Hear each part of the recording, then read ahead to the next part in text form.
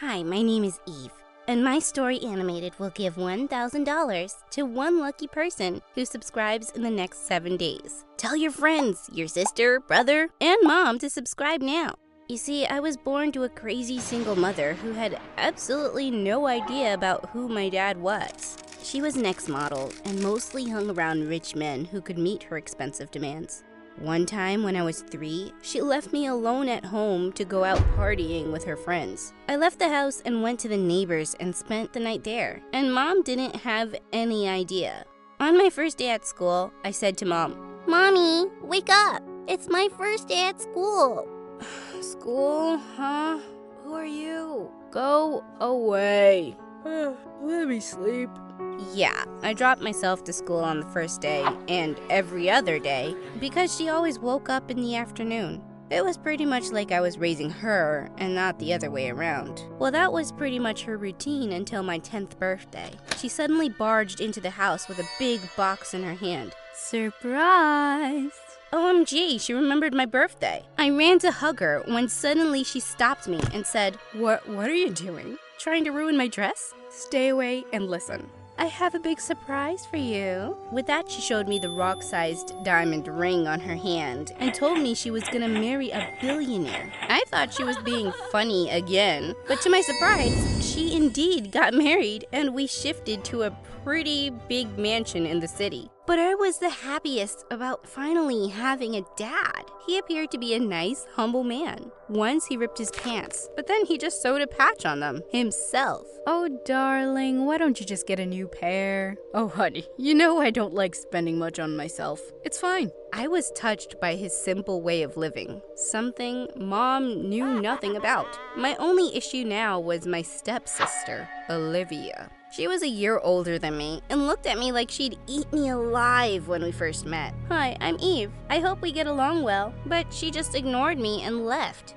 What was wrong? For days, I thought she was mute, until one morning I heard her shouting at the top of her lungs. "I told you that woman was after your money, but you never listened to me." She was talking about my mom. I rushed downstairs to see what was happening. She took all the money and jewelry and everything else she could get her hands on. What? Mom had run away, leaving me behind? I was devastated and burst into tears, but then my stepdad hugged me. "Oh, sweetie, don't cry. You're gonna stay here with us." Oh my God, you're so sweet. "You're gonna stay here until I get back every single penny of all the $20,037,576.03 that your freaking mother stole." What? He was keeping me as a mortgage for his money? What a psycho! I tried to talk my way out of the situation, but he was such a cheap creep. You know my mom would never come back for me. She doesn't care for anyone but herself.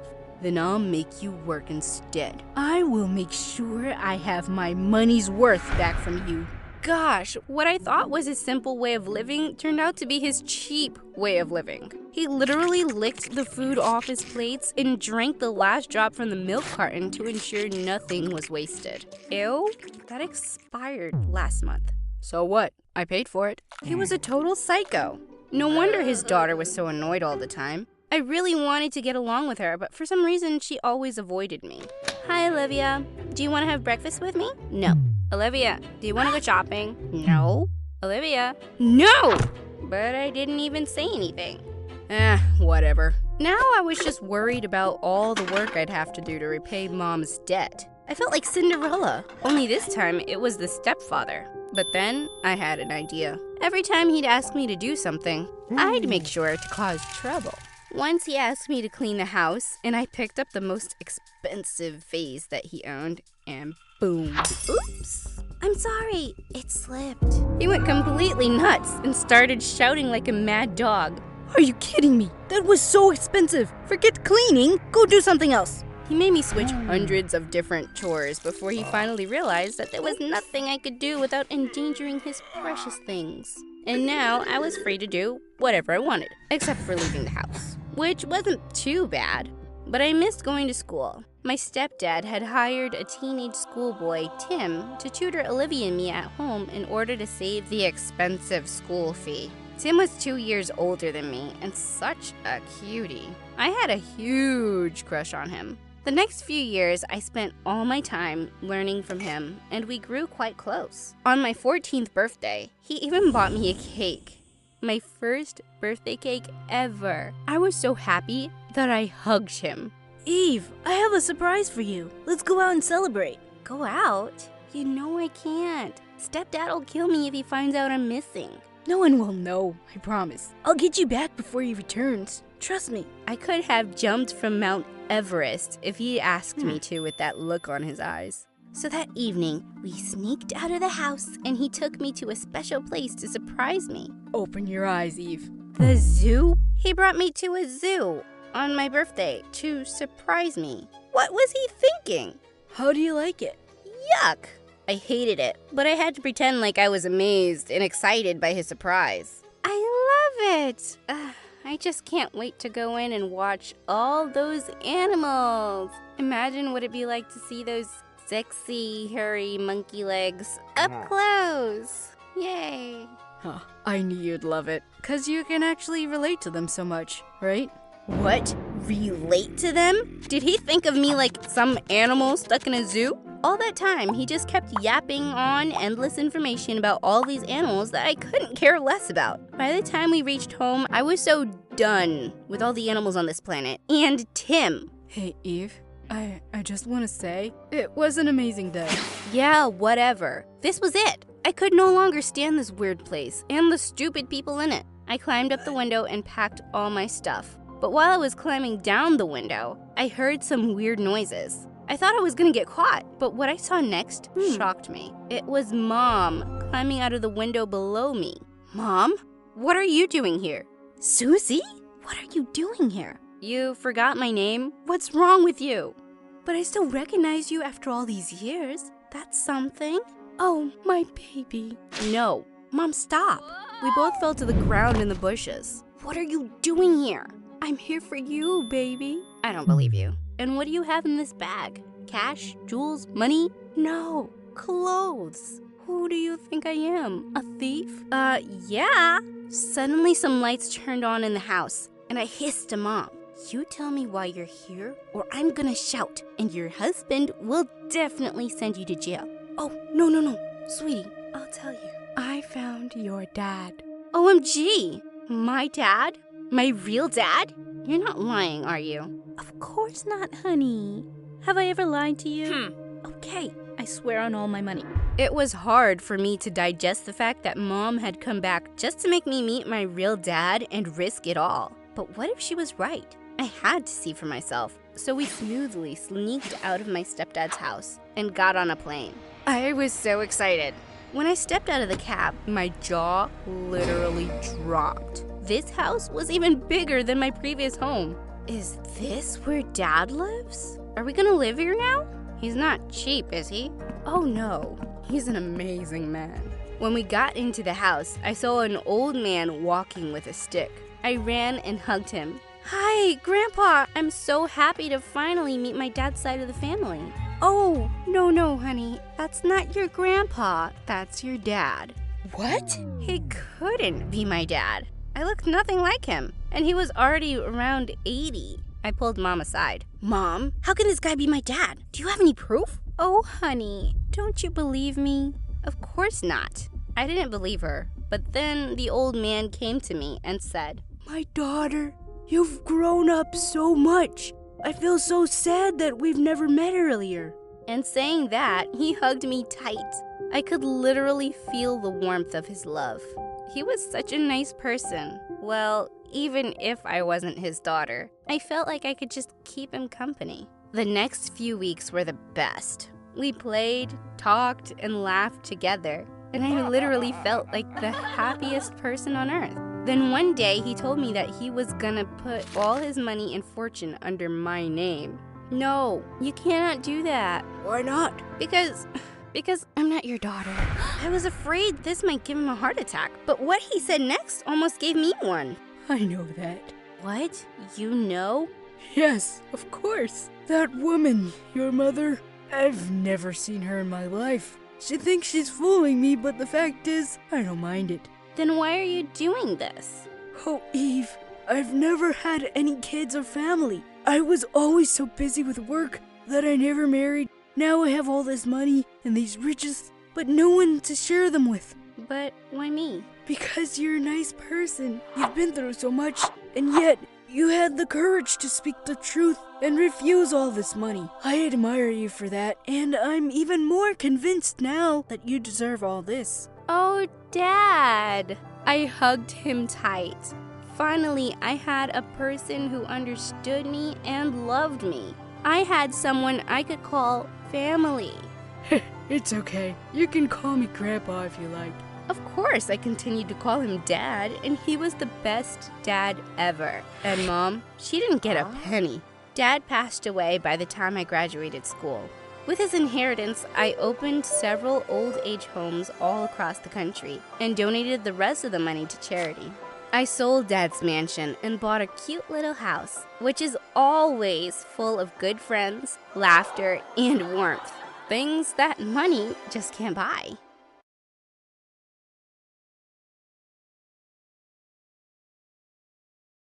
On a hiking trail one day, I caught sight of a boy in the distance all by himself, and my heart stopped. Why was he so close to the edge of the cliff? It seemed like he would fall over any minute. I dashed forward and pulled him away. We both fell to the ground. Our eyes locked for a second, but I quickly backed away. What'd you do that for?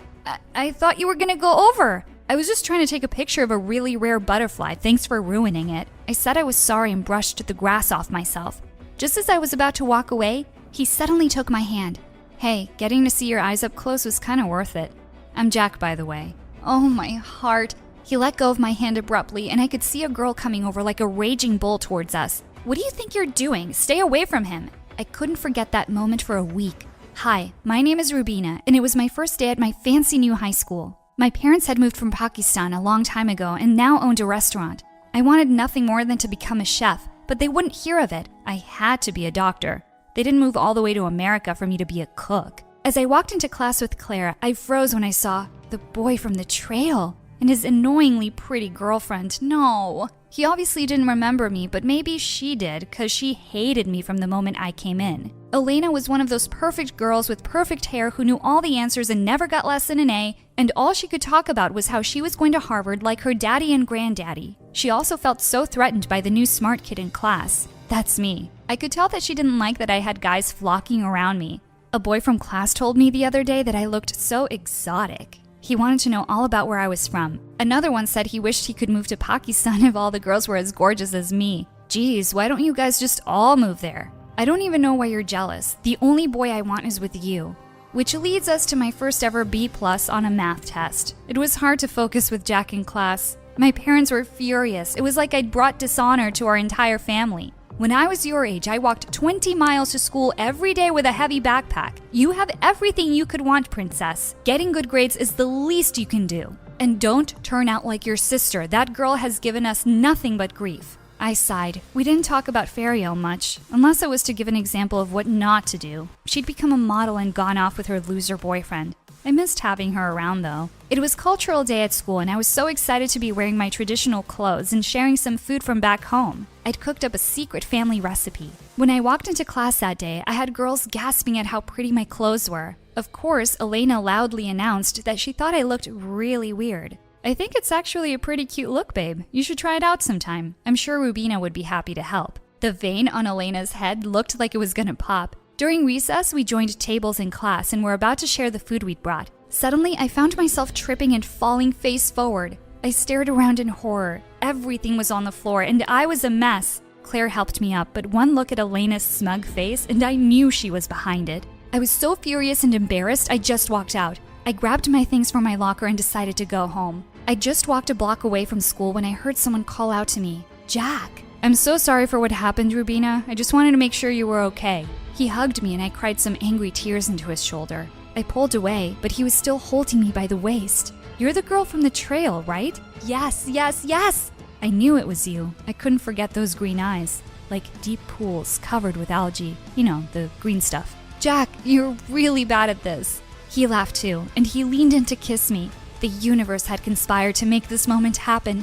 I gotta fix things with Elena first. I'll call you soon, okay? I almost skipped with joy on my way home. You know how rare it is to find your soulmate? This was fate. And then I got struck by lightning. I had no idea that most people survive being struck by lightning, and I was one of them. I opened my eyes and there were lots of lights and people talking around me, and a guy with a really worried face. I slipped away again. I woke up and had no idea where I was. This wasn't my room. Where were all my boy band posters? Oh, thank God you're awake. How are you feeling? Blank.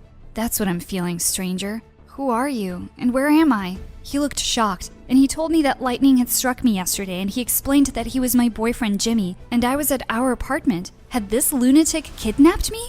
I was beginning to freak out. I ran to the bathroom and locked myself in and told him I needed to see my parents. I heard him talking on the phone to someone. I turned to the mirror, and I screamed. Why did I look so much older? OMG, were those lines starting to show under my eyes? And what was that? A white hair? Just then, I heard a knock on the door and a familiar voice. Open up, Rubina, it's Ferial. I opened the door and my sister hugged me tight. She also looked so much older than I remembered. What had happened to the hot model?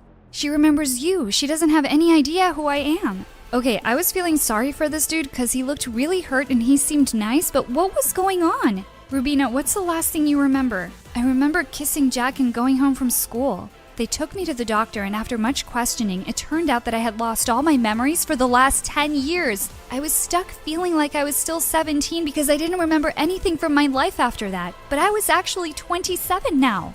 The doctor said my amnesia could go away on its own, but they couldn't be sure. Ferial decided to take me to her place since I didn't feel comfortable with Jimmy.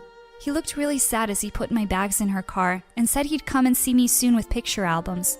Maybe those would help jog my memory a bit? I had so many questions. Where were Mom and Dad? Ferial told me they'd gone out of business 2 years ago and had decided to move back to Pakistan. I was devastated by that news. I loved that restaurant. Ferial said she'd left her boyfriend many years ago and fixed things with Mom and Dad and moved back into our house. She was still living there after they'd left. Of course I remembered this place. This was home. The door was opened by a very silky 13-year-old girl. Ferial introduced her as her daughter, Sidra. Mom, I know who she is. We meet like every weekend. Yes, sweetie, but Auntie doesn't know who you are anymore. Her brain's gone a bit mushy. The next day was just as crazy as I tried to understand what had happened all these years. Apparently, I'd gone to med school and graduated with flying colors, and I had my own clinic now. That was so lame. I was supposed to be a chef. I talked to Mom and Dad on Skype, and they said they'd come and see me as soon as they could get a flight.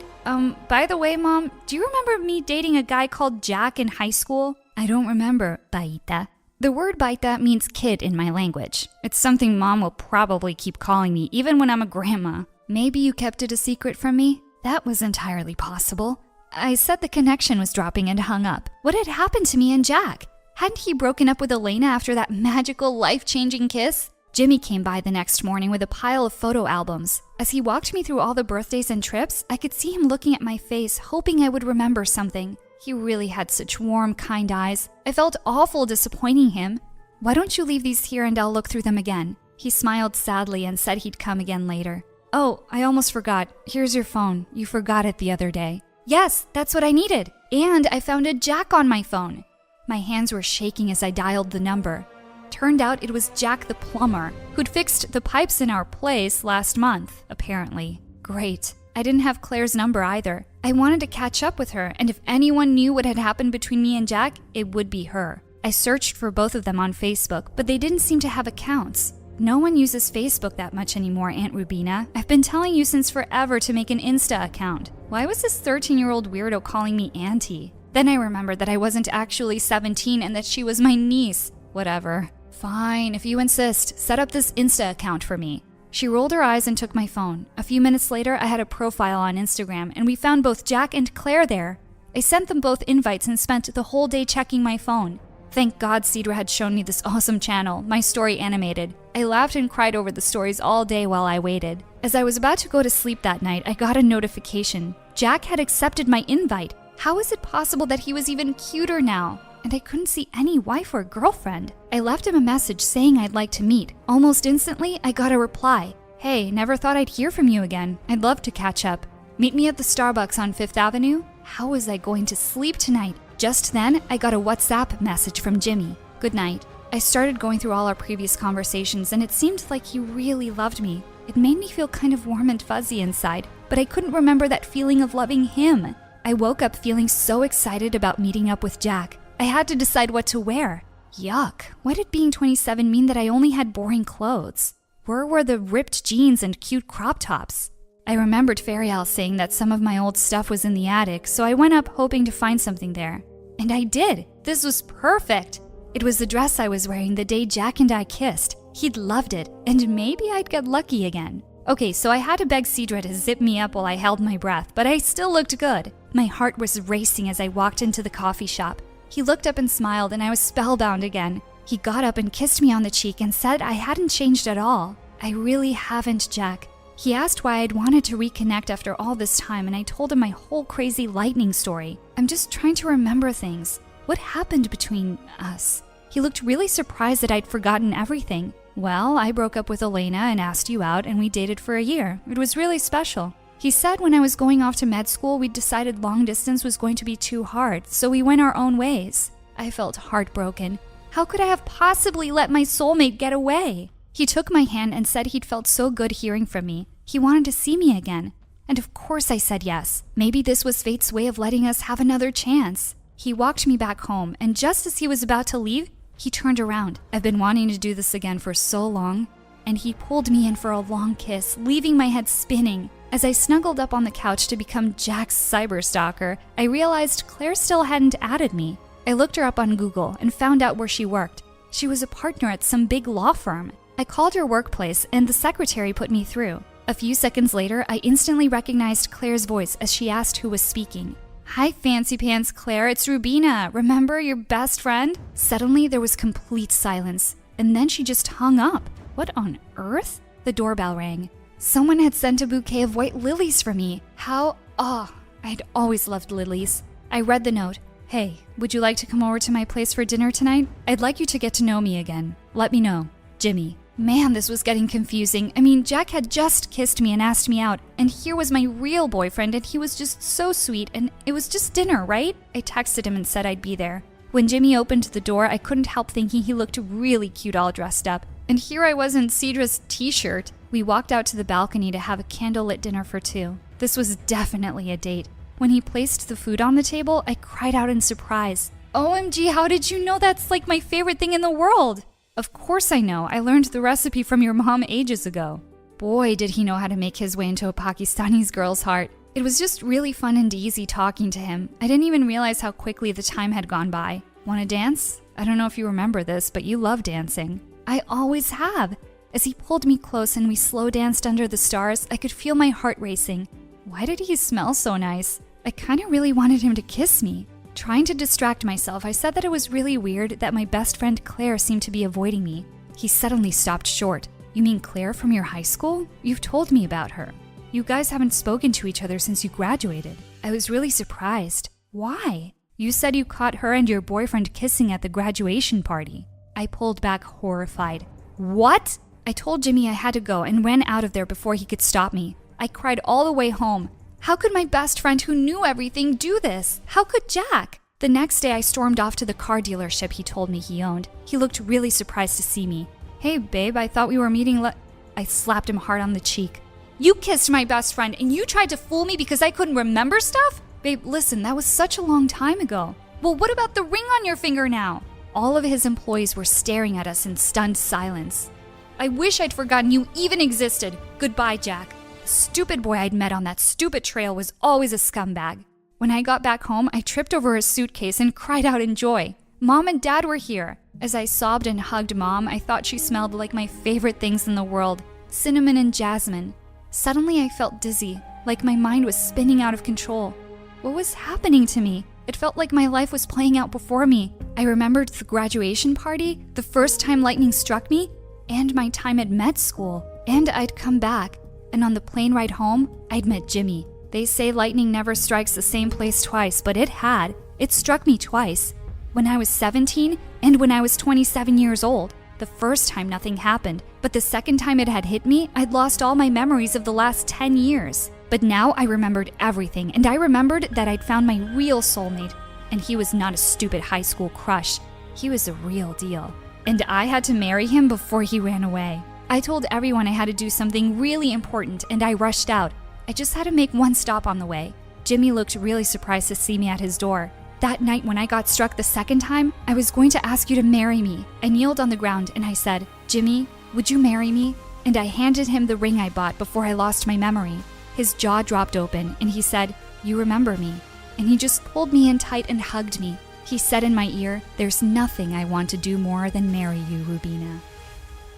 Hello, my name is Prisha. I live in the United States, but I'm originally from India. Please like and subscribe. Back in India, I was so popular, and everyone thought I was pretty. Even the principal and the teachers adored me. Once when I was in the 2nd grade, I got sick for a week during the exams week, and the principal decided to postpone all the exams until I felt better. Life was great at school, but back at home, things weren't good. I had a twin brother named Aaron, and he was my mom's favorite simply because he was a boy. Once on our birthday, Mom organized a party for him only and made me serve him and his friends, and there was no party for me. Mom was so mean, but at least I had school, my happy place. That is, until the 7th grade when my family decided to move to the States. I had to leave my amazing life and friends, and I was so sad. I always felt like a freak in the States. My skin, my accent, my clothes,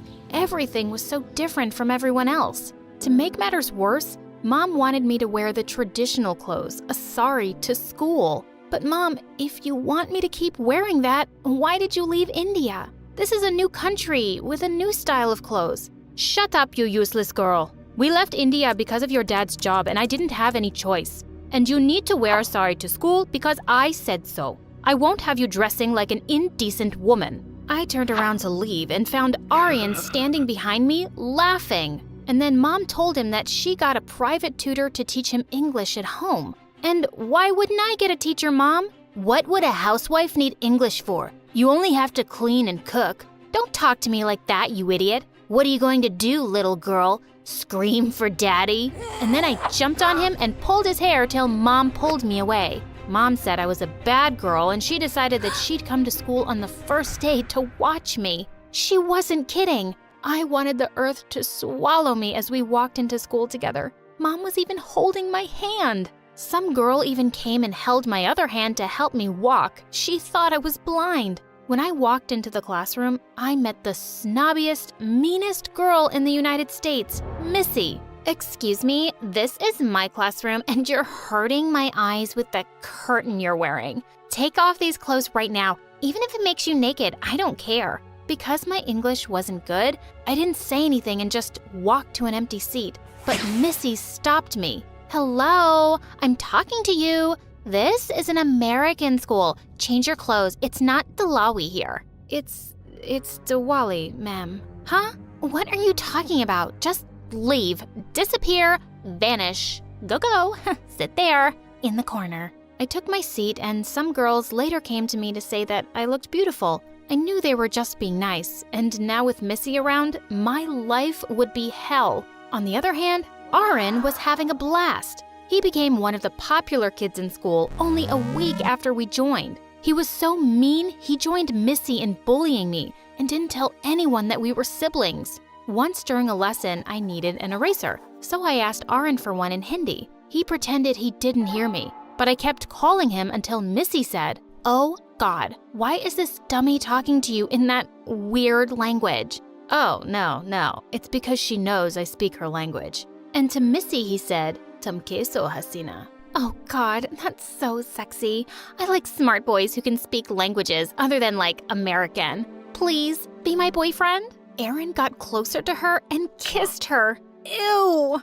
I threw my pencil at his head and he yelled like a little girl. I couldn't take this anymore. The very next day, with my savings, I went to a secondhand store and bought a few cool outfits. I decided to keep the clothes in my backpack every day, and before arriving at school, I would go into a public bathroom and change. But my only problem was Aaron. To my surprise though, he didn't say anything to me. And with my new outfit, Missy left me alone, and my life was getting better. That is until one day when Aaron came to me. Wow, Prisha, you really look good. But I wonder what Mom would have to say about you dressing like an indecent woman. This is not indecent. It's a pair of jeans and a t-shirt. Can't you leave me alone? Nope. I don't think so. I'm gonna tell Mom. I pushed him angrily against the wall. What will keep your mouth shut? Well. How about your weekly money? But that money is for lunch at school. You decide. Either you eat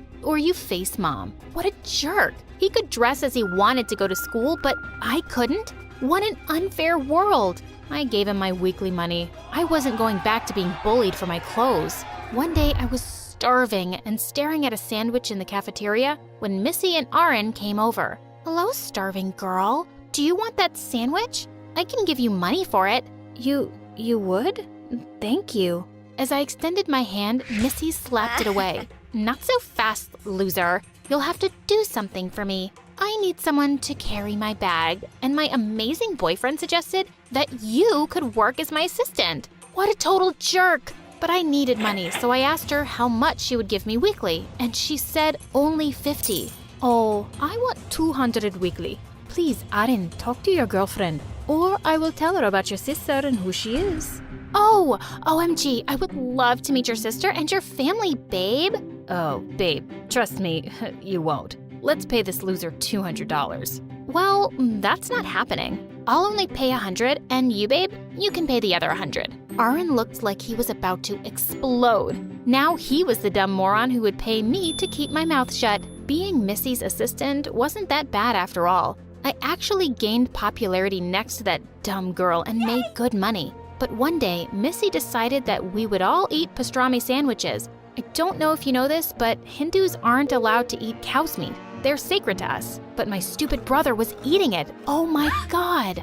I snatched his sandwich and threw both of ours away. What do you think you're doing? Bring them back and eat them right now, or you're fired. I will not eat this meat. You cannot force me. So, okay, I'm fired. Get out of here, stinky. Stinky you. As long as you have straight hair, you don't bathe for days. Your hair smells like trash, Missy. You're so terrible. Just go back to your country. Oh yeah, I'd love to, but then I'd have to take my brother with me, who happens to be your boyfriend. Aaron glared at me, but instead of being mad, Missy just pulled him close. Oh, it's so hot having an Indian boyfriend. Indian guys are the best. And they started kissing. Ugh! I just stormed off. Later that day, when I was in the public bathroom changing my clothes, Aaron was waiting outside. Hey, dumbhead. I think now you have to pay me so I won't tell Mommy about your secret. Man, why do you always have to be so mean to me? I told you before, it's because you're useless and stupid. You know that's not true. Yeah, you know what? You're right. It's because you're the smart, likable twin. And since I can't be as smart as you, I'll ruin you. So give me my money now. No, I'm not giving you anything. I'm sick of you and Mom. She is just crazy. When I finished saying those words to Aaron, he turned white and his eyes widened. What? What? That's true. Mom doesn't understand anything. My brother pointed behind me. When I turned around, there she was, Mom. And guess what? She had heard everything and she was seeing me dressed in jeans. She looked like a bomb was about to explode. I don't know if she was going to have a stroke or if she was going to attack me, but instead, Mom only said 5 words. Take that off right now. With my head down, I just said, yes, Mom. Next day, Mom told me the craziest thing. I would be engaged to someone soon and marry them after graduation. I was speechless. Mom was awful. I just ran out of the house and walked for hours in the pouring rain. I felt defeated. I came home when everybody was sleeping. The following day, I had to go to school dressed as Mom wanted. And of course, Missy was bullying me over my clothes again. Wow, your clothes are so amazing. You don't mean that, do you? Of course not. Today's not Halloween, my dear. It isn't? So why do you have on that monster mask? Oops, you don't seem to like jokes. Do you see anyone laughing? A joke has to make everyone laugh. If not, it's bullying. Oh, shut up, you Dalawi girl. What is that even supposed to mean? But then Missy attacked me and everyone gathered around us. We were wrestling on the ground till someone pulled Missy away. And it was Aaron. Don't touch my sister or else, Missy. Missy and I were shocked and we both yelled, "What?" You heard me. And stop bullying her for the way she's dressed. You need to learn some respect. Oh my god, are you defending this witch? This witch is my sister, and there is no way I would let you talk to her like that, or to anyone. This needs to stop, and you have to apologize now. In your stupid, ugly dreams, you moron. And suddenly a boy yelled, "Yeah, you have no right to bully her for wearing a sari. Apologize now." And another girl said, "Not only to her, apologize to all of us for being a jerk and bullying us for stupid reasons." Everyone circled Missy and she started crying like a little baby. I'm sorry, just don't hurt me." I know you're apologizing now only because you're scared, but I swear, if we see you bullying someone again, me and my brother will make sure you regret it. Missy squealed and ran away like a little mouse. I thanked Aaron and asked him why he did this now. He said it was time for him to be man enough to do the right thing. After what Mom decided to do to you and marry you off, I knew I had to do something. You're my sister and you've always treated me well. I have to help you, Prisha. I still had another big problem, my engagement, which was a week from now. But I had a plan and Aaron was going to help me. I ran away that day and Aaron took my place. He dressed like me and covered himself with a veil and no one could recognize him. When I ran away, I bumped into someone and he looked at me with his eyes wide. I think I'm your fiancé. Oh, you're also running away? Well, yeah, obviously. I don't know why they're doing this to their own kids. Marrying someone against your will is the worst. His name was Karan, and we spent the next 2 hours talking. While back at home, people became impatient and asked Mom to hurry. So Mom just removed the veil and, well, she screamed when she saw Aaron. Everyone stared in shock and then frantically started searching for us. Everyone had left by the time I got home, but Mom was waiting for me, and she was fuming. Mom, I don't want to get engaged, and you can't make me. I love my Hindi origins, and I'm so proud to be who I am. But forcing me to be with someone I don't love is a red line. Well, you don't decide that. You're only a stupid, useless girl, and you will have to— No, that girl has grown up, Mom, and I won't allow you to control me anymore. I'm a real human being with real emotions, and you need to leave me alone or I will call child services. Do you hear me? Mom gasped as she attacked me. I pushed her away. You're not my daughter. I'm ashamed to have a daughter like you. Fine with me, and don't you ever try to touch me again.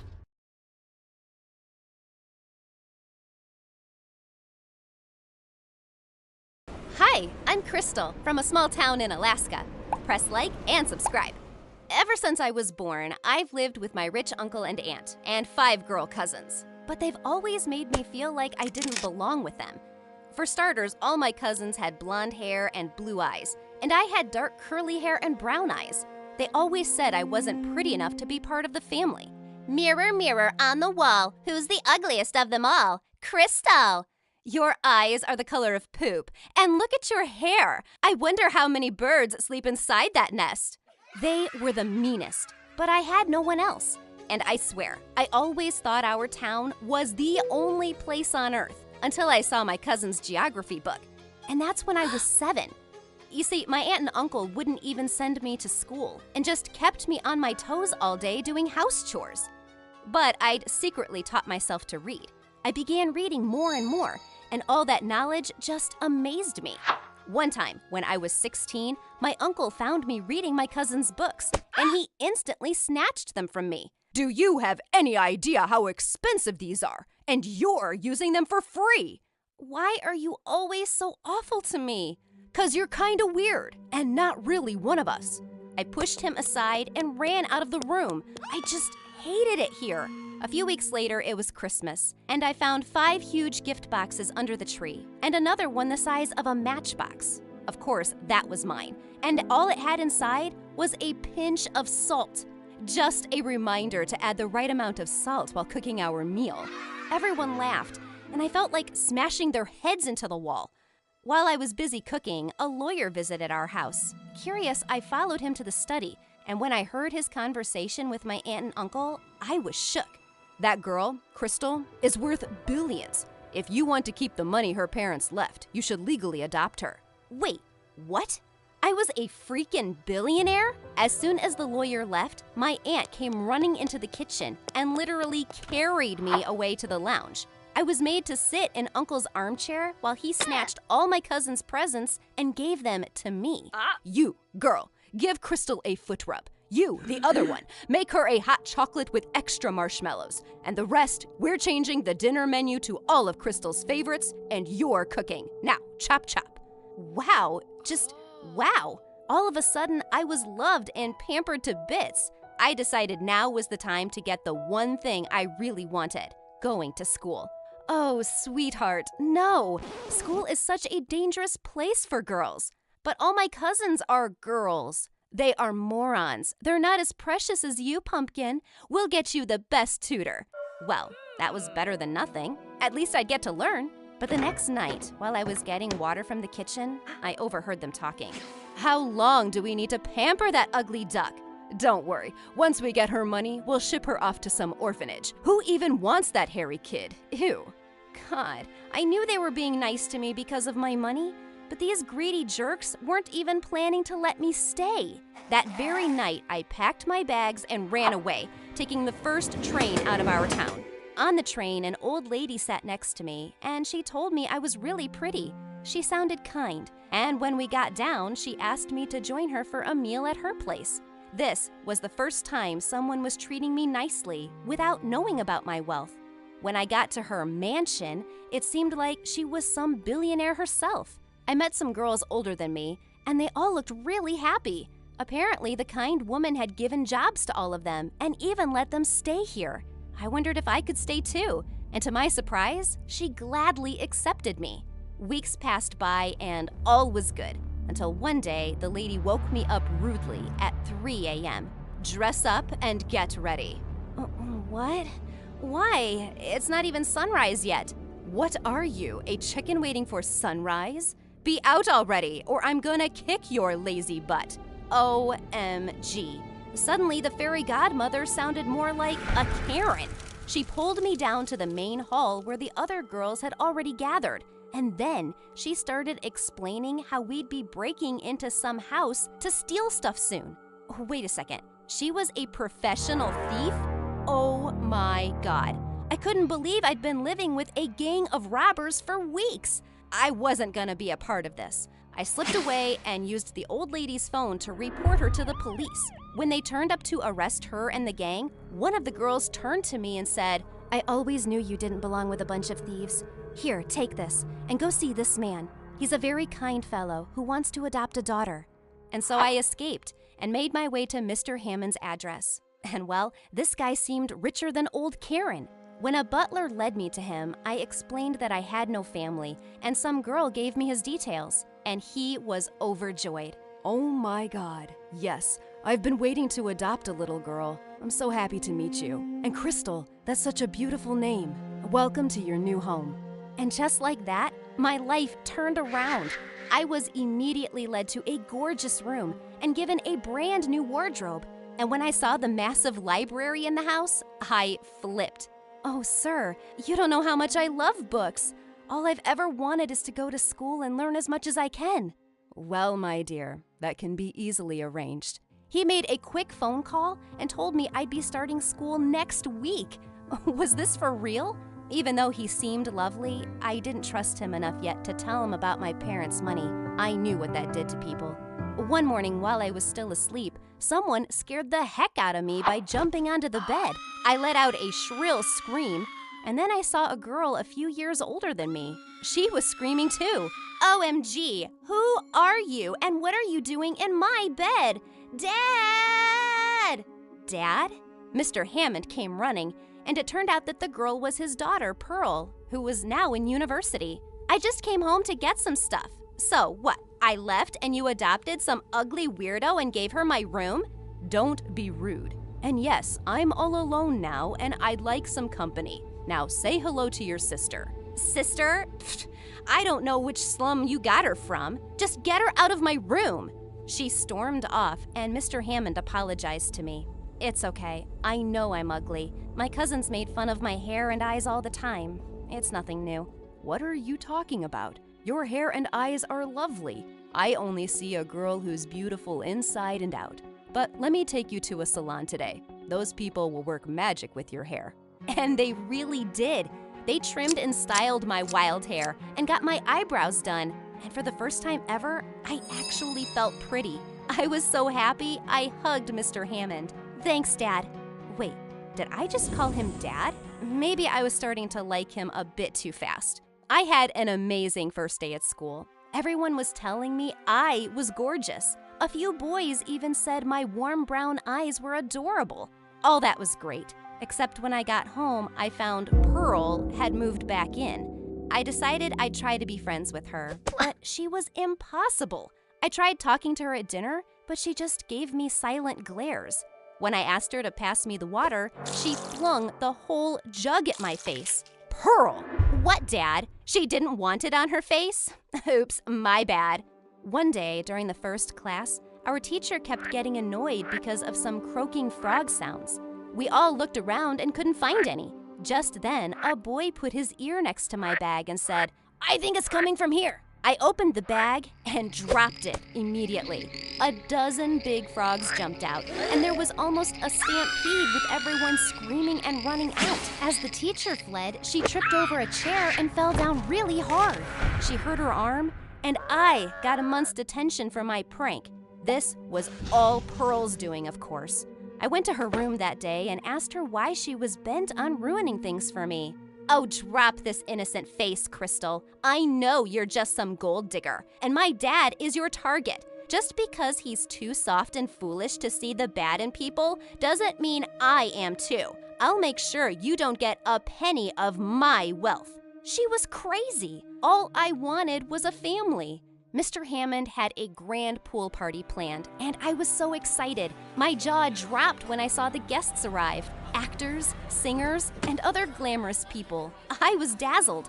Everyone was having a great time, but as some of the guests started to leave, we suddenly heard a woman screaming at the butler.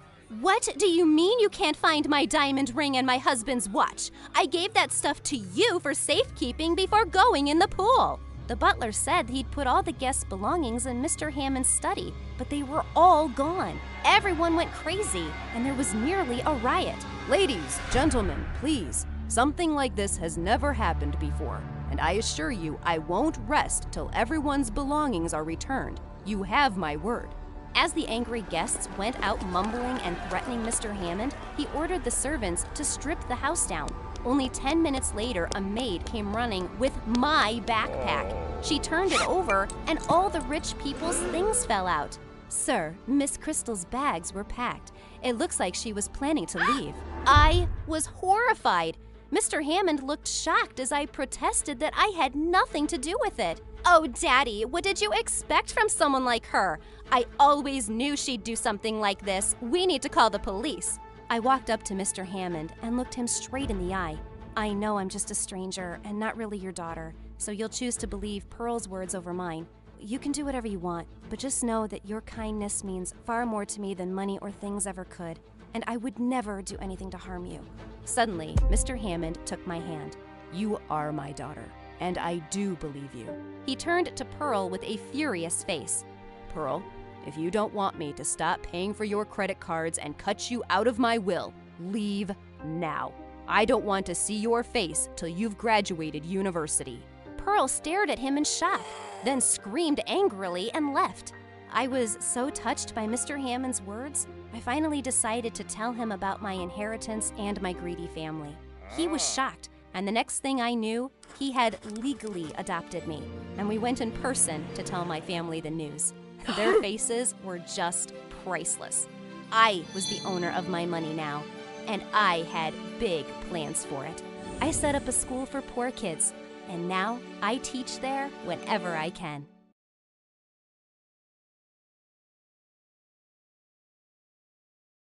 Hi, I'm Natalie, and I'm the only child of a rich couple of tech entrepreneurs. They developed some apps that became super popular overnight, and they became millionaires. Sounds cool, right? Well, it wasn't that great for me. My parents were always working or traveling, so I hardly ever saw them. I was practically raised by my nanny, and my best friend was my chauffeur, Thomas. I really wanted to have friends my age to play with. So when I was 5 and starting school, I was thrilled. I put on my new uniform and cleaned my thick glasses. Oh yeah, I have a huge eyesight problem. I'm almost blind without them. When we arrived, I noticed that everyone in the parking lot was looking at me. Just then, I spotted a girl my age standing close by and saw that she was wearing the exact same shoes as me. I walked up to her excitedly and put my foot next to hers. Look, we have the same shoes. We could be best friends. The girl stomped on my foot. Don't think you'll be popular here just because you came in a fancy car, Four Eyes. But I didn't ask, and I don't care.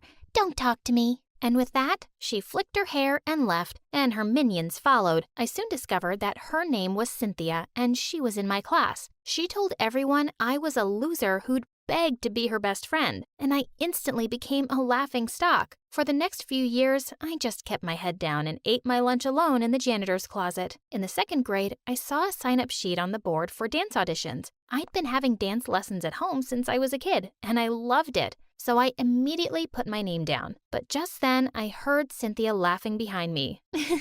There's no place for you here. Only talented dancers can join the class. The ones who don't wear stupid glasses. I was so tired of her walking all over me. I am a talented dancer. You don't get to decide what my place is. With that heavy equipment in front of your eyes? I don't think so. That joke about my glasses is now older than my grandma, and I'm bored. Come up with something better already. Her eyes went wide in surprise, and I walked off feeling proud of myself. Maybe she'd let me be now, but I was so wrong. On the day of the audition, she got to dance first. She wasn't bad, but I was better. But when she finished dancing, all the judges got up and clapped for her. Immediately, a woman in the jury said, "That was brilliant. We have the person here for the lead role." Wait, what? I climbed onto the stage immediately. Excuse me, ma'am, but she was only the first dancer. You haven't even seen the rest yet. The woman looked at me with disgust. I can tell simply by looking at someone if they're talented, and you are not. Someone take her away, please. Next. That was so unfair. After the audition, I saw Cynthia hugging that woman and calling her mom. Now it made sense why the judge was so nasty. Well, I couldn't even do the one thing I loved, and Cynthia still kept making my life miserable over the next few years. She spread a rumor that I had a contagious eye disease, and anyone who hung out with me would go blind, and everyone actually believed her. Another time, I'd taken my glasses off during an exam to clean them, and I didn't notice her slipping a cheat sheet on my desk. I nearly got suspended. I spent most of my time denying all these stupid rumors, and it was exhausting. One day in 7th grade, as I was walking down the corridor, Cynthia pushed me and my glasses fell off. I started to crawl, feeling the floor with my hands. As I vaguely spotted the glasses and reached out for them, Cynthia stepped forward and crushed them with her foot. That was it. I attacked her blurry figure, knocking her to the ground. We were wrestling and pulling each other's hair when a teacher intervened, and we both ended up in the principal's office. Cynthia looked totally chilled out, and her mom landed 2 minutes later to defend her. Oh, I know this child. She's a troublemaker. Her mom was on the school board, and the principal seemed to believe her instantly. Where are your parents? Your father said he'd be here right away. Before I could answer, Thomas opened the door. Oh, that's not her father. That's her chauffeur. Clearly, she's not on her parents' priority list. They sent the chauffeur to deal with her. I blinked away my tears furiously and ran off to the empty school auditorium, one of my usual hiding spots. I put on my headphones and started dancing in the dark. It was the only thing that kept me sane. When I finished, I heard someone clapping. As I looked towards the audience, I saw a boy sitting in the dark. It was Clayton. Clayton was popular and hot, and every girl in school wanted to date him, including Cynthia. And that was reason enough for me to stay away from him. What do you want? I was just watching you dance. You're really good. Please, just stay away from me. I stepped down from the stage, and as I was walking past him, he gently took my arm. Wait a second, okay? I just want to talk. I stopped. my heart beating a little faster. He removed my glasses. You're really pretty. As he pulled me closer, I shut my eyes, waiting for my very first kiss. But before anything happened, he started to laugh and ran away with my glasses. Hey, wait! I started panting and sweating. Everything was dark and blurry. I heard laughs coming from every corner. Loser. Four-eyed dork. I covered my ears and started to cry. Suddenly, Thomas opened the door and shouted, Natalie, where are you? Oh, here comes the superhero to the rescue. Or should we say, super chauffeur? Cynthia and her tribe skipped out laughing as Thomas took my hand and then drove me home. I didn't go to school for a few days and stayed in bed, but the more I thought about it, the angrier I felt. I was alone, and my parents weren't going to come bail me out. I had to stand up for myself.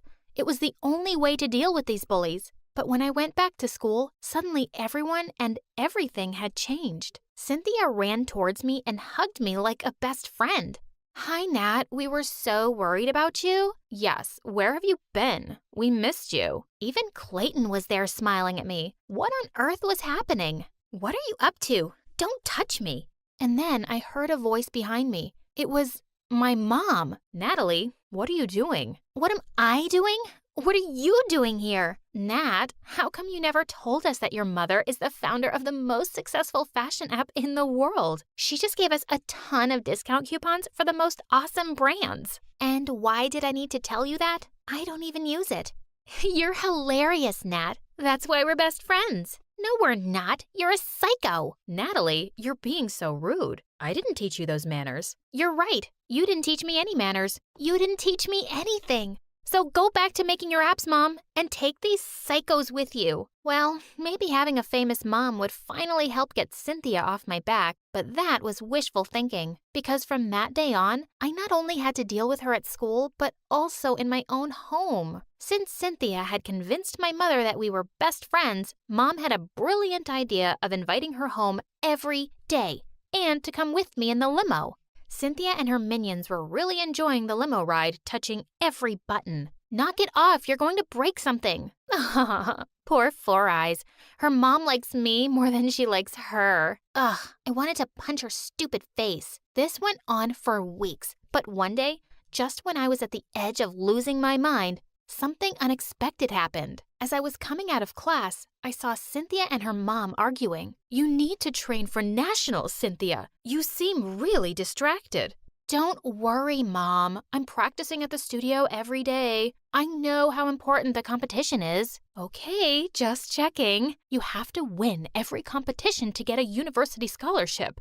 Your stupid father has left me with no money, and you have to go to Juilliard. It's important for my reputation. I know, Mom. I realized Cynthia had been lying to her mom about going for practice because she was always at my place. Now was my chance to get rid of her once and for all. That afternoon, when Cynthia was at my place as usual, I stole her cell phone, took her mom's number, and called her, acting as a secretary from the dance studio. Hi, I wanted to tell you that your daughter had an accident at the studio and you're her emergency contact. Can you please come over immediately? Oh my God, is she okay? Yes, she's fine, but she's asking for you. I'm sending you the address. I'll be right there. Okay, that was a bit dramatic, I know. When I heard a car screech to a halt outside my house, I went running out.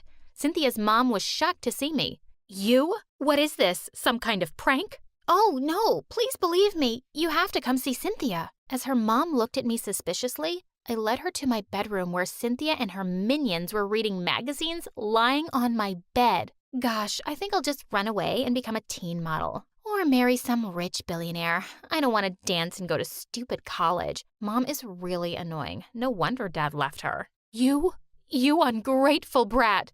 Mom, I was just kidding. Shut up. You're coming with me right now. You're grounded for life. She took Cynthia by the ear, like a 5-year-old rascal caught doing something bad by her mommy. It was heaven, and I'd been recording the whole thing on my phone. It was an Oscar-worthy film I could watch on repeat, and then I shared it with the whole school. By the next day, Cynthia was the laughingstock, and that was the end of her popularity. But when I got home that day, Mom was waiting for me with her phone in her hand. You made this and circulated it everywhere? How could you do this to that nice girl? You're a terrible person.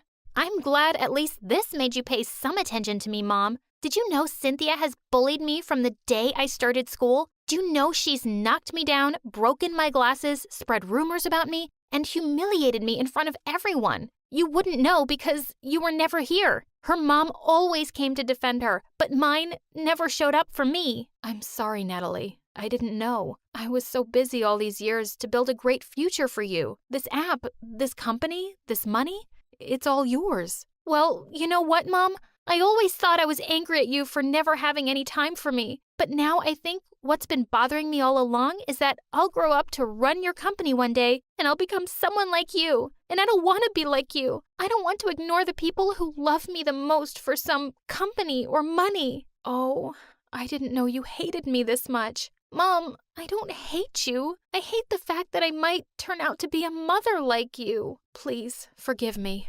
Please, give me a chance. I wasn't ready to forgive her right away, and I didn't talk to her for months. But it seemed like my words had really moved her, and she kept trying to make up for all the lost time. And eventually, I decided to give her a chance again. And, well, Cynthia, she never bothered me again. She was now a prisoner of her mother, who didn't take her eyes off her and forced her to dance every single day.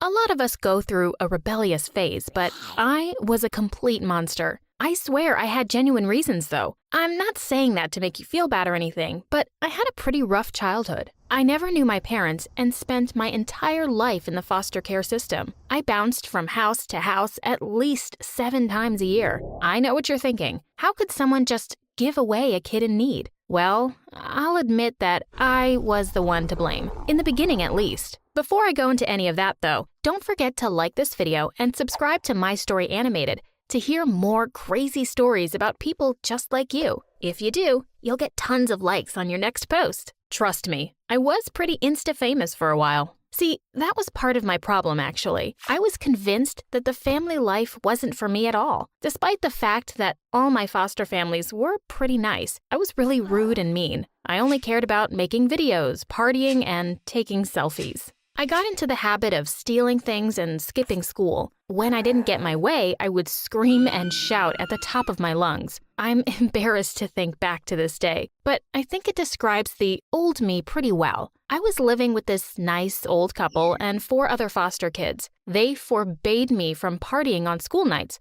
but I went out anyway and stole their car to get there. When I came home, all they did was ground me and take away my cell phone. I got so mad that I screamed and smashed their things. I made the old lady cry. I feel horrible thinking back about it. I just couldn't control myself.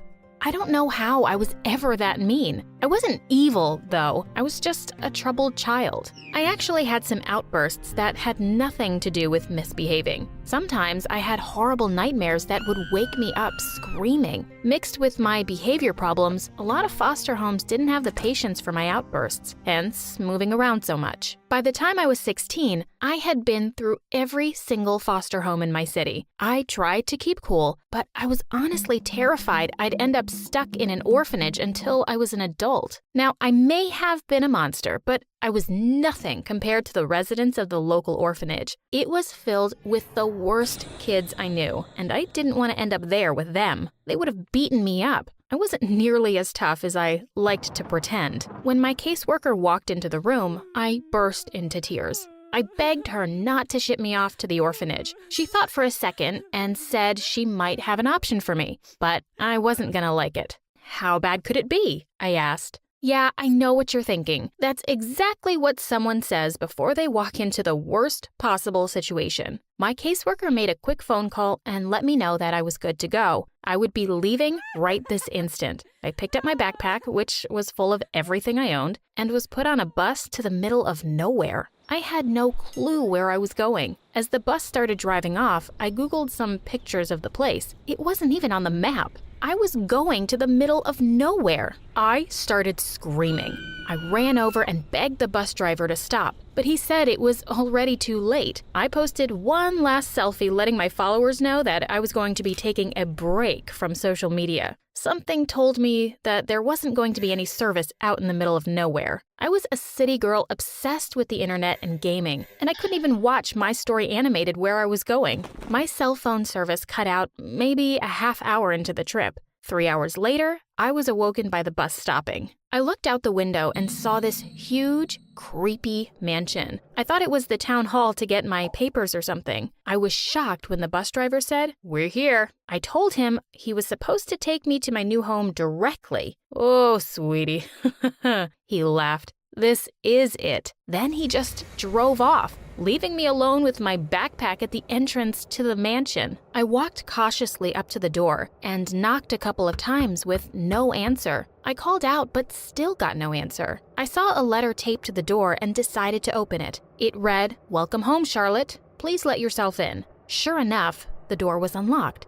It creaked open slowly and creepily. I walked right in and decided to explore. Now, I know I said the outside was scary, but that was nothing compared to the interior of the house. It felt like it was straight from the Addams family. There were huge portraits on the wall with group photos of at least 20 kids, all dressed up in old-timey clothes, as well as all types of taxidermy. It looked like the set of a horror movie or a cult, and I didn't even know the half of it yet. You know that sixth sense feeling you get after watching a scary movie late at night? Like the one where you can feel someone watching you? Well, I got that feeling and all the hair on the back of my neck stood up. I flipped around and saw a serious-looking nun staring at me and frowning. She looked me up and down in disgust. I was wearing pretty short shorts and a crop top, so I could tell she was judging me. I waved hello and tried to introduce myself, but she ignored me. She just started writing something down in the notebook she was holding in her hand. She lifted it up and showed me what she wrote. "No one speaks here." That was weird. I asked if it was because of some kind of medical condition or religion. She simply flipped the page and wrote down, "Follow me," and started walking away while I was still trying to talk to her. I followed her down some winding halls until we ended up in a room with a couple of beds in it. She led me to one bed that had some stuff on it, including folded clothes, a notebook, a pencil, and a piece of paper that said, "This is your new bed. Please use the paper. It will be easier for everyone. Please change into your new clothes." I thought the scariest thing about the mansion was the giant taxidermied bear in the entrance, but I was dead wrong. I picked up my new clothes and nearly fainted. See, if nothing else, I was pretty. I had to give up my city and internet, but I did not want to give up my looks. I kept up with all the latest trends and was an aspiring Instagram model. This outfit was as far away from fashionable as possible. It was a gray dress that reached all the way to the floor and buttoned up to my neck. The dress was like a hideous costume straight from the 1700s. Maybe it was a good thing that there was no internet here because I wouldn't be caught dead in this outfit. I turned to argue with the nun, but she was already holding up her paper that now said, "Hurry, child." Now, I was rebellious, but nuns are scary. I did as she said and made my way to meet the other people here. It took a couple of days to meet everyone. There were a lot of people. All in all, there were about 23 girls living with me between the ages of 7 and 14. This made me the oldest and pretty much the role model to everyone here. It turned out that most of them had severe hearing problems, and some of them were completely mute. Talking was out of the question, so they all communicated through notebooks or sign language. The nun could read lips, but the rest of them were never really exposed to speech. The girls were very quick to take me in. They showed me the fun of country living, and trust me, I was a skeptic. They helped me learn how to braid my hair, and one girl even taught me how to sew a bit so I could personalize my outfit a little more. Sure, it felt like a cult, and that should have been a warning sign, but you have no idea how nice it was to finally feel like I fit in somewhere. It was so weird getting used to the fact that no one could hear me, but it was kind of nice that I didn't need to worry about my screaming nightmares waking anyone up. I liked to think of myself as strong and independent, so I really enjoyed not having to wake up from a nightmare to people fussing over me. I even made my first real friend. She was the second oldest, and her name was Kirsten. She was super awkward, but I really appreciated having someone my age to connect with. She even taught me sign language. I got pretty used to this new lifestyle, waking up at dawn, harvesting all the vegetables, and I hadn't even spoken a single word. I went from an Instagram model who wore hot clothes and got in trouble to a saint. Like figuratively and literally. Not only was I staying out of trouble and gaining control of my behavior, but the other girls looked up to me like I was a prophet. They asked me tons of questions about life on the outside. Most of the girls were brought here as toddlers or infants, so they had no exposure to TVs, malls, or even processed sugar. This one girl, Susie, asked me how you feed the people that live on TV so that they can perform for you. Kirsten's favorite thing for me to describe was cheese puffs. The concept of such a treat was godly and fantasy-like to her. I told her that I promised I would bring her back some once I moved out. She always got weird when I brought up leaving. I always assumed it was because she would miss me, and I was about to find out it was a little more complicated than that. Don't get me wrong, though. I was ready to leave. I appreciated everything they did. Even after everything, I don't regret the time I spent there. Still, I was counting down the days to my 18th birthday when I could move out. That's when everything changed. I wrote the nun asking what I should do about moving back to the city, and she got really weird. She asked what about everything here, the life I had with the other children. She asked why I wasn't happy. I assured her that nothing was wrong and I loved them all. I told her I wanted to go out into the real world, get a job, and fall in love.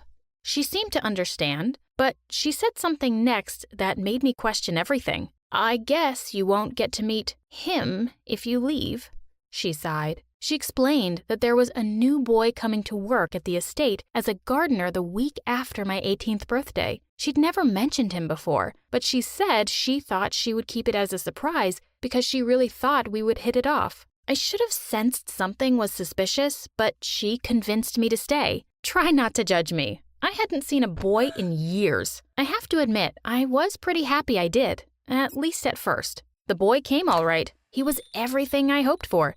He was handsome and seemed very nice.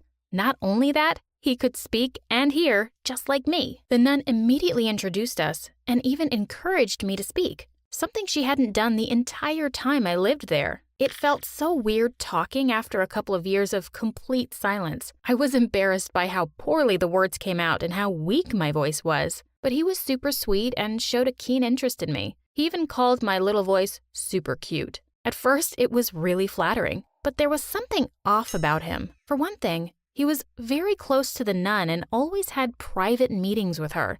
Another problem was that I never actually saw him gardening. One day, out of nowhere, he proposed to me after only knowing me for a week. I freaked out. He was very insulted, explaining he came here and paid big money to take me as his wife. He was promised that I would be submissive, and refusing his proposal was not submissive. He paid the nun for me? I freaked out and ran to my room to pack. That's when the nun came in and tried to explain everything. But this time, she spoke to me. She'd lied about being mute. She explained how she needed money for her medical expenses, and a dowry was the only logical thing to do, and the girls weren't fit for life in the real world. I told her that she needed to give the girls a chance. The world wasn't as scary as she made it out to be. Freedom was everything. The nun simply apologized. I thought she was coming around, but she locked me in the room. I screamed for help, but all of the children were deaf. The only people who could hear me were the nun and the crazy man who wanted to marry me. There was nowhere to go and no one to help me. I only had one option to avoid living in my room for the rest of my life. I agreed to marry him. I put on a big show and he fell for me immediately. Kirsten slipped me a note. She said I wasn't the first person the nun had married off, and they all disappeared shortly after. She knew that she would be next, as the second oldest, so she begged me to follow her plan so we could break the cycle. The nun was grooming submissive girls to marry off to weird men when they turned 18. On the day of the wedding, I pretended to be sick, very sick. The girl who helped me offered to accompany me to the hospital. She wrote a note to the nun explaining that my fever was very high and it was too dangerous for the nun to come near me. She was suspicious and insisted she come. The girl and I got into the car first, and when the nun tried to hop in, we pushed her to the ground, locked the doors, and drove off. We drove over 40 minutes before we found a town. There, we told the police everything that had happened. We were raised on a crazy wife farm. That's not even the craziest part of the story. See, when the police drove out there, they found the mansion, but it was completely empty. They had to use search dogs, which led them to another disturbing discovery. Underneath the farm we worked on, there was a huge secret. All the money she got from selling brides was used to build a giant underground bunker. She was part of a huge church, which included every family she sold the brides to. The kids were all rescued, but the nun was never found. Kirsten and I still live with each other. We are in the process of opening up our own foster home. We still keep in touch with some of the other girls we lived with. And yes, we have cheese puffs almost every day. Still, I can't help thinking she's out there somewhere, plotting her revenge. Sometimes I find crosses left in random places. The worst thing that happened last night, though, I was looking through my camera for some funny photos I'd taken when I saw pictures of Kirsten and I sleeping. I always thought I could sense someone peering at us in the middle of the night, but I chalked it up to my usual nightmares. I don't know if I should tell Kirsten or not, but I'm running out of excuses for why we need to move to a new apartment every month.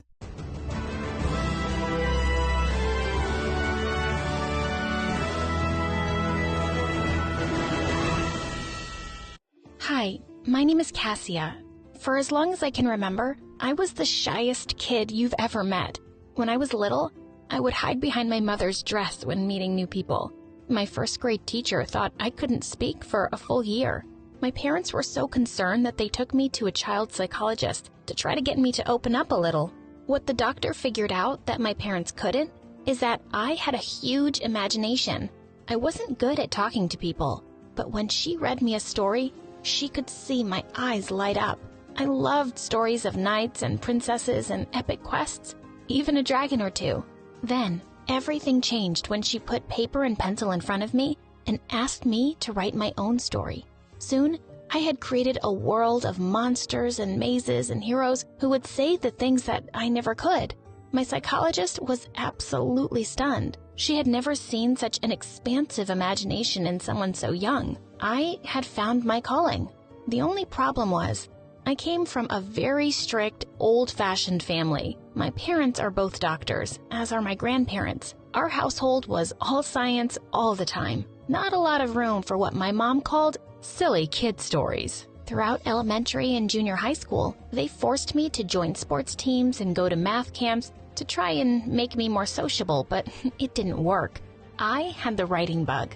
When my parents would go to bed, I would turn my flashlight on under my sheets and write my epic stories. A sword that speaks, a princess trapped in the underworld, a knight who is half monster. I never felt more alive than when I was writing my stories. One night, my nosy little brother came into my room while I was writing and discovered my stash of notebooks. He ran into my parents' room yelling that I had been making up stories in secret. They were not happy. The next night, they held a family meeting in our living room. Silly stories are not a career. You have to learn somehow. He took out my stack of notebooks and put them in the fire. I was so mad at him. I got up and left. I slammed my bedroom door hard. Flash forward a couple of years to high school. I hadn't written a word in a long time, but I was starting to come out of my shell a little bit. I was getting straight A's. I had some friends. I was even getting some attention from boys. That's when I met Ethan. Ethan and I sat next to each other in English class. I mostly kept my mouth shut during class discussion, but Ethan would say the smartest, most interesting things, and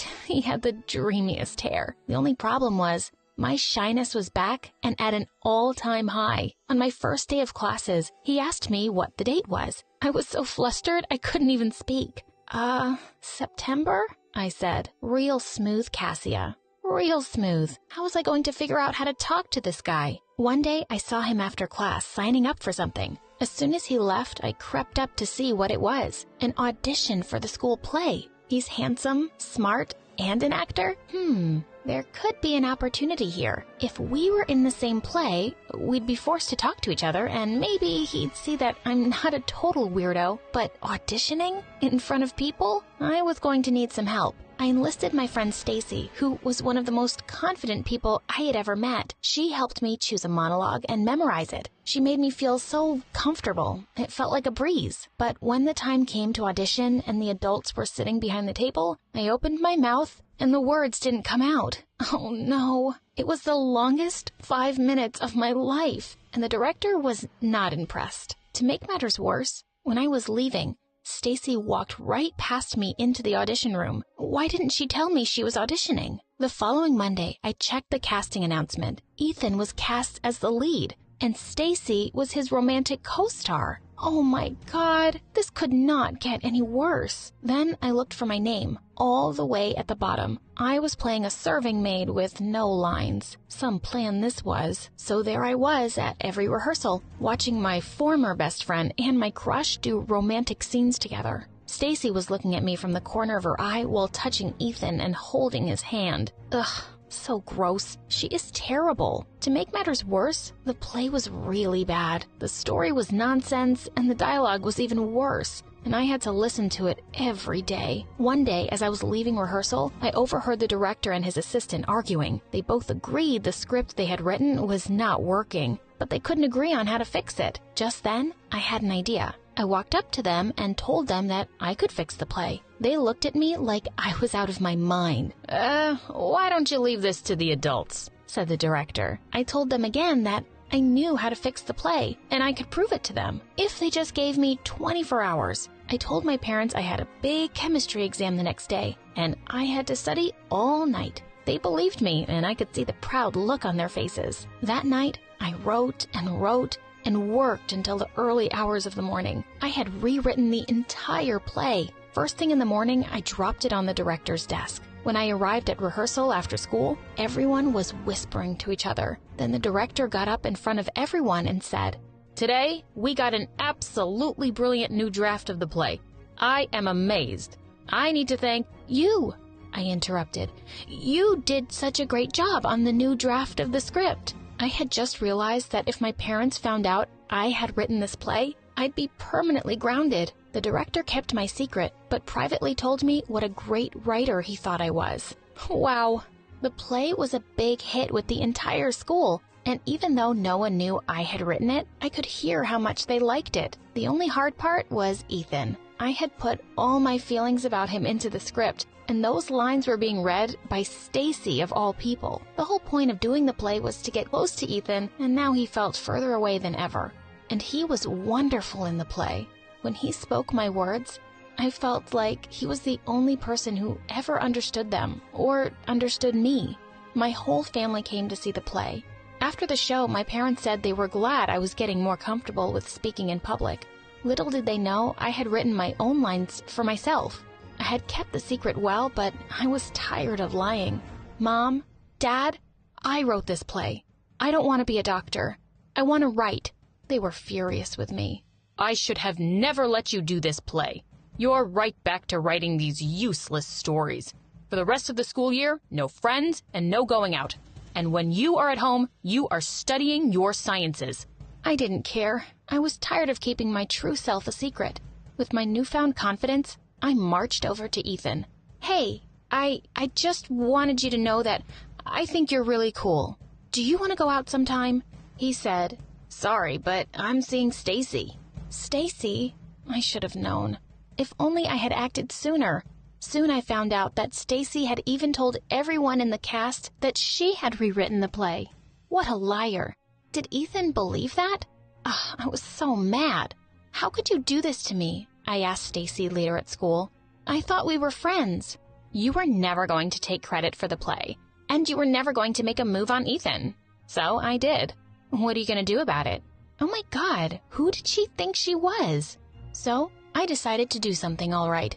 For the next few months, I wrote and wrote and wrote. I was grounded, of course, but it's not like my parents could take away my computer. After a while, I had a polished draft of my new masterpiece play. I sent off my script and my essay to a handful of colleges across the country. A few months later, my friends were starting to receive their college admission letters. Where were my letters? I was cleaning the house one day when my mom's purse fell off the counter and a bunch of paper fell out. Inside I found a letter from my top school in New York City. I opened it. I got in. Where did you find that? My mom roared. You're not supposed to see that. Well, too late. That fall, I began my studies at a prestigious drama program in the heart of New York. My writing professor was a famous playwright who loved my writing. She challenged me to be a better writer and nurtured my talent. Near the end of my first year, I had a new play and was auditioning actors to be in it. Imagine my surprise when I saw who walked in. Ethan, my high school crush. Of course, he was perfect for the role. We spent the next month rehearsing and laughing and getting to know each other with the rest of the cast. He and Stacy had broken up. The opening night at the school was a big hit. After the show, a man walked up to me and told me he was a theater producer and asked if I had thought about moving my show to a bigger stage. This was all happening so fast. 1 year later, our show opened on Broadway. My family was there apologizing for not encouraging me. I didn't see what a talent you are. Your father and I hope you can forgive us. We're so proud of you. I forgave them and gave them a big hug. Life's too short anyway. At the end of the show, the whole cast made me get up and take a bow with them. Afterwards, Ethan asked if I wanted to go to dinner. Just the two of us. I definitely wasn't shy anymore.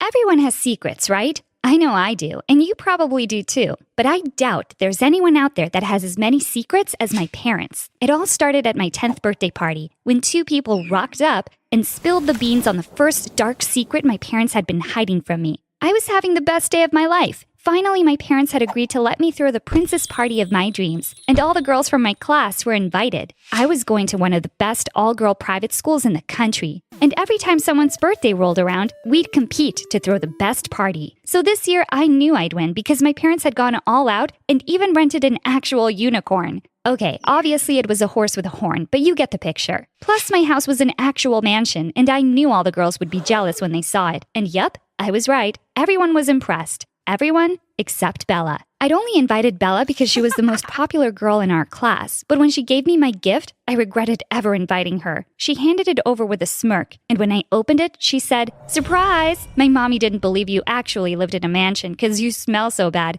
So she thought maybe you could do with some soap." Bella had just ruined everything. It was so awkward, and what made it worse was that all the girls were laughing at me. All of them except for my BFF, Sarah. I was seriously about to cry, but suddenly a car came revving up the driveway, and things were about to get much worse than a bar of soap and Bella the bully. It was the old couple who lived next door to us who worked for my parents. They made such a scene and started screaming at my parents, saying it wasn't okay to have a party without their permission, and why hadn't they been invited? I didn't understand what was going on, but as they shouted at my dad, my mom gathered up all the girls and took them to the gate to wait for their parents. My party was a disaster, but not as much of a disaster as what I was about to find out. After everyone had left and Bella had shouted back at me, "Your party is the worst party I've ever been to in my life, you loser," my parents sat me down and told me they had something to tell me. Turns out the mansion didn't belong to us. In actual fact, the old couple owned it, and they didn't work for my parents. Nope. My parents worked for them. My mom was the cleaner and my dad was the gardener. I didn't understand. Why would they lie to me like this?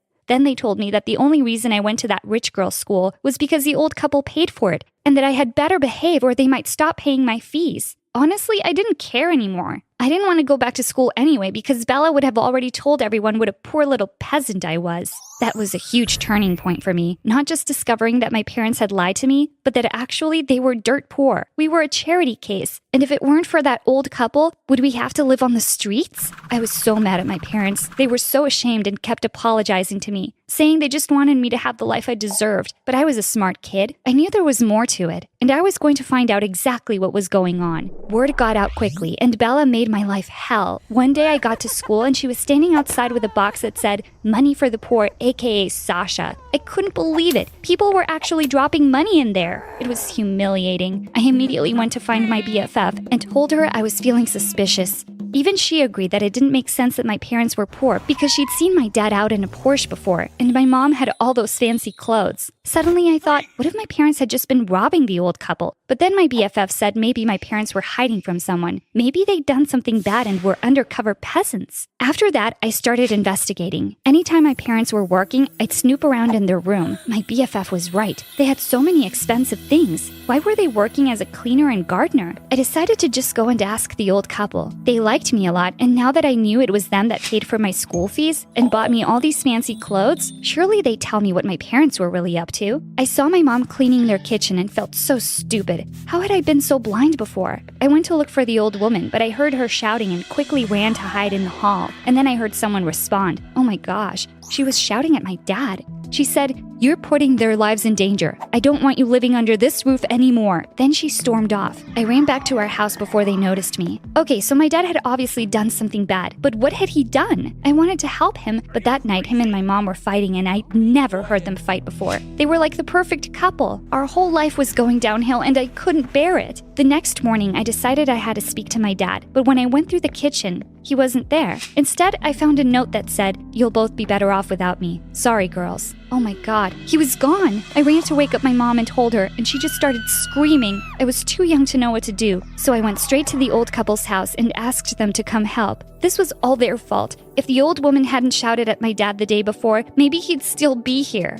I thought the old couple would be upset. After all, who would do their gardening now? But they were the opposite of upset. The old woman started laughing and said she'd been waiting for this moment for years. I felt disgusted by her. How could she talk about my dad like that? The old couple started comforting my mom, and I wanted them to get off her. Why was my mom even letting them hug her? And then she told me something that sent my whole body into shock. They said now that my dad was gone, we could come live in the big house where we belonged. Then my mom just lost it. She pushed them away and said, "When will you stop? I don't want to live with you. You've ruined my life." The old woman tried to reach out for my mom to calm her down, but my mom just screamed, "Mom, will you just leave me alone?" I couldn't believe it. Mom? But my mom had told me my grandparents had passed away years ago. So these people were my grandparents? Over the next few days, my mom cried nonstop, and eventually she agreed for us to move into the big house with her parents. I felt really uncomfortable with how many secrets were coming out. I just wanted to see my dad, but we couldn't get in touch with him at all. It was like he'd disappeared, and the whole time my grandparents kept saying that I should try and forget him. He'd abandoned us. I didn't believe them, though. My dad would never have done that. He loved us so much. You'd think I'd be happy now that I finally got to live in the mansion like a real princess, right? But it was horrible.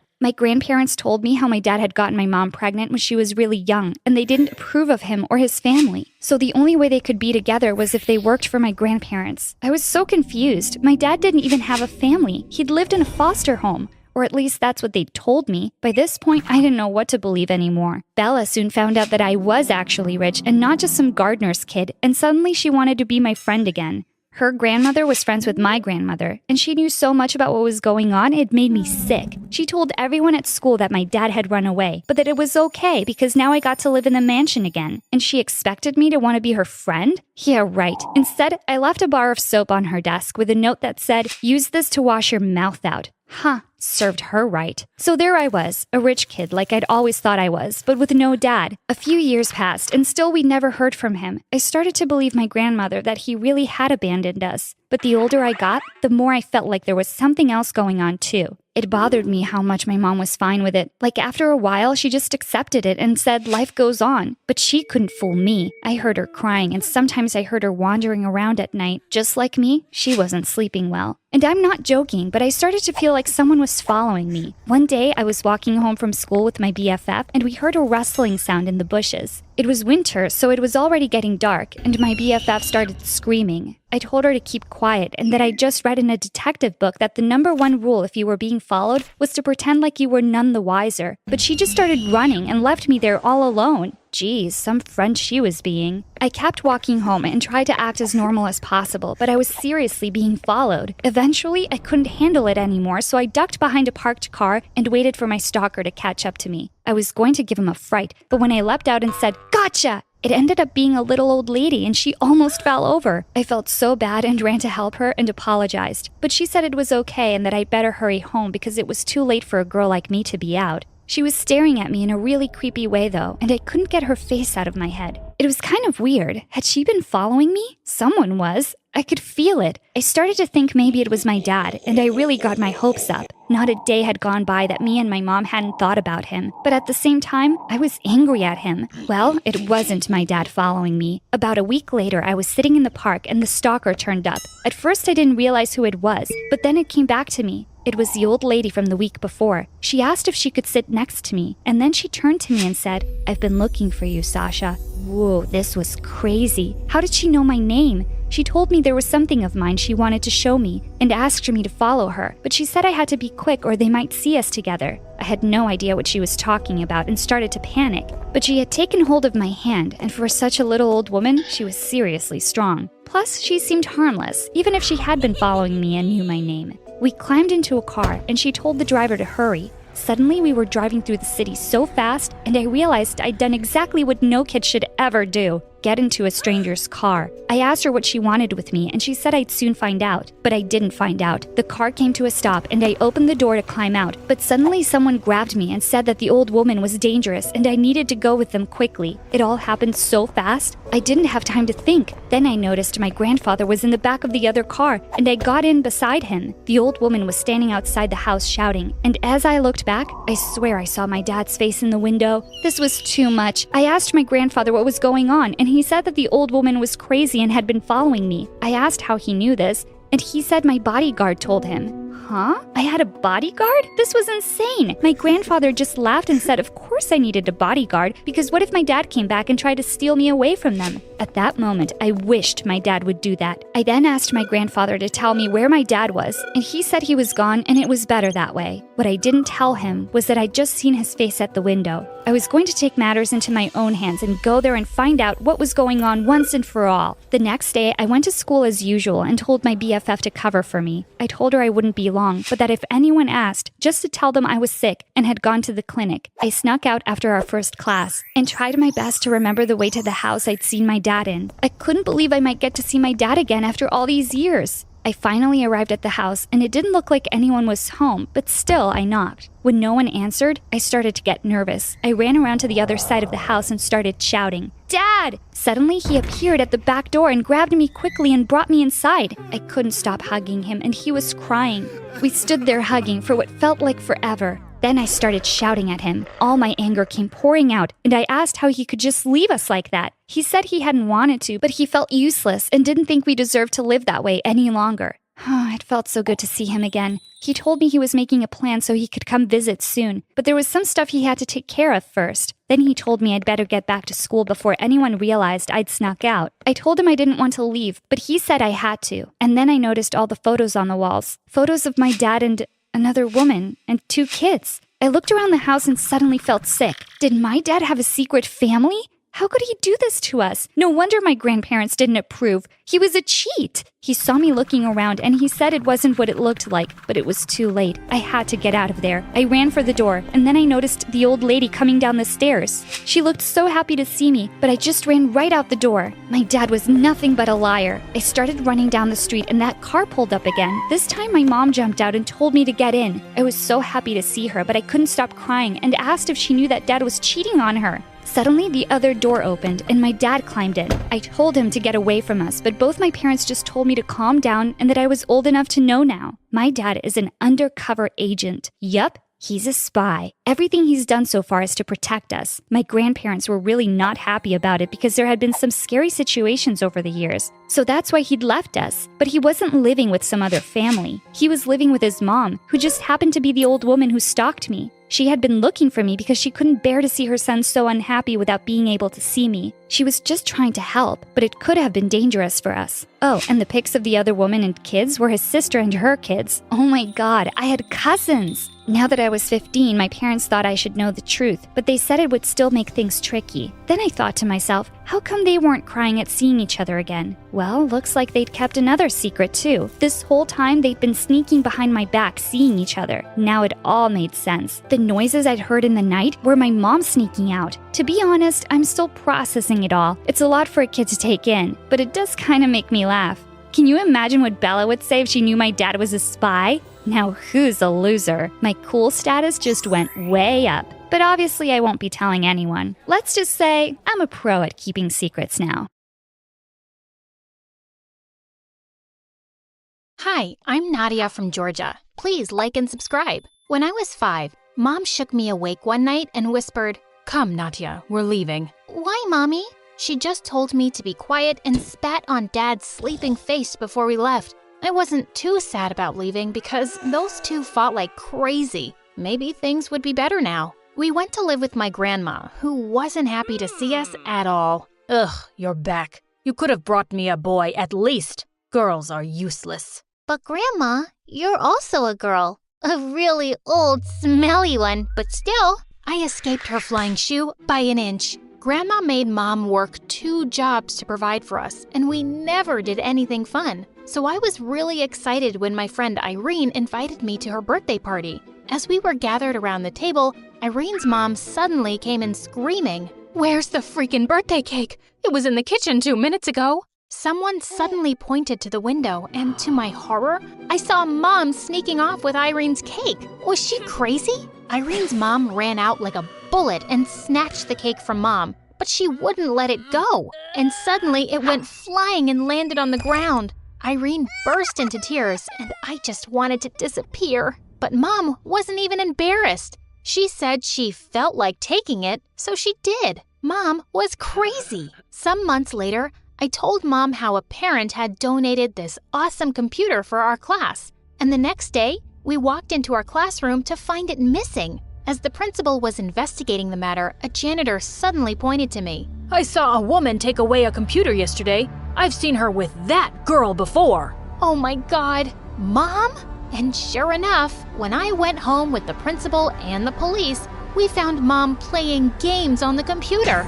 She was in prison for a week, and the police officer said she needed therapy for her stealing problem. Everyone was mocking me at school, but Mom came home dancing with joy a few days later, holding the handcuffs that she stole from the police. I'm getting married, and I never have to see you suckers again. I'm rich, rich, rich. And just like that, she left me with Grandma. When I was in the 5th grade, Grandma made me go with her after school to sell vegetables. But one day when I got to our booth, I saw an ambulance there, and Grandma was being carried away. It turned out she'd died from a heart attack. I wrote to Mom, and she came 2 days later, her eyes swollen from crying. Oh, Mom, I'm sorry you're so sad about Grandma. Sad about Grandma?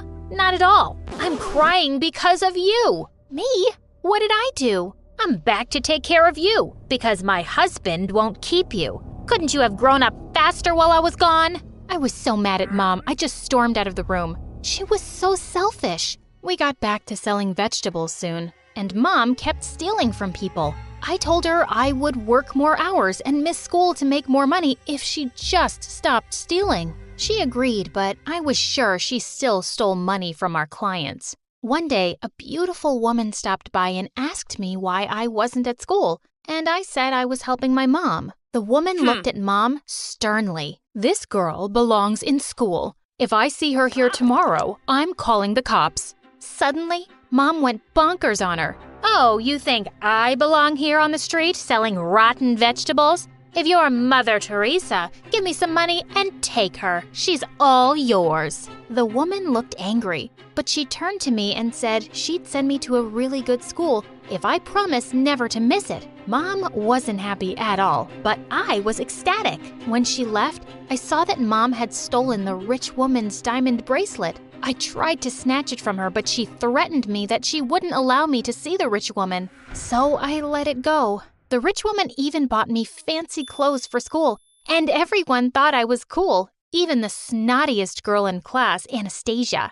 All was good until one day I was waiting for the rich woman to show up to my parent-teacher meeting, and I saw Mom walking down the hallway. What was she doing here? I hid behind the lockers so she wouldn't see me, when suddenly I caught her staring at Anastasia. Seconds later, Mom charged straight at her and grabbed her glittery pink hairband. Oh my God, what are you doing? I want that hairband. Gimme it. Are you crazy? Someone get this woman off my hair! Mom managed to pull it off, but she went stumbling to the ground, and so many pens and calculators that she had stolen came flying out of her bag. Just then, she spotted me. Oh, Nadia, come help your poor mommy up. What? Is this crazy trash bag your mom? Just then, the rich woman came walking down the hall. I'm her mom. She glared at Mom and told everyone she was just our crazy maid. She apologized to Anastasia and even arranged a party for all my classmates at her mansion a few days later, just to convince them that she was my mom. But when I got to the 9th grade, the rich woman gave me some really sad news one day. Her husband had lost all his money and she could no longer pay for my school. But even worse, she told me they were moving away. I felt heartbroken. Mom didn't take it well either. She started calling the rich woman bad names for abandoning me. Oh, you think she is bad for leaving me? How about when you left me, Mom? I'm your daughter. Ugh, don't remind me. I'm so sick of you. Mom, you're awful. Do I look like I care about your opinion? And tomorrow you better pack your stuff from that school. It's back to the veggie stall for you. I just skipped dinner and went to the park. Moments later, I saw a woman running around and crying like crazy. Have you seen my little girl? She was next to me a minute ago and I can't find her anywhere. Please, help me find my baby. I ran everywhere looking for this woman's baby. Just then, I saw a small figure by the edge of the river. She smiled at me and waved goodbye, then jumped into the water. The woman screamed and I jumped after the baby and saved her. The woman couldn't stop thanking me. She told me the baby's name was Zoe and offered to pay me some money. Oh, no, I couldn't possibly take it. I only did what I had to. The woman then offered me a babysitting job and said she'd pay me $3,000 a month. I couldn't believe it. I accepted and went home with a big smile. I told Mom about it, but I said it was only $1,000, so I could save the rest for my college. She started jumping and dancing and said I was the best child in the world. Yeah, right. The next day after school, Mom insisted on walking me to my new workplace. It was even bigger than the rich woman's mansion. I was scared that Mom might steal something, so I gave her $200 and told her to leave. I followed a maid to the living room where I found a guy kissing some girl on the couch. Just then, the woman came in with Zoe, who jumped into my arms immediately. This is my stepson, Joseph. He'll be leaving now with his girl, right, Joseph? When he finally broke apart and got up, I saw that he was a couple of years older than me, and so darn gorgeous. But then I saw the girl with him. It was freaking Anastasia, but she had a boyfriend in school. The rich lady introduced me as Zoe's babysitter, and I could see Anastasia's lip curling into a grin. Oh, this was bad. The next day at school, she pulled me into an empty classroom. Well, look who's a big fat liar. I knew you were poor and that psycho was your mom. How do you think everyone in school will react when they find out you've been lying all these years? Oh, how do you think your boyfriends will react when they find out you're a two-timing witch? You wouldn't dare. Fine. I'll keep your secret if you'll keep mine. Deal. I didn't care about her love life as long as my secret was safe. 3 months passed with me being Zoe's nanny, and I was loving it. But I'd also become really good friends with Joseph, and now I was hating myself for lying to him about his girlfriend. One time when Zoe was asleep, he slipped into the nursery and showed me this beautiful necklace. Hey, what do you think? Anastasia will love this, right? Oh, yes, she'd be crazy not to. I felt awful, but suddenly he came closer, and my heart started beating faster. He brushed away my hair and said softly, "You've got some ketchup on your nose, silly. Looks kind of cute, though." Just then, Zoe woke up and started crying. Oh, thank God. Before I got to her, Joseph picked her up and started singing. Okay, another cute scene like this, and I will marry him right now. Later that night, I decided I would tell Joseph about Anastasia, even if it meant my secret would be out in school. But the next day when I reached the mansion, the maid took me to the living room where I found the whole family waiting for me. It was my first time meeting Zoe's dad, and he looked mad. It turned out that a really valuable antique vase was missing, and he was accusing me of stealing it. I didn't. Why would you think I took it, sir? Oh, isn't this your mother? And then, to my horror, he showed me security footage. and it was indeed Mom sneaking out of their house. I tried explaining I had nothing to do with it, but Zoe's dad fired me on the spot. When I got home ready to kill Mom, she wasn't there. I marched up to her room and looked through all her stuff and found nothing. Just as I was leaving, I noticed that a shelf was placed in front of a door. I pushed it aside and walked into a freaking museum of stolen things.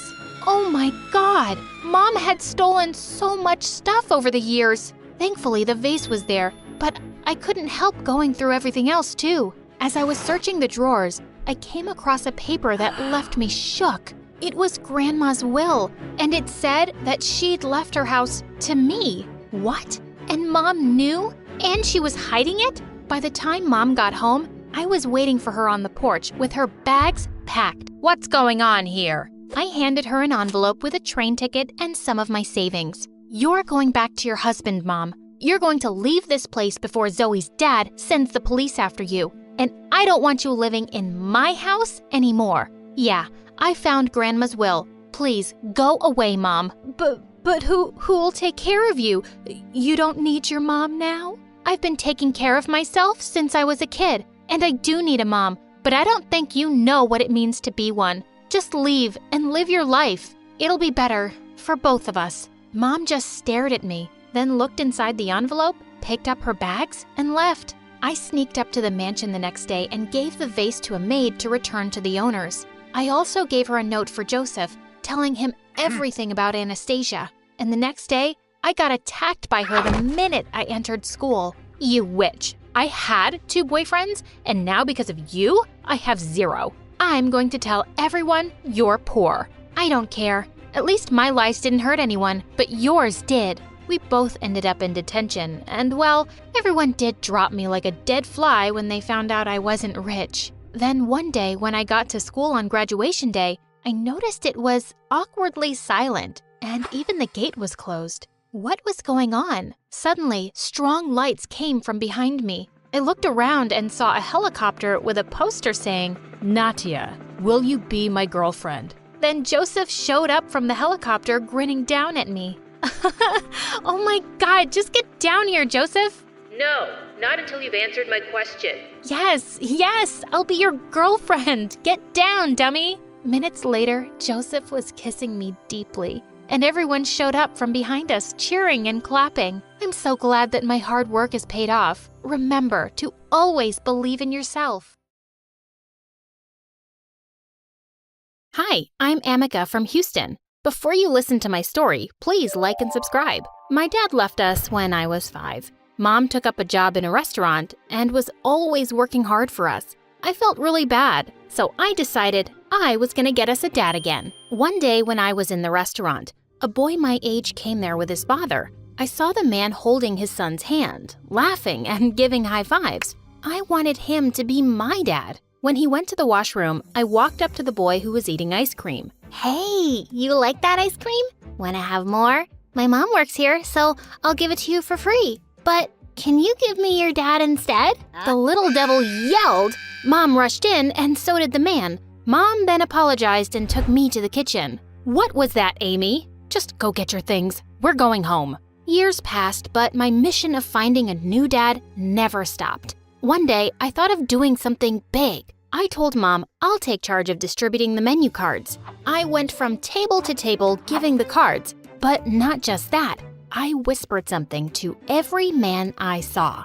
Please, marry my mommy. She's over there, the tall, cute one. Some smiled, some ignored, but I didn't stop. There was a big crowd for lunch, and I went to a rich-looking man and said the same. But he lost it. He immediately called the manager and complained about Mom and me. And then everybody else joined him. Yeah, this girl asked me the same stupid thing. I'm married. We're leaving. Me too. This place is crazy. What a mess. Mom got fired instantly, and she went bonkers at me. Enough, Amy. Just stop all of this. I don't want another man. Okay, Mommy, not another man.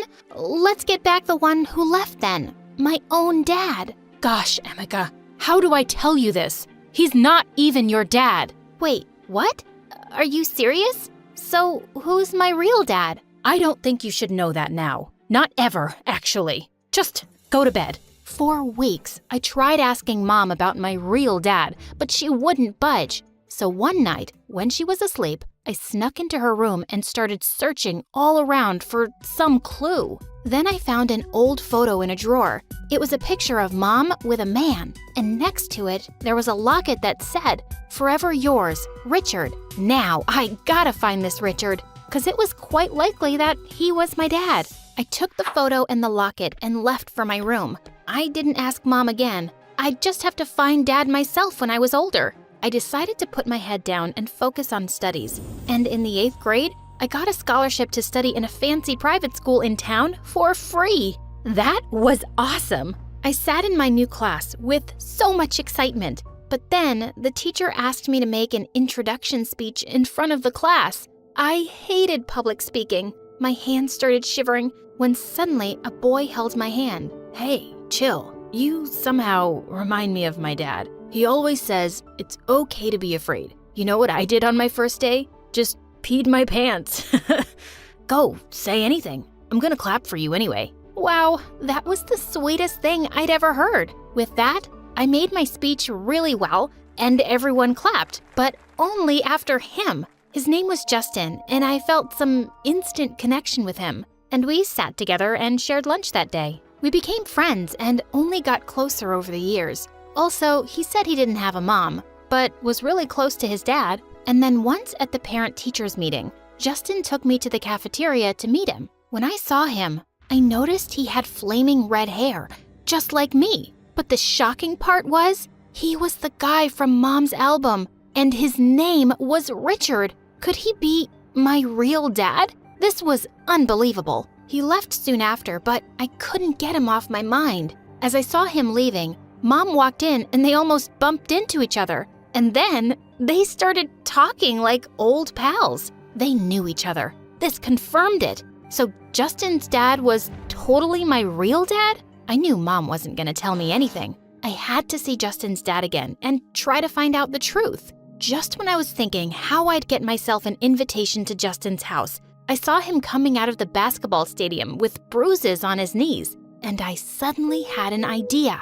"Hey, Justin, I think you're hurt. Please, let me walk you home?" He said he was perfectly fine, but he invited me over for dinner that evening anyway. Now I was so excited to meet my dad. The moment I reached his place, though, Justin said his dad was out of town on business for a week.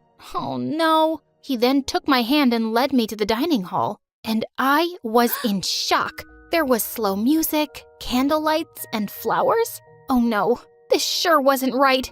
I was about to drop his hand, but then he pulled me closer and we started dancing. Oh my God, this had to stop. But then he came forward to kiss me, and I screamed, No, we can't do this. You're my brother." Wait, what? If you don't like me, just say that. You don't have to call me your brother. "I don't hate you, but I can't like you either, because you probably are my brother." I explained everything that was running in my head about his dad and my mom, and he looked like he was gonna be sick. Yeah, maybe that's why you both are similar in a few ways. But how can you be sure with just a photo? We need solid proof. That was right. The one thing that would really help would be a DNA test. We looked around for his dad's comb so we could get a few strands of his hair, but none of his combs were there. Maybe he took them with him on the trip? After hours of searching, we were unable to find a single strand of Dad's hair. So for now, I had only one option, to confront Mom. But when I got home, a bigger shock was waiting for me. Mom had left a note saying she was going abroad on a sudden trip for a week. Her too? This made my doubts about Justin's dad and her even heavier. I called Justin and told him the news, and he said he was coming over. We talked about our parents for a while and then started watching a movie together. Titanic was the only one playing. I made sure to get the popcorn tub between us while we sat on the sofa, but sometime later, the popcorn was gone, and I realized we were somehow sitting very close to each other now. And when Jack kissed Rose, Justin looked at me with the cutest puppy eyes. Oh no, this wasn't happening. I closed my eyes and started chanting, "Brother, brother." Brother! Ew! Heck no! He jumped up from the sofa and left. This was getting embarrassing for both of us. We had to set boundaries if we were going to hang out together. The next day, before I went to meet Justin, I bought some customized t-shirts for both Justin and me. His shirt said, Amica's brother, and mine said, I am Amica. Better always wear this, so we don't confuse our emotions. He didn't look that happy, but wore it anyway. That evening, as I was cooking dinner, the doorbell rang. I opened the door and saw a man outside who said he was looking for my mom. When I asked him his name, he said it was Richard. Gosh, Mom, another Richard? I wanted to get some more details, so I invited him in. Hey, listen, Mr. Richard, you might want to sit down for this. You see, the thing is, it's quite possible that I'm your daughter. You're probably my dad. He leapt up like he had an electric shock. What? My daughter? No, it can't be. And with that, he pushed me aside and ran out like crazy. I ran after him shouting, Hey, wait, I'm not crazy. I'm pretty great once you get to know me. Just stop, Dad. He didn't, but at least I managed to get his car's license plate. I told Justin about this, and he was even more eager than me to find out about this new Richard. So it's possible he could be your dad too then? If yes, then we're not siblings. That's amazing. I'm gonna pray for that now. Justin and I worked hard to trace this new Richard and finally got his address. We went up to his house that evening and sneaked in. We were looking around for clues in the master bedroom when suddenly we heard footsteps outside. I quickly pulled Justin into a small closet. God, how long do you think we'll have to hide in here? I'm sorry to drag you into this. I don't mind doing anything for you, Amica. Also, your hair smells really nice. Justin, would you cut it out? You could be my frickin' brother. Just then the closet door opened, and Richard was staring at us in shock as we stepped out. And then he saw our t-shirts and nearly fainted. Oh my God, are you two twins? This is a nightmare. You have to leave right now. If my family finds out about you, they'll kill me. Oh, so you have another family, huh? But you abandoned me, Dad. Shush, don't call me that. They'll hear you. Dad, Daddy! He shushed me again. Don't shush me like I'm a kid. I'm 15 and I deserve to know the truth. Oh, thank God. You're 15? I left your mom way before that, so you can't be my kid. I only came to your house the other day because I found an old diary of your mom's and I wanted to return it. But then you called me Dad and I freaked out. But I am so relieved now. And he started doing a happy dance. Seriously? So it was back to Justin's dad again? We walked back home to my place in silence, feeling upset. As we sat down for dinner, the door lock turned and Mom let herself in. Finally! And right behind her was Justin's dad. Dad? So we were right about you guys? But wait, there was another man who stepped in just then, and Mom took his hand. Mom, I am so sick of this. Now don't tell me you brought another Richard. Yes, but how did you know? If you don't tell me who's my real dad right now, I'm gonna run away. Me too. Calm down, darling. Let me tell you everything. And finally, she did. Turns out, the new guy who Mom had brought was my real dad. He'd been at war when I was born, and then he'd gone missing. So Mom remarried after some time and kept the truth about my real dad from me. But what about Justin's dad? I saw him with you in a photo, and there was a locket too. Isn't he your Richard forever? No, Justin's dad is just my college friend. The three of us studied together. He heard your real dad had been found, and we went together to get him. This is my Richard forever. Oh my God! I'd finally found my real dad now. I looked at him awestruck, and he came forward and hugged me tight. I then turned around and saw someone looking even happier than me. Justin? I think you can take that t-shirt off now. I went near him and he pulled me closer to kiss me. And finally, I let him.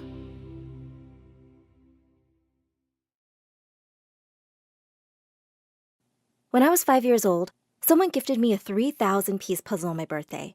My parents thought it was too hard for me and put it away, but I snuck into their room when they were asleep and took it. I stayed up all night piecing it together, and when they saw it the next morning, they were totally amazed. "Laura, you're a genius! We're gonna send you to the best schools, the best classes! You're going to be the best child in the world!" In an instant, my life changed. My parents shifted us to a new city, got me into a fancy new school, and signed me up for 6 hours of tutoring daily. But the problem was that I had ADHD as a kid, and it was really tough for me to focus the way my mom wanted me to. Once, Mom even tried to give me pills to control my behavior. "You should take these, Laura. They will help you focus on your studies." "Okay, Mom." When she left, I threw the pills in the trash. What if she wanted to poison me? My mom made me hate studying, so I had no choice but to start sneaking out when my parents weren't looking. My little escapades were awesome. I got to play soccer with the other kids and eat all the junk food I liked. It was all going so well, until one day in the 2nd grade, when I snuck out to go to a soccer match. 2 big girls approached me on the street. "Hey you, give me your bag." "No way." One of the girls grabbed me while the other tried to pull my bag off my shoulder. Suddenly our neighbor spotted us. "Hey, what are you doing?" The girls ran off in a hurry, and the neighbor took my hand. "I'm taking you home to your parents, Missy." "Oh no, not my parents." When Mom saw me, her face turned red with anger. "What are you doing out, Laura?" Once she learned about the incident, she totally lost it. She took away all my toys and grounded me until further notice. "Until you can learn to be a grown-up, you're not going anywhere." I already don't go anywhere." Mom was about to slap me when Dad came between us and stopped her. "Such a rude kid." The next morning, Mom woke me up at 4 a.m. "You're going to learn self-defense with your dad every morning and night." "But Mom, it's not even morning yet." "You start now." I had no choice. He began to teach me kickboxing every morning and jujutsu every night. One day, I was heading to an advanced math exam. My mom had been grilling me about this paper for a year. She wanted me to rank number 1. I was on my way to the exam room when I suddenly spotted an adorable boy with glasses cornered by some bigger kids who were pushing him around. I knew I had to go in for my paper, but I couldn't ignore this. I ran in between them. "Hey, stop it." Is this little girl here to save Devin?" "This little girl will kick your big butt." I kicked one of the boys on his knee and he fell. When his friend ran to get me, I dodged him easily and pushed him away. The boy was totally stunned. "You're awesome." Suddenly, my teacher came out of the exam room. "Miss, this girl just attacked us. She's crazy." Before I knew it, I was being dragged to the principal's office. I already knew what would happen now. He called my parents. Mom came in like a raging bull. "You missed the exam? You beat someone up?" "Mom, they were bullying someone." "So what? Are you Mother Teresa or Wonder Woman? Mind your own business. How dare you ditch your exams like this?" "Dad, I did the right thing. You know that. Say something." I knew Dad agreed with me, but he was just too weak to say anything in front of Mom, who was acting like freaking Godzilla. She signed me up for a replacement exam in 3 months and told me to get to work. The next day, the boy I helped, Devin, came up to me and thanked me for saving him from the bullies. He thought I was amazing and asked me out on a date. My first date ever! And he was just so cute. Of course I said yes. Devin and I began dating, and I did everything I could to keep it secret from my parents. I got a secret phone with my savings to text him, and I'd sneak out every night to meet him. I started to think that life wasn't so bad after all. Until one day, Noah, the gorgeous soccer player from my school, came up to me during lunch. "Hey, go to the Blue Pearl Cafe at 5 p.m. Watch what happens." "What?" "Just do it. It's very important." With that, Noah walked away from me. That was so weird, but I decided to go anyway. When I reached the cafe, I saw Devin sitting there arm in arm with another girl. What? Devin kissed that girl right on the lips before she left. Oh my God! Devin! You cheater! The whole cafe turned to look at us, but I didn't care. "Laura, what are you doing here?" "I'm dumping you!" I walked forward, grabbed his plate, and dunked all his food over his head. Just then, another girl walked into the cafe. "Devin, what's going on? I'm here for our date." Oh my God! I told the new girl the truth about him, and she grabbed some food from another table and chucked it right in Devin's face. Just then, the manager showed up and threw us all out of his cafe. "I hope you rot in hell, Devin!" And with that, I ran back to school. I was going to find Noah. He was practicing soccer with the school team.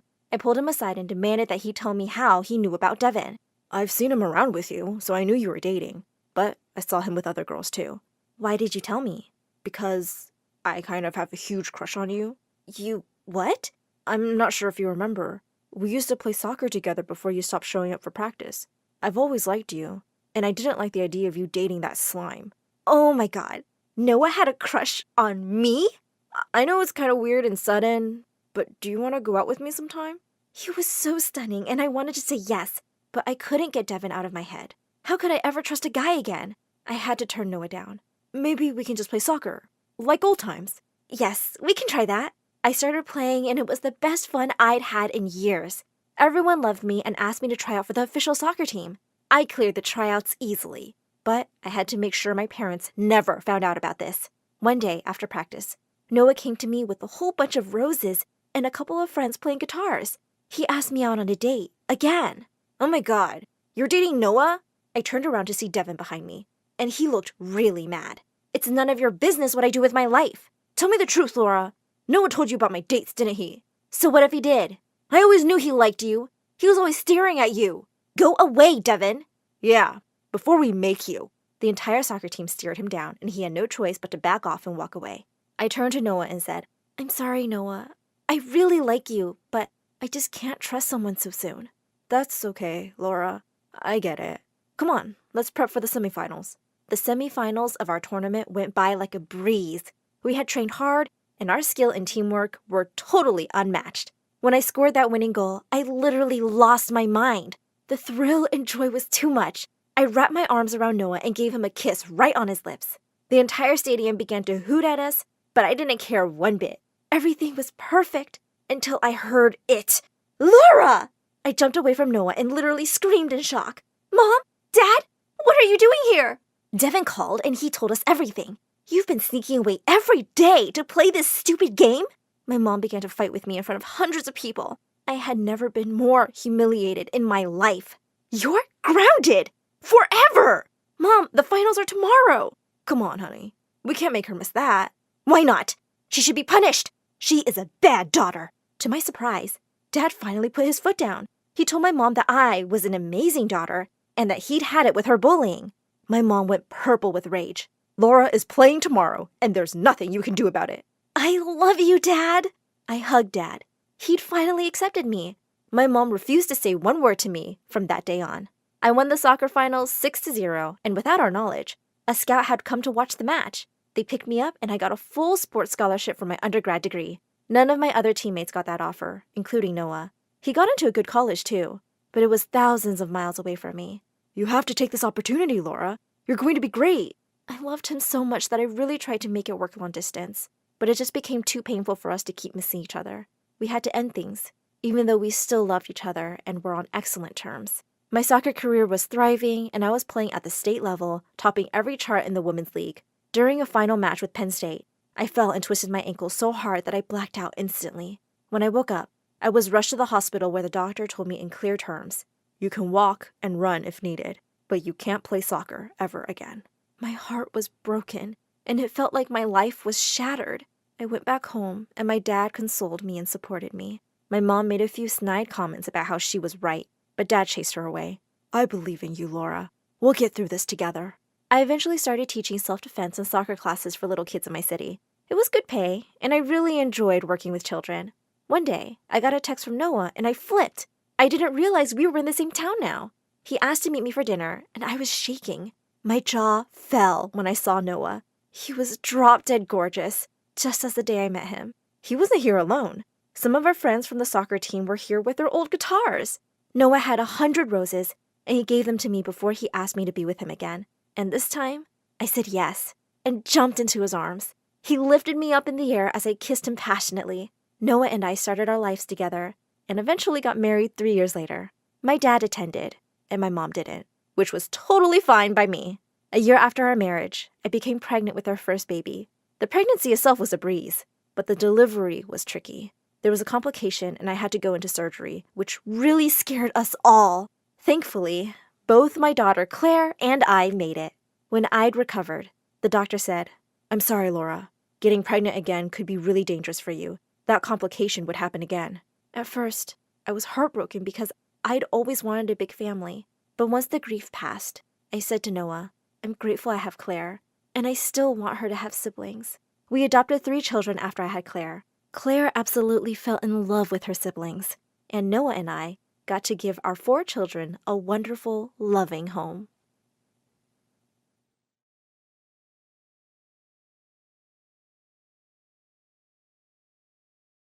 Hi, my name is Caroline, and my life is literally the stuff out of television. When I was 4 years old, I started having the hiccups. I just chugged some water, thinking it was going to go away soon. 72 hours later, the hiccups hadn't stopped. I was crying and freaking out now. I said to my big sister, Carly, please take me to the hospital. The doctors had no idea what was wrong with me. They checked my throat for irritation, blockages. There was nothing. I was a normal, healthy 4-year-old girl who just couldn't stop hiccuping.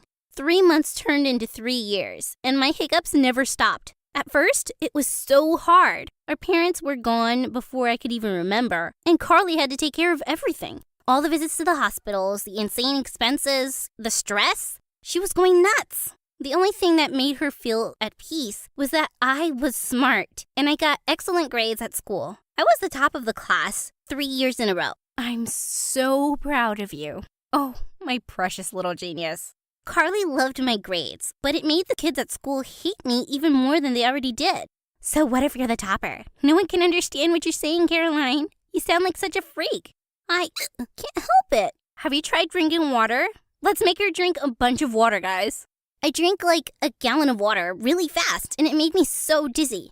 These kids were jerks. I felt the puke coming, and I didn't hesitate. I let it all out on the kids around me. Ew, she's disgusting. My quirk pissed off the teachers too.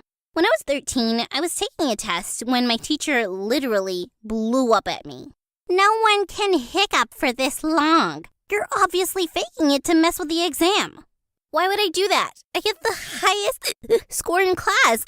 Ugh, so annoying. I'm calling your sister and we are ending this. When Carly reached the school, she was red with anger. She told off my teacher in front of everyone and threw a bunch of medical bills right into her face. Look at those bills. Does that look like she's faking it? Huh?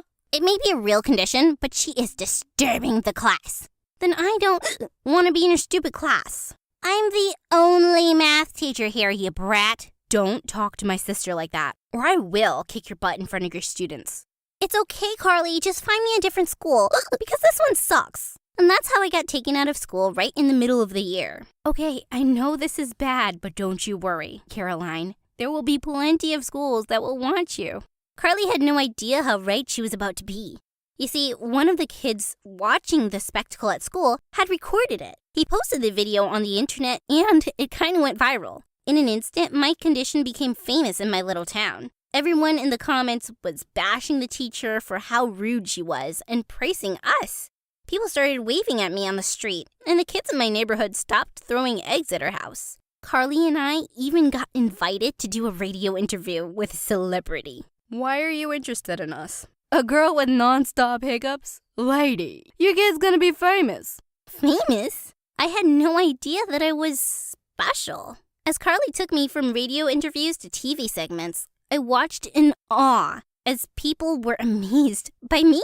I can't imagine your life, Caroline. You're so brave, and your sister Carly is such a wonderful human for raising you. This was so much fun, and Carly loved the attention. She adored getting us dolled up for the interviews, and the money coming in really lightened her workload. I was so happy to help her out. We finally bought our own house with that money. I joined a new school and got ready to start a new, better life. I was heading out for my first day of school when I saw 3 strangers in my apartment. Oh my God, were we getting robbed? Carly, someone's in the house. Oh, it's okay, Caroline. This is just the crew. The crew for what? I'm making a reality show about renovating our new house. You'll be in it, obviously, because you're the hiccup girl, but it'll mostly be about the house. I couldn't believe this. Carly signed us up for a show without even asking me. I got really annoyed at her, and she begged me to forgive her. I know I should have asked you, but I had to say yes. You're too young to get how huge this could be for us. I don't have time for a show. I have school. They'll come to school with you. Say what? This was so embarrassing. I walked into the first day of school with a camera crew around me. Everyone was staring at me, and one girl laughed loudly and said, "Can you believe her? So self-obsessed." That's the hiccup girl. Doesn't she have her own show now? Hi, hiccup girl. My name's Caroline. I just ran out of there. This was so overwhelming. When I finished freaking out, I realized the crew had been filming me the whole time. Oh my God, go away. We're just getting your reaction. This is great TV. The crew was relentless. They followed me everywhere, and whenever they were around, people started acting really weird. Like one day, my chemistry teacher just stopped teaching us and started singing. This is my only chance to showcase my real talents to the world. Love you, Hiccup Girl. This song is for you and Carly. I wanted the earth to swallow me right now. And this was just the start of the craziness. People started stopping me in the hallways to do choreographed dances for the cameras. Couples would stage loud, dramatic breakups in public just to create drama and get on the show. People were going nuts. Even if they seemed like they just wanted to get to know me, there was a hidden agenda, like with Adam. I always thought he was cute, and when he asked me out, I happily said yes. When I suggested leaving the crew at home for the date, he was like, Whoa. We need the cameras there. why? That's the whole point of being with the Hiccup Girl. You're famous, and I'm gonna be a model one day. It just works, baby. I got up and dunked my juice all over his stupid head. I'm not your baby. You can find someone else to launch your career. I ran out of there before the cameras could spot just how sad I was. And all this insanity at the school and the filming at home, even my grades started to fall. I just couldn't do this anymore. I went to Carly's room to talk to her about all this. When I opened her door, I saw Carly making out with one of the cameramen. Oh my God! Carly! Oh, Caroline, don't freak out. Trent is my boyfriend. Fiance, babe. Oh, dang, I forgot. Trent just proposed. We're getting married. No way. We're going to announce our relationship on the show tomorrow. The fans are going to love it. Carly will tell you in front of the cameras, too, and you have to act totally surprised. This is so important to me, okay? Of course I said yes, but I stormed off and slammed the door shut behind me. I doubled down on my studies and started ignoring everyone at school to save time. People started calling me snobby, arrogant. Even the crew started getting annoyed with me. What are we supposed to record if you're just in the library all day? This is so boring. I really didn't care. I had to achieve my goals, just like Carly was achieving hers. Her surprise love engagement to her own cameraman made her a sensation online. She followed it up with a surprise wedding episode in Hawaii, and the fans fell in love with them. We were celebrating after the wedding when Carly came up to me with some surprising news. My lawyer gave me the go-ahead, Caroline. I can officially adopt you as my daughter. Are you serious? Yes, I have the adoption papers right here. A little surprise for you. I was completely speechless. For a moment, I couldn't breathe. Because I was full of so many emotions, I just ran to my sister and grabbed her in the tightest hug of my life. I'd love to be your daughter, Carly. What you've done for me? Caroline, can we do another take of the reveal moment? I think we could do better. Excuse me? When Carly shows you the adoption papers, your reaction isn't, really working. I need you to show more emotion. Maybe cry loudly or faint. Let's do one more take. You interrupted my real moment to tell me how to fake it? It's not a big deal. Just one more take. No, nuh-uh.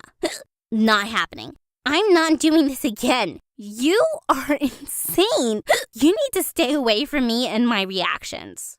You need to do your job. For weeks, we've just been recording you hiccuping in the library. Do you know how boring that is? We're the ones who answer to the boss. You know what? You can tell your boss. I quit. Chaos broke out then. Half the crew started filming while I fought with the other half. Carly tried to step in and calm us down, but there was no stopping me. I can't live with that crew around me anymore. Caroline, I know it's tough, but this show is the best thing that ever happened to us. To you? I hate it. And if you hated something this much, I'd never force you to do it. Carly was defeated by that. She knew it was true. She still begged me to put up with the crew till college. Just one last season. If you quit before that, we lose millions of dollars in bonuses. Money that can take care of us for the rest of our lives. Caroline, please. God, what wouldn't I do for my sister? I agreed to put up with the show for one more season and prepared myself for another year of misery and isolation. Little did I know that in another month, my life would change forever. I went for a regular checkup at the doctor's office, and he said the magic words. We can stop your hiccups, Caroline. We have medicine for this. Oh my God, I couldn't even process this. Stop my hiccups? They had been my identity for so long. I didn't even know what to feel as I ran home to tell Carly. Carly was stunned into silence, but the crew started sharing their opinions right away. You can't touch your hiccups. The contract says your condition is crucial. The show could get canceled tomorrow if you do this. We can make enough drama for the show without my hiccups. There is no way. People love the hiccup girl. I don't want to be the hiccup girl anymore. If you do this, you will lose all your bonuses. So you might as well quit. Carly suddenly stood up. We quit. What? We're going to stop her hiccups. You're crazy, right? The hiccup girl is a moneymaker. She's not a moneymaker. She's my sister.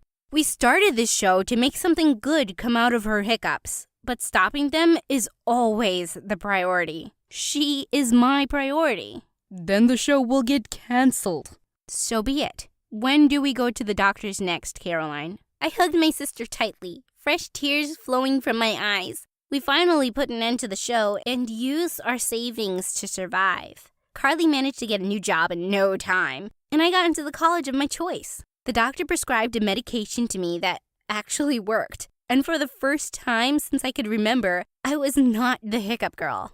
I was just Caroline.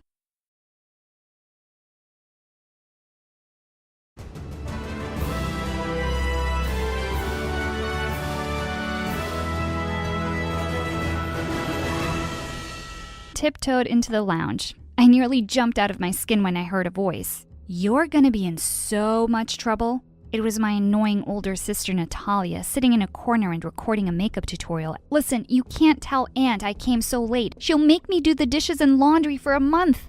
I might keep your secret if you do my math homework for the rest of the school year. Just then, my eyes fell on the mound of honey cakes on the table and my stomach growled. Don't even think about touching these. Aunt wants to sell them at the farmer's market. We came to live with our miserable Aunt Ursula after our parents passed away in an accident a few years ago, and she treated us like we were her servants. I was really hungry, so I just grabbed one and popped the whole thing into my mouth. Just then, my aunt suddenly showed up and yelled, "That's it! I'm sick of breaking my back looking after you girls. I'm sending you off to foster care." We looked at her in horror. Going to foster care meant we'd be sent off to different families. As Aunt stormed off and we heard her making a call, I got a flying shoe on my head. Ow! Oh, I forgot to tell you about my third sister, Tanya. The sleepyhead had been snoring in front of the fireplace, but she was wide awake now and glaring at me. "This is all your fault, Marina. Go tell her you're sorry. I'm not living away from you guys." Natalia and I ran to hug her, and I promised I'd make everything okay. Just then, we heard loud knocking on the door. Aunt came waddling out to open it, and she let out a loud gasp. Standing in the doorway was a huge man with a beard. His voice boomed in the small room. "Did you really think you could send them off and keep taking the money I give you for their care and I wouldn't even know? Girls, pack your things. You're coming with me." "Hi, my name is Marina, and I'm from Russia."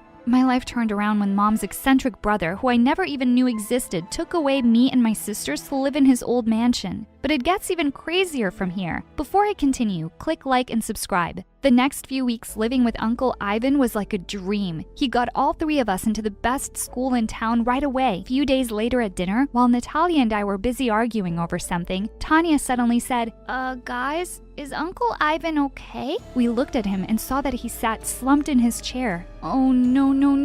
Natalia poked him, but there was no response. I bent down to check his pupils, and just then he yelled, "Do svidaniya!" We all screamed and nearly fell back in shock. He glared at us. "Can't a man take a nap in his own house?" Uncle Ivan startled us again by suddenly banging his goblet on the table. "I've just decided something. I want to give you $1 million. For a few seconds, we stared at him with our mouths open, and then we started hugging each other in delight. "To one of you." We froze in our spots. "Wait, what?" "Well, if it's only one of us, of course it should be me. I'm the oldest, and I'm running a business already. You know, my beauty blog."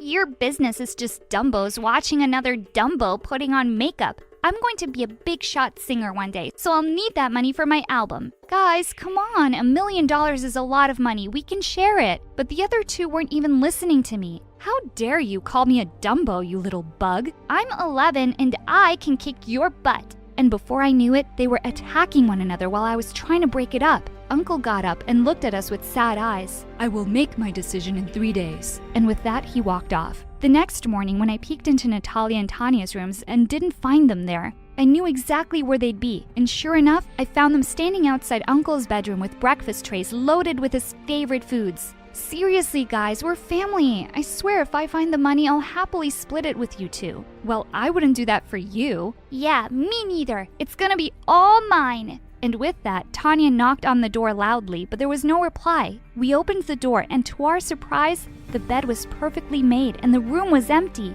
Just then, I caught sight of a note on his pillow and ran forward to pick it up. A fat lady with no eyebrows sitting in a frame, smiling strangely at the world. Everyone knows her name. P.S. I had to go somewhere. What on earth is he talking about? The woman he's describing sounds like Aunt Ursula. I'm not going back to her, not even for $1 million. Later that night, when I was in bed, I was still thinking about the strange poem when I suddenly sat up straight. Of course that's what Uncle meant. I quickly put on my nightgown and rushed downstairs. I crept quietly into Uncle's study and switched on my phone's flashlight. I knew I'd seen it here, the Mona Lisa hanging on the wall. I stared at the painting for a while, wondering what I was supposed to do now. Then I took it off the wall and flipped it over. I gasped. Taped to one corner was a small bronze key. I couldn't wait to tell the others. And then suddenly, I felt a hand around my ankle. Ah!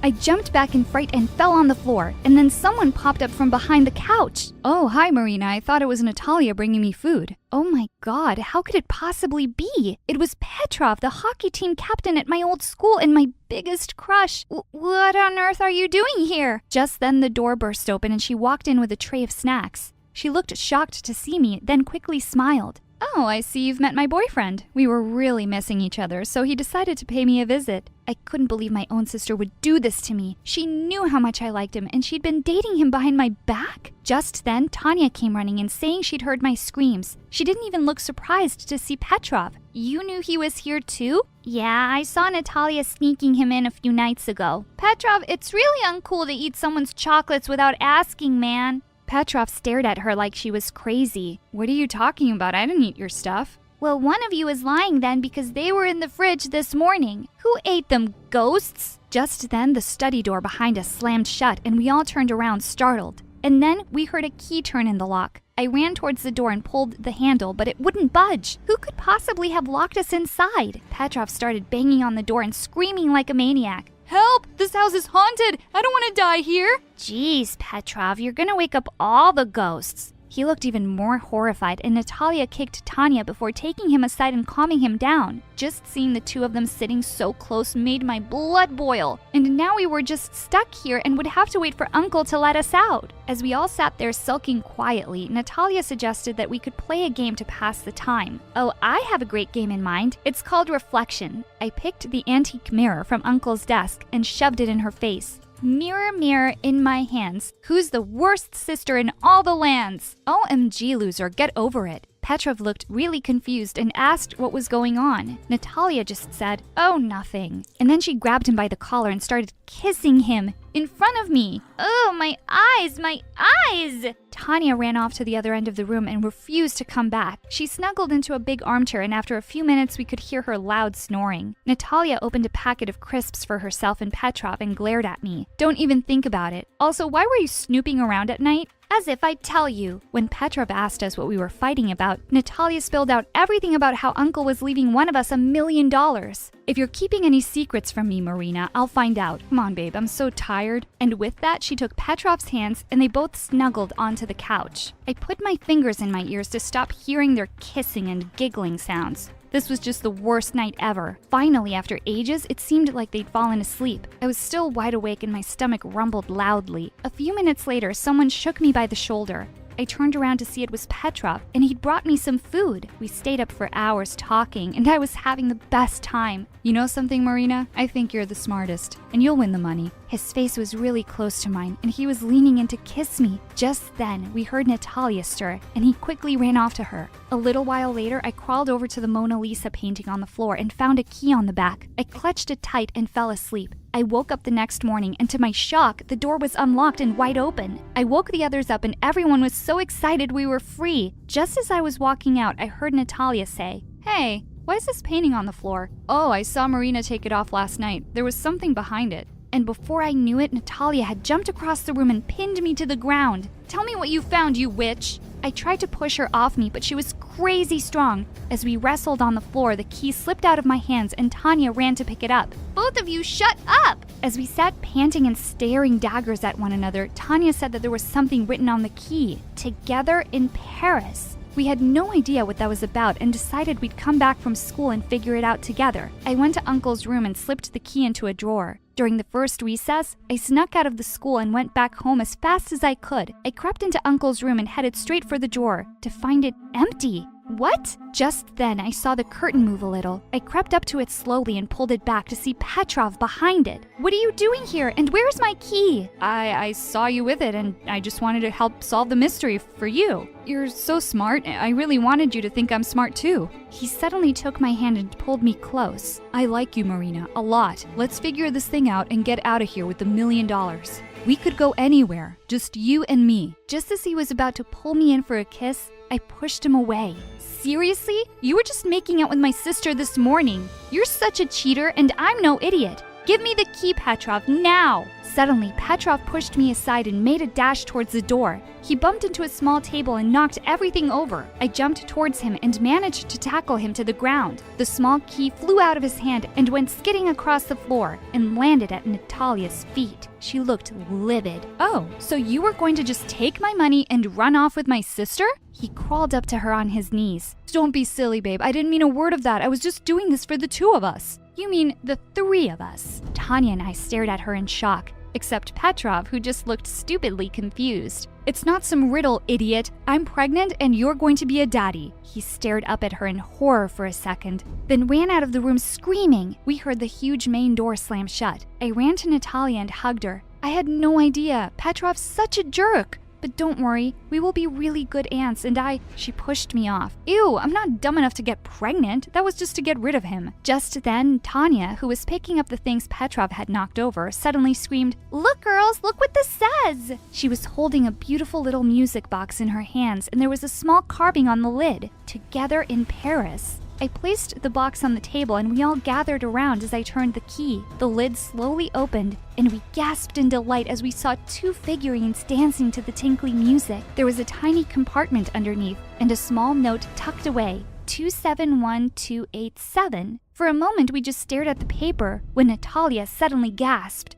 These numbers! This is Mom's birthday! She was right! But what could Uncle possibly mean by this? I have no idea, girls, but Uncle said we only had 3 days, so we have to put our heads together and figure it out soon. Later that night, as I tossed around in bed, I suddenly heard a loud thump from downstairs. I froze for a minute, then quickly crept out of bed and tiptoed down with a baseball bat. I couldn't see anyone around, and just as I was about to turn away, something on the floor caught my eye. Muddy shoe prints. We definitely had an intruder in the house. I followed the shoe prints down the corridors that led to the eastern wing of the house. I'd never been here before. Suddenly, they faded away, and I looked up to see a door at the end of the hall. Holding my breath, I slowly opened it. There was no one inside, but it was the oddest room I'd ever seen. It seemed like a museum of forgotten things, and there were hundreds of clocks on the walls of all shapes and sizes, ticking away and all telling the wrong time. And in one corner was a shiny bronze safe. The minute I saw it, I had a light bulb moment. Of course that's what the numbers were. The combination to a safe. With trembling hands, I entered the numbers and heard a small click. I opened it and squealed when I saw what was inside. Stacks of money. It definitely looked like $1 million. Were you going to keep this for yourself? I turned around to see Natalia and Tanya standing behind me. Of course not. How could you even think that? Come, let's split it right now. There's plenty for us all. Just then, the door burst open and we turned around to see Uncle Ivan beaming in the doorway. Uncle, you're back! I was here all along. Who do you think locked you up when you girls were being so noisy? I just wanted to see how you would play my game. Marina, you really know what family is all about. Good girl. You get to keep all the money. The other two looked horrified. I turned to Uncle and smiled. Thank you, Uncle, but I couldn't. It'll make me happier to share it with my sisters. I knew you wouldn't. Now only time will tell if your sisters deserve their share. Yes, we deserve it. We'll prove it. We'll be so good to each other. I laughed and put my arms through theirs. Let's divide it and go shopping tomorrow, shall we? My 7th birthday is one I'll never forget. My parents threw me a huge party, and everyone from school and the neighborhood was invited. I was about to become really popular. Turns out, I did become popular, but not in a good way. Just as I was about to blow out the candles on my cake, Mom suddenly turned to Dad and started screaming at him. Mom yelled, I saw where you were looking. You better keep your eyes to yourself. My dad started screaming back that she was a psycho. But before he could say anything else, Mom had dug her hand into my cake, grabbed a fistful, and shoved it in his face. Everyone stood looking at the two of them in stunned silence, while I started sobbing. The worst was yet to come. One day, when I was in 6th grade, my best friend Melissa and I were watching a movie in my room when I heard something break, followed by shouting. We both ran down and saw a broken jug on the floor, and Mom and Dad were yelling at each other while Melissa's mom stood in a corner, looking absolutely horrified. Mom was screaming at Dad that he was flirting with Melissa's mom while Dad was, as usual, denying it. Her mom pulled Melissa by the arm and said angrily, "Your friend's parents are lunatics! You're never coming here again!" Melissa turned away from me in disgust. "Yeah, I don't think we're friends anymore." I ran after them, crying and saying sorry, but they got in their car and drove off. That was my life growing up. One evening, when I was in the 7th grade, I could hear Dad and Mom shouting again. I just had enough. I was going to tell them that I was moving to my aunt's place. When I got closer to their room, I saw that Dad was throwing his clothes and stuff into a suitcase, while Mom was crying and begging him to stay. "What's going on?" I asked in a shaky voice.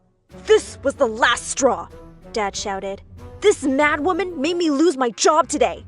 As Mom sobbed loudly in a corner, Dad furiously explained that Mom had turned up at his office and accused him of having an affair with the new intern. During a meeting in front of the entire board of directors, the intern was the CEO's daughter. "She has ruined my life. I'm sorry, but I can't stay here anymore. Not even for you." Dad gave me a quick hug, and with that, he was out the door.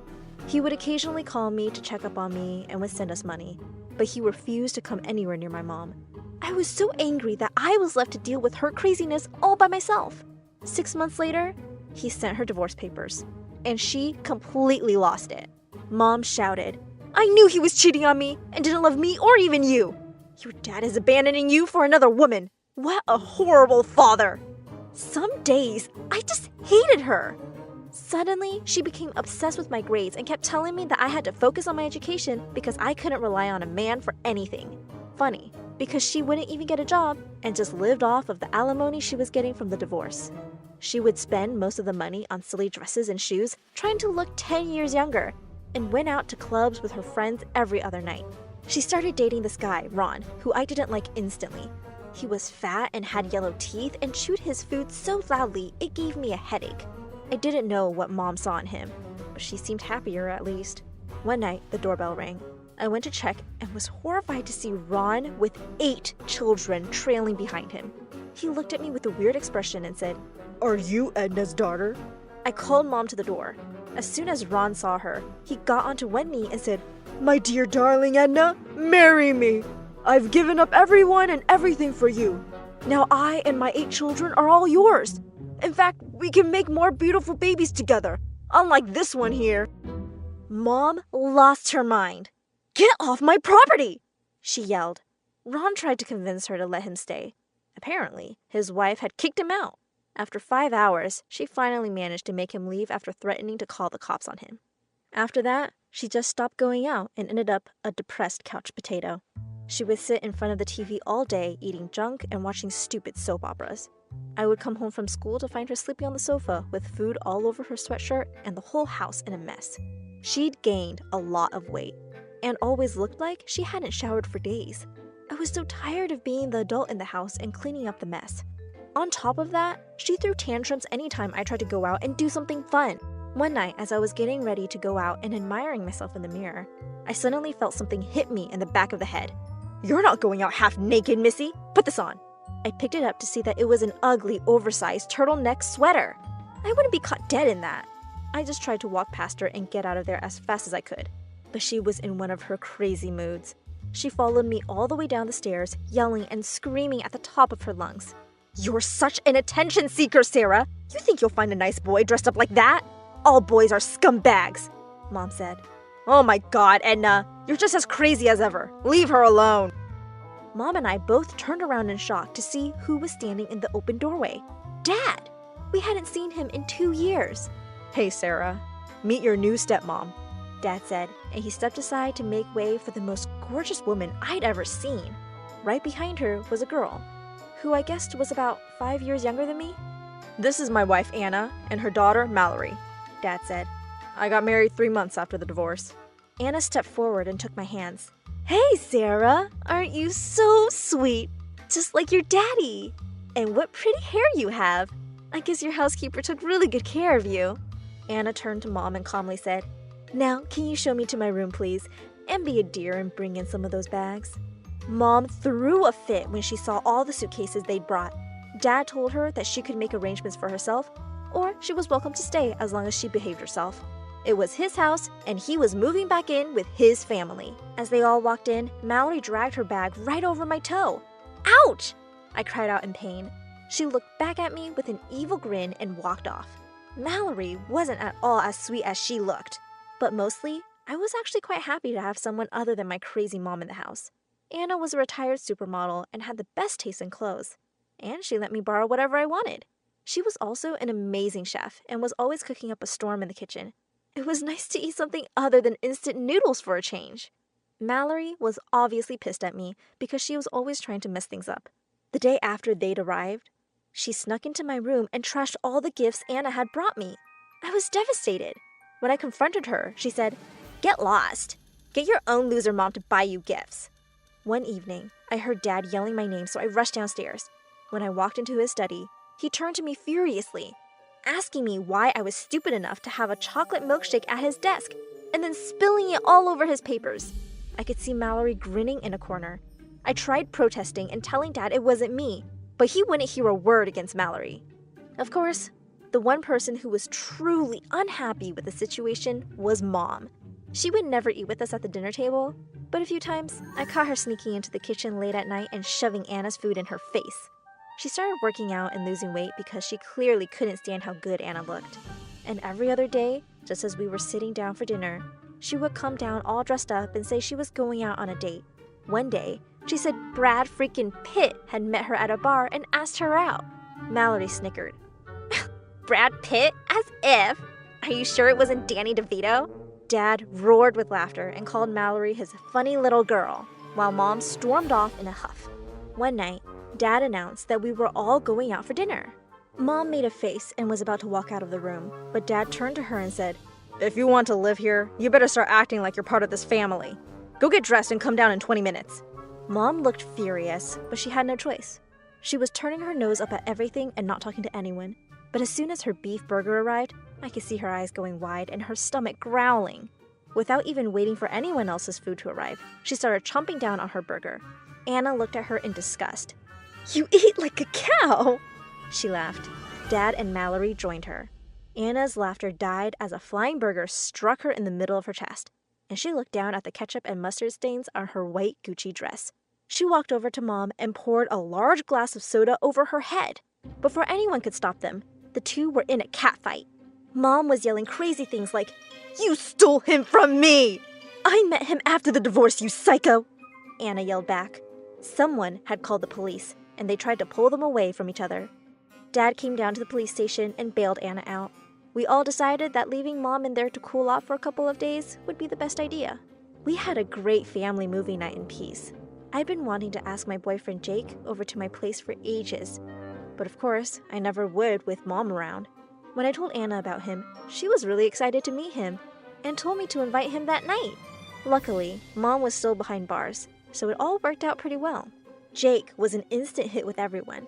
Anna nudged me with her elbow and said, "I didn't think Sarah would be able to get someone as hot as you."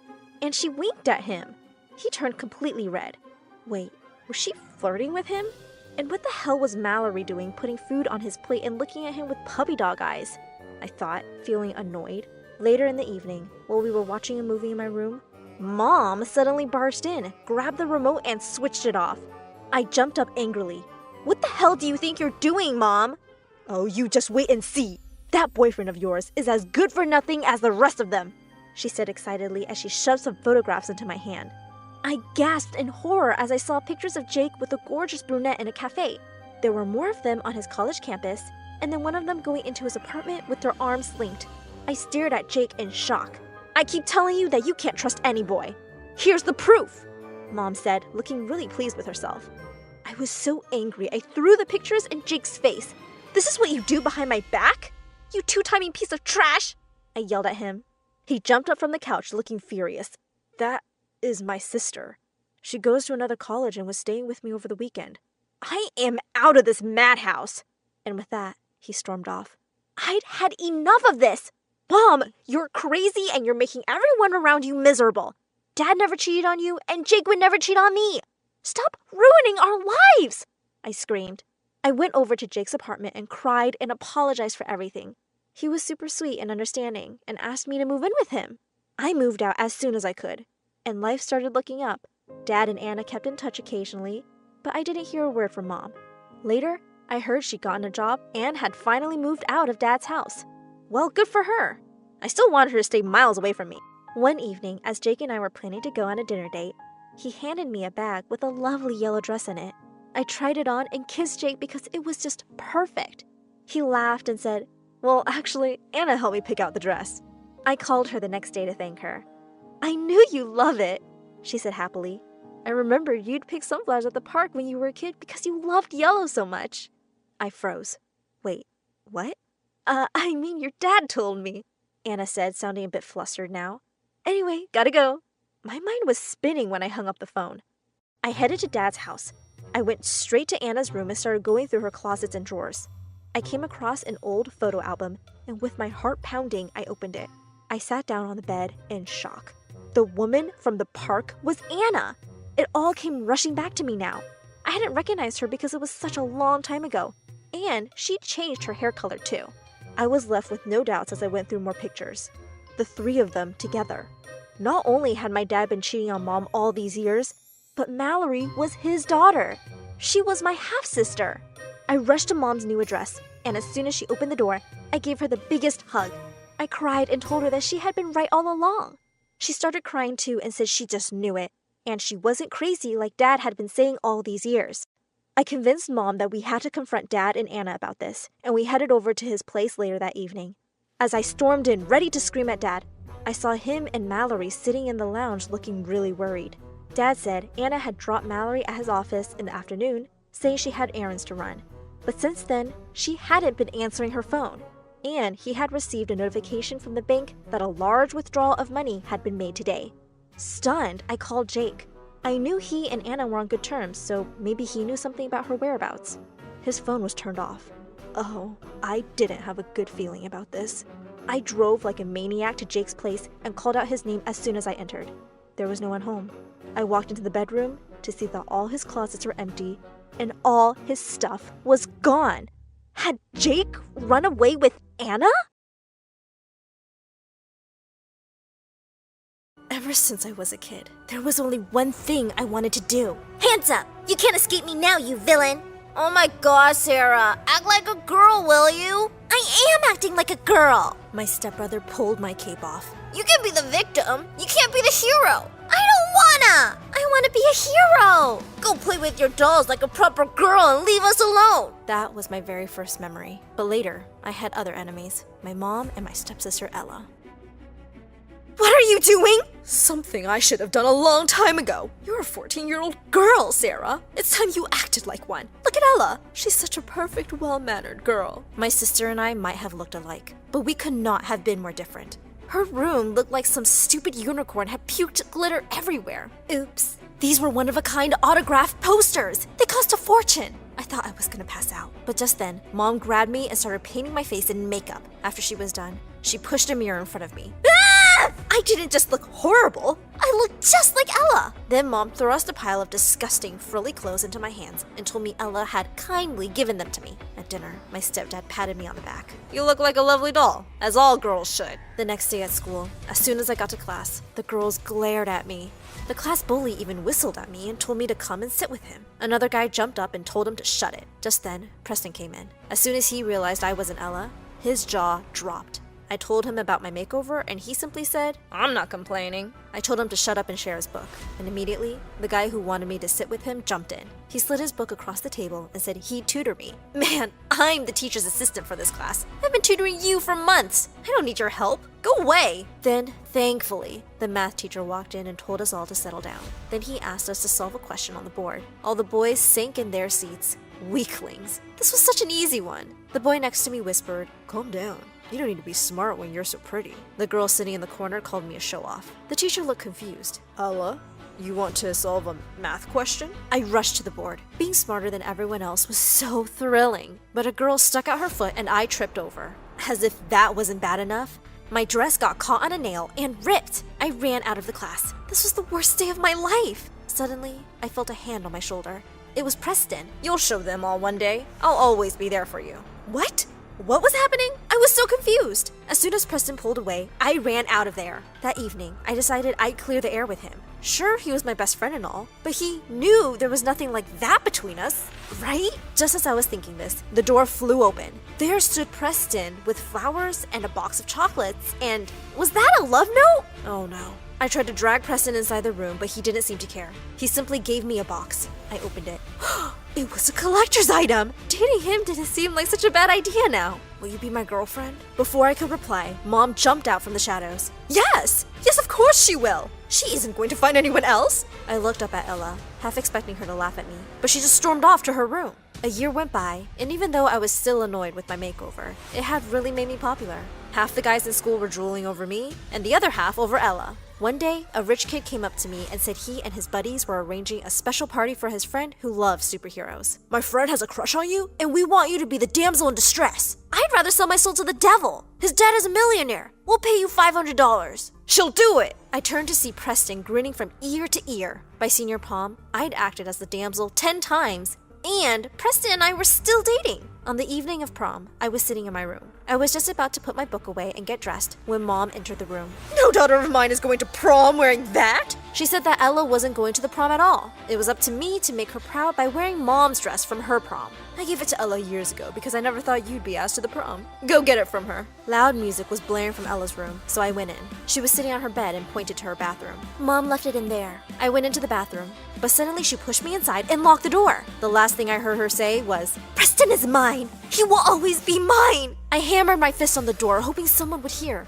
but no one did, at least for an hour. When the music abruptly stopped and I started to yell again, finally Mom opened the door. I rushed to the prom and found Preston and Ella slow dancing to some random song. I literally roared as I ripped Ella out of his arms and smacked her across the face. "How dare you! Preston is my boyfriend!" To my shock, she started telling Preston that this is what I wanted. She said she never wanted to date you in the first place. "It's me who really loves you, babe. You had a fantastic evening with me, didn't you? Didn't you?" Preston just stood there looking dazed for a minute. Then he finally turned to Ella and yelled, "Ella, this was a horrible thing to do. I love Sarah." Then he grabbed my hand and pulled me in for a kiss. Ella stormed out furious. As I kissed him back, I realized that for the first time, I was completely sure I loved Preston and could trust him forever. But my joy was disturbingly short-lived. I woke up the next day to Mom's screams. I jumped out of bed, afraid that someone had died. She was sitting in the kitchen, crying her eyes out. I asked her what was wrong, and she pulled away from me. "You horrible, horrible child! You traitor! Did I raise you like this?" I asked her what had happened, and she finally showed me. "You want to go so far away to study how to design stupid machines and guns? What about Preston? Just marry him like any sane girl would." How did she find it? I'd hidden it. There was only one person who could have done this. Ella. I was surprised you hadn't told Preston either. Preston! I knew Preston would be thrilled for me. We had planned to apply together. He could convince my mom too. I grabbed the letter and ran to his place. To my surprise though, when he opened the door, he looked devastated. "I'm so sorry, babe. I'm just so sorry." I had no idea what he was talking about. "What happened? What's wrong?" "I didn't get accepted to the college we applied to together. When Ella called this morning, I knew I'd have to tell you." I still didn't understand what he meant till he clarified. "We agreed to go together, remember? I know you can't go if I don't, right?" For a minute, I was in shock and then asked if I could go alone. Suddenly, he was yelling, "I thought you loved me!" I told him I did. After all, just last night, he had proof that I could trust him. "Prove it. Rip up this letter and forget about it." "Don't worry. There will be plenty of opportunities for us at our college." When Ella found out that Preston and I were going to the same college, she ran out of the house and literally never came back. A week after she left, I came home and found Mom passed out on the couch. I rushed her to the doctor, who said that her heart was broken and she needed to be taken good care of. When she woke up, she started crying. "He's gone! He took all our savings and ran away with his son! He didn't even say why!" After my stepdad left, Mom became my responsibility. I had to join a college close to home to constantly check on her. At first, I thought she'd lay off the advice, but boy was I wrong. As soon as she recovered, she started nagging me to make sure Preston was always happy. Don't let him leave you, Sarah. Take care of him like he's a baby that needs constant protection. But I got really busy with studies and didn't pay too much attention to what she said. Weirdly enough though, Preston slowly started skipping class after class because he was working. And when I complained to Mom, she made me do all his work. He's just being a man and focusing on earning. You should be grateful and help him out. But not long after, Preston came home and started yelling. The house was a mess. You're never around to do chores and I have to eat out every day. I was furious. I was always busy with his assignments, and it's not like he ever gave me any of the money he earned. Just as I started to yell back, he broke down in tears. I'm so sorry. I've been fired. My stupid boss thinks my jokes aren't funny. Can you believe it? Me? Not funny?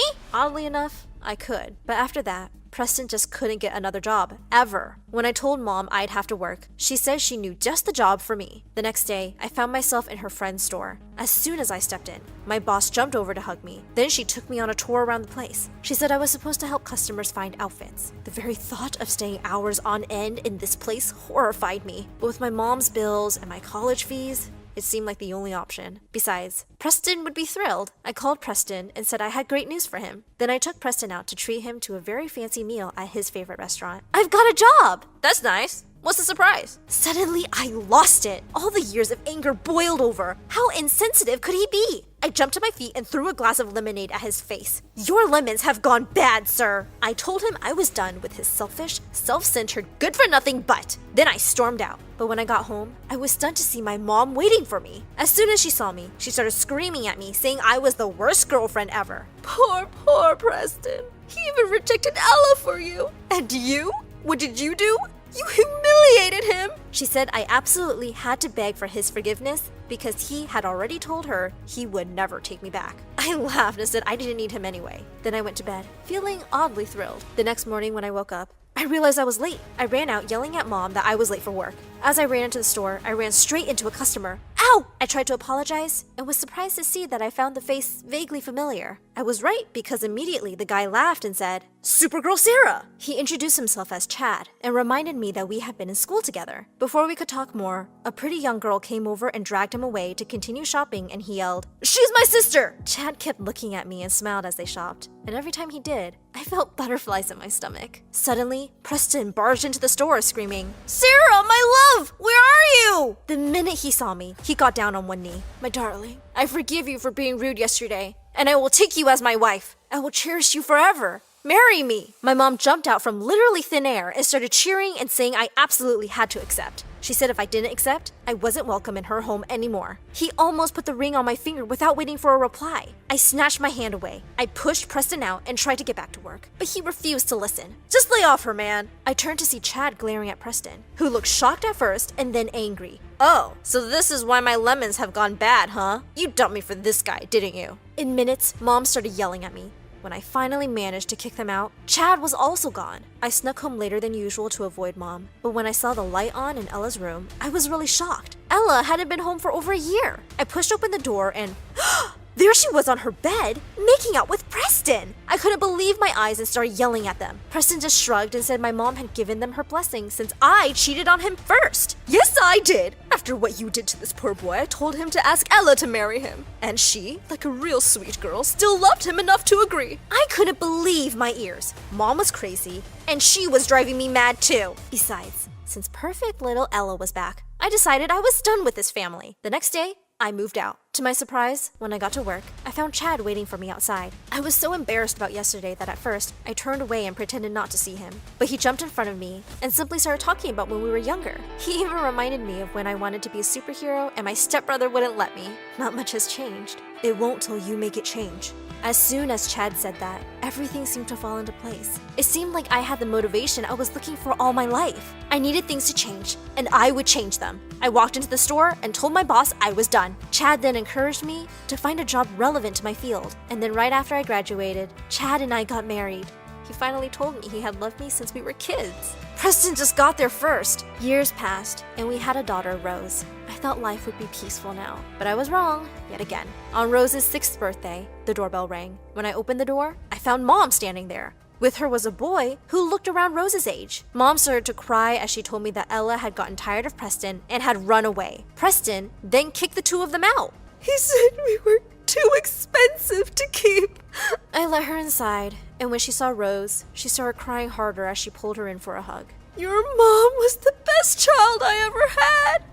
She never complained. I was so unfair. Well, to get to the point, Mom lived with us after that. And when Preston found out I wanted to adopt his son, he came to my house to take him away and swore to stop me. But after a long and painful custody battle, Chad and I officially adopted Emmett, Ella's son. A few years later, Mom left us. And despite all the drama and pain she brought into my life when I was a teen, in the end, she began to see the error of her ways. In fact, her last words to me were, I hope Rose grows up to be a strong and independent woman like you, Sarah. That will bring me peace forever. Now Rose is 13, and as we snuggle in bed, watching videos on her favorite channel, I look at her and remember Mom's words. I'm doing my very best.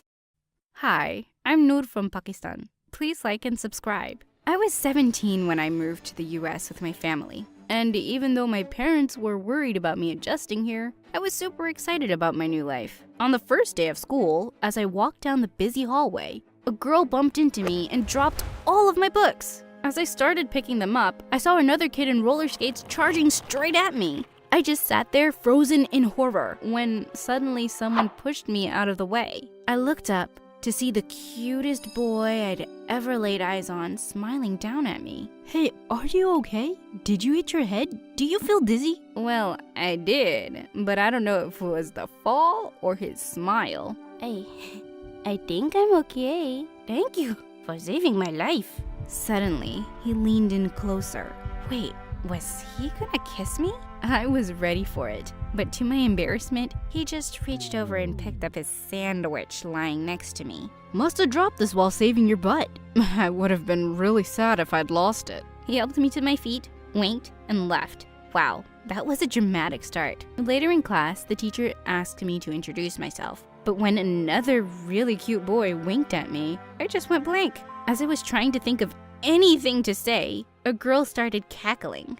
Geez, where is she from? Does she even know English? I wasn't gonna let some big mouth ruin my first day at school. Oh my god! You're just like those girls in American movies. You know, those mean girls in high school who always get their butts kicked in the end. I'm so excited to meet you.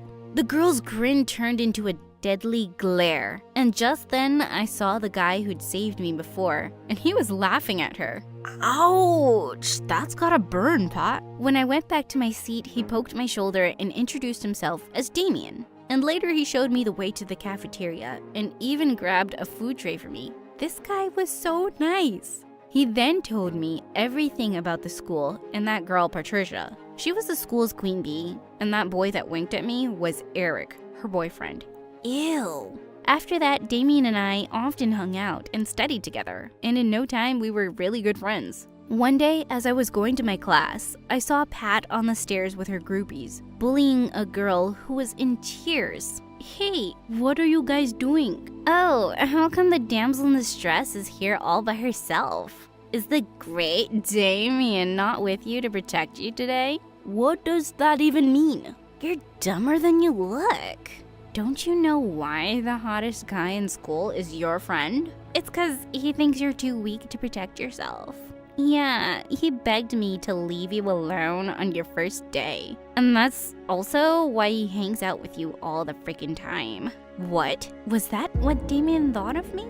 Just then, I saw Damien come up the stairs, and he'd clearly heard everything. Listen, Noor, I can explain. Oh, everything is clear, Damien. Did protecting me make you feel good about yourself? Oh, well, you can go be someone else's bodyguard. I can take care of myself. Thank you very much. And with that, I stormed off angrily and planned to ignore him for a very long time. A few days later, I was paired up with Eric for an experiment in the science class. There were rumors that he and Pat had broken up, but she kept giving me death glares all the time he sat next to me. While we were doing an experiment, a test tube slipped from my fingers and almost fell on me when Eric pulled me to his side and I fell over him. And Pat jumped off her seat like it was on fire. Girl, where have you been all my life? hiding from you. I pushed him away and left the class. I didn't want Pat's sleazy ex or more drama, but it wasn't like I could avoid it. We were having elections for student council in the coming weeks, and I entered my name for the same position that Pat was competing for. Oh, you think you can win? That's cute. Right. I am really cute, and it's gotten me very far in life. But yeah, if the position can only be filled by a bad-tempered witch, I'm sure I'll win this year too. I'm gonna. Easy there, Pat. Kids might not vote for you if they see you going all wild on me. You gotta be cool and a little cute. She looked furious as I walked off. That day, I was waiting for my bus outside school. A car stopped in front of me and the backseat window opened. Come on, Noor, get in, I'll drop you home. No thanks, I'd rather stay on this spot the rest of my life. Oh, you're hurting me, babe. I know it may look like a jerk, but trust me, I'm not one. He literally stood there for 20 minutes, and when I realized the bus wasn't coming, I gave in. Just this once. When we reached home, he got out first and opened the door for me. And then, he pulled me close and kissed me. What the what? I pushed him away, but he just smirked. How dare you do that? Easy there, princess. It was just a kiss. Was it your first? I was so mad at him, but I didn't want to create a scene in front of my house, so I let him leave unscratched. But when I entered my home, I saw both my parents standing near the window looking shocked. I thought I was going to be grounded for life. But when I told them how the loser just kissed me out of nowhere, they calmed down and told me to be careful. The next day at school, the campaigning for the student council election began. I'd made all my posters and left them to dry in the art room. But when I got there, I saw they were all trashed. Of course it was that witch. I could almost cry. As I frantically started all over, I felt a gentle hand on my shoulder, and I turned to see Damien. Hey, you look like you could use some help. May I? Oh, just go away, Damien. Yeah, Pat's a big fat jerk. And she's wrecked all my hard work, but I can fix it on my own. I need a friend, not a knight in shining armor. Just give me a chance to explain, okay? I never thought you're weak. I just thought you're new around here and I was only looking out for you. But I'm sorry about how I did it. Can we be friends again, please? How could I not melt at that adorable smile? I gave him a hug and he jumped right into helping me out. We made a lot of posters and hung them all around the school. But just as I was getting one up on the wall, my foot slipped, and I almost fell to the ground when someone caught me mid-air. Eric, gotcha. Straight from heaven into my arms, gorgeous. Before I could even say anything, Damien pushed him away roughly. Get away from her before I punch out all your teeth, Eric. Whoa, I'd never seen Damien getting so mad before. Was he jealous? I had to cut in to stop the two from getting into a fight, and Eric walked off with a smirk. But later that day, as I walked back to the art room to put away some stuff, I stopped when I saw Pat and Eric inside, and they were talking about me. Babe, I swear, I was so sure Nora's parents saw me kiss her. I thought they'd ground her for a few weeks and she wouldn't be able to run for the election, but I don't know why it didn't work. It didn't work because you're a moron. Try harder. We need to do something big to get her butt kicked out of school. I just can't stand that brown-skinned curry girl. OMG, these guys were such jerks. And I decided I was gonna teach him a good lesson this time. The next few days, Eric kept trying to impress me with his expensive gifts, and I started acting like I was loving all this attention. I wanted him to think that he was winning, but it wasn't gonna be easy for him. One day, I was in the cafeteria when I invited Eric over to eat together. Hey, Eric, come sit with me. I made this delicious food only for you. OMG, homemade Pakistani food? It's my favorite, babe. And then I grabbed a spoonful of my mom's super spicy chicken tikka and shoved it in his mouth. His face turned red and he ran around the cafeteria looking for water with tears in his eyes. Did you like it? Here, have some more. But he just ran out of there like crazy. This was so much fun. But just then, I saw Damien at the back of the cafeteria, and he looked so pissed. I called out his name, but he just left, and I went after him. Damien, stop! Let go of me, Noor. I don't wanna. Whoa! Just listen to me. I've been listening to plenty of things. Eric's been going around saying you kissed him. He's such a jerk. Why would you? And then I pulled him close and kissed him. Oh, did you just... Yeah, dummy. It's you I like, not him. Then I told him about how I was playing Eric and Pat. He looked at me all surprised, but then he just hugged me. I like you too, Noor. You certainly don't need my help, but still, I want you to be careful. OMG, he was so sweet. I loved this guy. And now that everything was going according to plan, I was totally focused on the election, while watching my back, of course. On the last day of the campaign, both Pat and I had to give speeches for all the school kids in the main hall. Just as Pat got onto the stage, she said, "Guys, there are so many reasons you can vote for me, but I'll just give you one that'll make you love me. And that is, I'm not a criminal like Noor." Just then, the lights went off, and the auditorium's TV screen lit. Everyone gasped at what they saw. It was some girl dressed like me, but in a mask, breaking into the principal's office. She took some sealed question papers from the drawer and ran out of the window. What even was that? And before I could get a grip on what was happening, Eric came onto the stage and confessed. Yes, it's Noor. She's my girlfriend, and she asked me to get that mask for her. She said she was gonna do something that would make sure all the kids voted for her, but I had no idea she was gonna steal and sell question papers. OMG, I feel so used. Oh God, such a drama queen he was. He's lying, he's not my boyfriend, he didn't give me anything. Oh please. We all know about all the gifts you took from him, and now you're saying you're not his girlfriend? Face the truth. You don't even deserve to be in the school, let alone the student council president. Guys, I swear it's not me in this video. Eric is lying. They're just trying to frame me. It's just your word, honey. No, actually, it's your word, Patricia.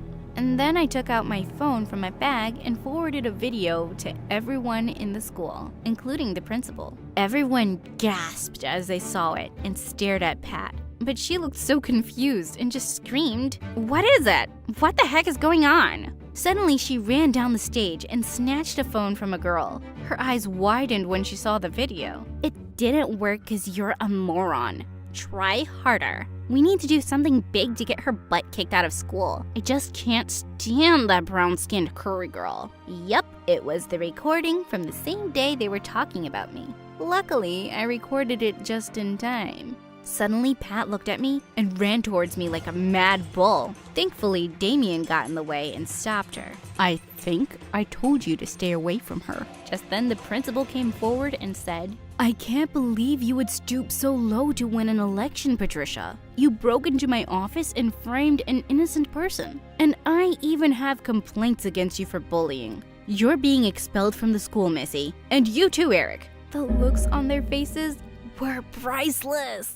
You're not the only one who can play others, Eric. I'll get you some more chicken tikka next time. Oh, but wait! You won't be here anymore. What a pity. Soon they were taken away, and I was announced the president of the student council in the absence of other competitors. Yippee! Damien ran to me and hugged me. Whoa, you did that all on your own. I'm so proud of you. Guess you don't need me after all. Yeah, I don't need you. I want you, you dummy. Now kiss me already. No, babe. I love you. I love you too, Damien.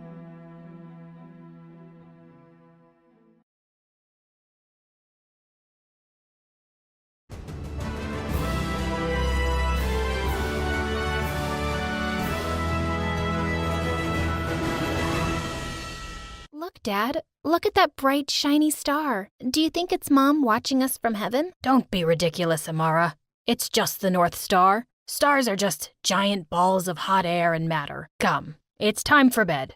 I felt so disappointed as I walked away from the telescope. I really wanted to believe it was Mom. Dad always got so weird whenever I brought her up. It seemed like he never wanted to talk about her. My name is Amara, and people say I'm a child prodigy. My dad is a scientist, and ever since I was a kid, I've heard him say that science is the most important thing in life. And I decided that I would become a physicist like him one day. But that day came sooner than anyone had expected. You see, my teachers in school soon discovered that I was a genius, and I was bumped up quite a few grades. I was done with high school by the time I was 10 years old. By 13, I'd graduated from college, and by 16, I'd gotten my PhD in astrophysics. Soon enough, I was hired as a professor at a university where all the students were older than me. Once I entered the lecture room, and one of my students looked at me pitifully. Are you lost, kiddo? You want some help? Yeah, I want you to sit there and be quiet. What? Just take a seat. I'm your professor. Hey, don't lie, you idiot. That's not funny. It's disrespectful. Shut up and get lost before I make you regret the moment you saw me. The guy's face turned red and he started yelling at me. Don't you have some respect for adults, kid? Your mama didn't raise you well, did she? When he mentioned my mom, I got mad. Don't mention her. Don't talk like this about her, you good-for-nothing moron. And I left the room. Minutes later, I returned with the head of the department, and he introduced me to the students. Their jaws dropped open and the room was awkwardly silent. That guy looked shocked. He left and I never saw him again. I started teaching, and students really liked me and my teaching style. Even though I was really proud of everything I'd achieved so young, I sometimes envied other kids who seemed to be having fun with their family and friends. Dad was always too busy, and so was I. And I had no friends my age, except Tanya, my next-door neighbor. She was into fashion, and I never understood what she was talking about. Once, she came and said, "Amara, I feel down. I just broke up with my boyfriend." "But you broke up with him last week, no?" "Oh no, not Mike. Today I broke up with James, and tomorrow I'll dump Marcos. But after he brings me dinner. You know, food is every girl's weakness." Oh God, this girl. But speaking about weakness, one day as I was getting ready to get to work, I saw the most awful tweet on my phone that changed my life forever. Joan Feynman had died. I was shocked. I couldn't believe it. I knew she was 93 years old, but she was a pioneer in astrophysics and my personal heroine. I was so devastated that I could barely focus on my lessons that day. That evening, Dad asked me what was wrong. I told him I was really shaken by my idol's death. Oh, that's so pathetic, Amara. To feel sad about someone's death? That's just so silly. I thought you were more mature than this. Dad, she's my role model. I can't believe you're like this. You're too emotional to be a real scientist. So disappointing. I bit my tongue and didn't tell him that NASA had offered me a position on the International Space Station. I just went into my room. I decided to watch a documentary instead. It was about how single women who don't have boyfriends live shorter lives than those who get married. It seemed silly at first, but then they presented hard scientific evidence, and I was convinced. I did not want to die young. And then I got a brilliant idea. I should have a boyfriend. It's not like I was dying to have a boyfriend. I just really needed to test out this theory. When I walked downstairs for breakfast, I made an announcement. "Dad, what do you think about me having a boyfriend?" My dad almost dropped his fork into the food he was eating. A boyfriend? Why? "I'm just a human with emotions, Dad. I deserve to love and be loved." What does that even mean? You're too young to have a boyfriend. Oh? Weren't I young when you made me work as a professor? That's something else. It's because you're the smartest kid I've ever seen. Oh, so I'm smart to teach and not smart enough to have a boyfriend. Romance is for dumb people only. Oh, Dad, I made my decision. I'm not asking for your permission. I'm just letting you know. I can't believe you're doing this. You're like animals now, like a monkey. Oh, I don't mind being a monkey. I just want to live longer. What are you talking about? Nothing, Dad. You won't get it. Dad didn't look pleased at all, but he didn't say anything else. We ate in silence and I left for work. I had to meet lots of guys. I reached home and called my friend Tanya. "I want to have a boyfriend." What? Is this a prank? "Oh, come on, Tanya. I'm just a girl like you." You are? "Tanya, I'm serious. I need your help." Okay. You want one? One what? One boyfriend or more? Oh, no. I would just like to start with one, please. But what did your dad say about this? Oh, him? He's evil. Trust me. He doesn't want me to have a life, but I'm done listening to him. Tanya then downloaded a bunch of dating apps on my phone. I worked on my profile and put up my best picture that showed me winning the government grant last year for special research. I didn't have a single request in days. What's wrong, Tanya? Don't guys like smart girls? Oh, poor Amara. Just come with me. I had no idea about the torture waiting for me there. I hated shopping, and she dragged me through stores, picking out short pink skirts and Hello Kitty tops. But Tanya, no one would take me seriously at work if I wore this stuff. And no one is going to send you a request on the app if you have a picture of yourself in a lab coat. Just try it on. It's a really cute look. She took me to the salon next for some extremely painful procedures. I was being attacked by thread and wax and hair tongs, after which those women proceeded to slap makeup onto my face. Next, Tanya took some pictures for me and uploaded them onto the app. When I looked at the dating profile, I couldn't recognize the face I saw. I shook my head and went along with it. Apparently, Tanya was onto something because soon enough my phone was buzzing with notifications. It had worked. The next day, I went dressed exactly as Tanya had taught me. As I was walking out the door, Dad looked like he was about to have a fit. The first boy said I didn't look anything like the picture on my profile, and I needed to learn how to apply makeup better. The second one didn't even let me get a word in. He just kept talking about his bodybuilding and kept asking me to touch his biceps. Boy number 3 was just really angry about everything and shouted at the waiter for not giving him ketchup with his fries. The fourth one just sat silently for 30 minutes before he said he had a session with his therapist and he just left me to pay the bill. In 3 days, I had 14 dates, and it was clear something wasn't working. I needed to meet people who I had something in common with. I decided to make a list of all my favorite science and cultural clubs and museums. And from the next day, I attended every meeting and party. I went to classical concerts and painting exhibitions and tried to talk to every boy I could find. I finally met a guy who seemed really interesting. Sam. We spent 3 evenings discussing books, physics, and our favorite insects. Then on the 4th date, I noticed his phone ringing when he was in the bathroom. We were in a quiet cafe and the loud trilling made everyone glare in my direction. I quickly picked up the phone and said, "Sam's phone, who's calling?" The answer on the other end made me almost drop the phone. His girlfriend. Who are you?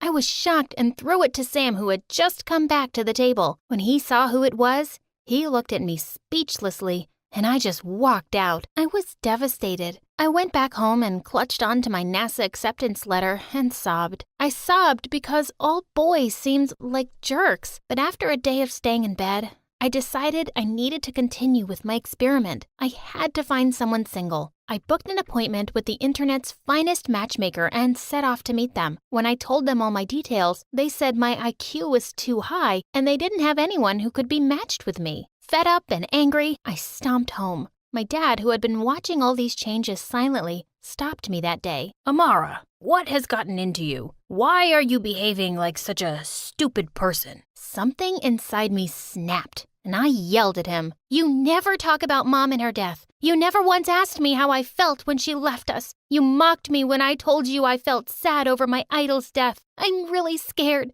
and I'm just doing all of this because I don't want to end up alone. And with that, I just stormed off to my room in tears, and Dad didn't follow. When I came down the next day, my father had made my favorite pancakes. That surprised me. He gave me some coffee and sat me down. I was shocked to see him clutching a picture of Mom. Your mom was the love of my life. Her death devastated me, and no science or logic can explain that pain, so I don't talk about it. I don't know how to. I stared at my father. I couldn't believe he was talking about his feelings. I'm sorry that I was selfish and never let you express or process your emotions. You were only a kid, and it's your loss too. And the only reason to be with someone is because they're your soulmate, not some stupid study. A tear slid down my cheek. I told Dad about the NASA mission, and he hugged me in delight. I emailed NASA back the next day and accepted their offer. I flew to the training session and finished my lessons. In 3 months, I was on the International Space Station. I couldn't believe I was in space. I looked at the stars around me and felt closer to my mother than ever before. It was beautiful. I stared at Earth in the distance and felt a surge of happiness.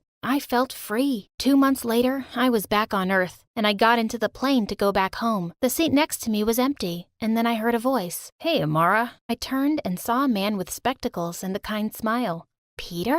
It was my old school friend Peter, who had left school early. We laughed and talked about old memories. At the end of the flight, he asked me for my number. Amara, would it be okay if I asked you out sometime? I always had a crush on you. I smiled and said yes.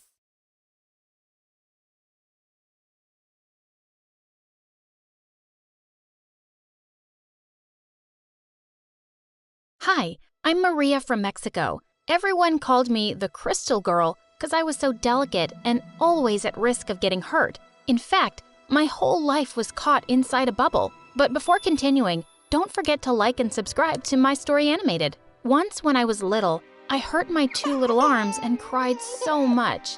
When Mom saw me cry and suffer as a newborn baby, she went crazy and grew crazier since then. Maria, don't get on there! No, Maria, you know you can't play on the swings. You can't ride a bike. No, no, no! When I was 7, Mom made a protective shield around me, so I literally grew up in a bubble. Life was not easy living like that. I never had friends. I never went to birthday parties, movies, the sea, or shopping. My whole world was those 4 walls inside my house.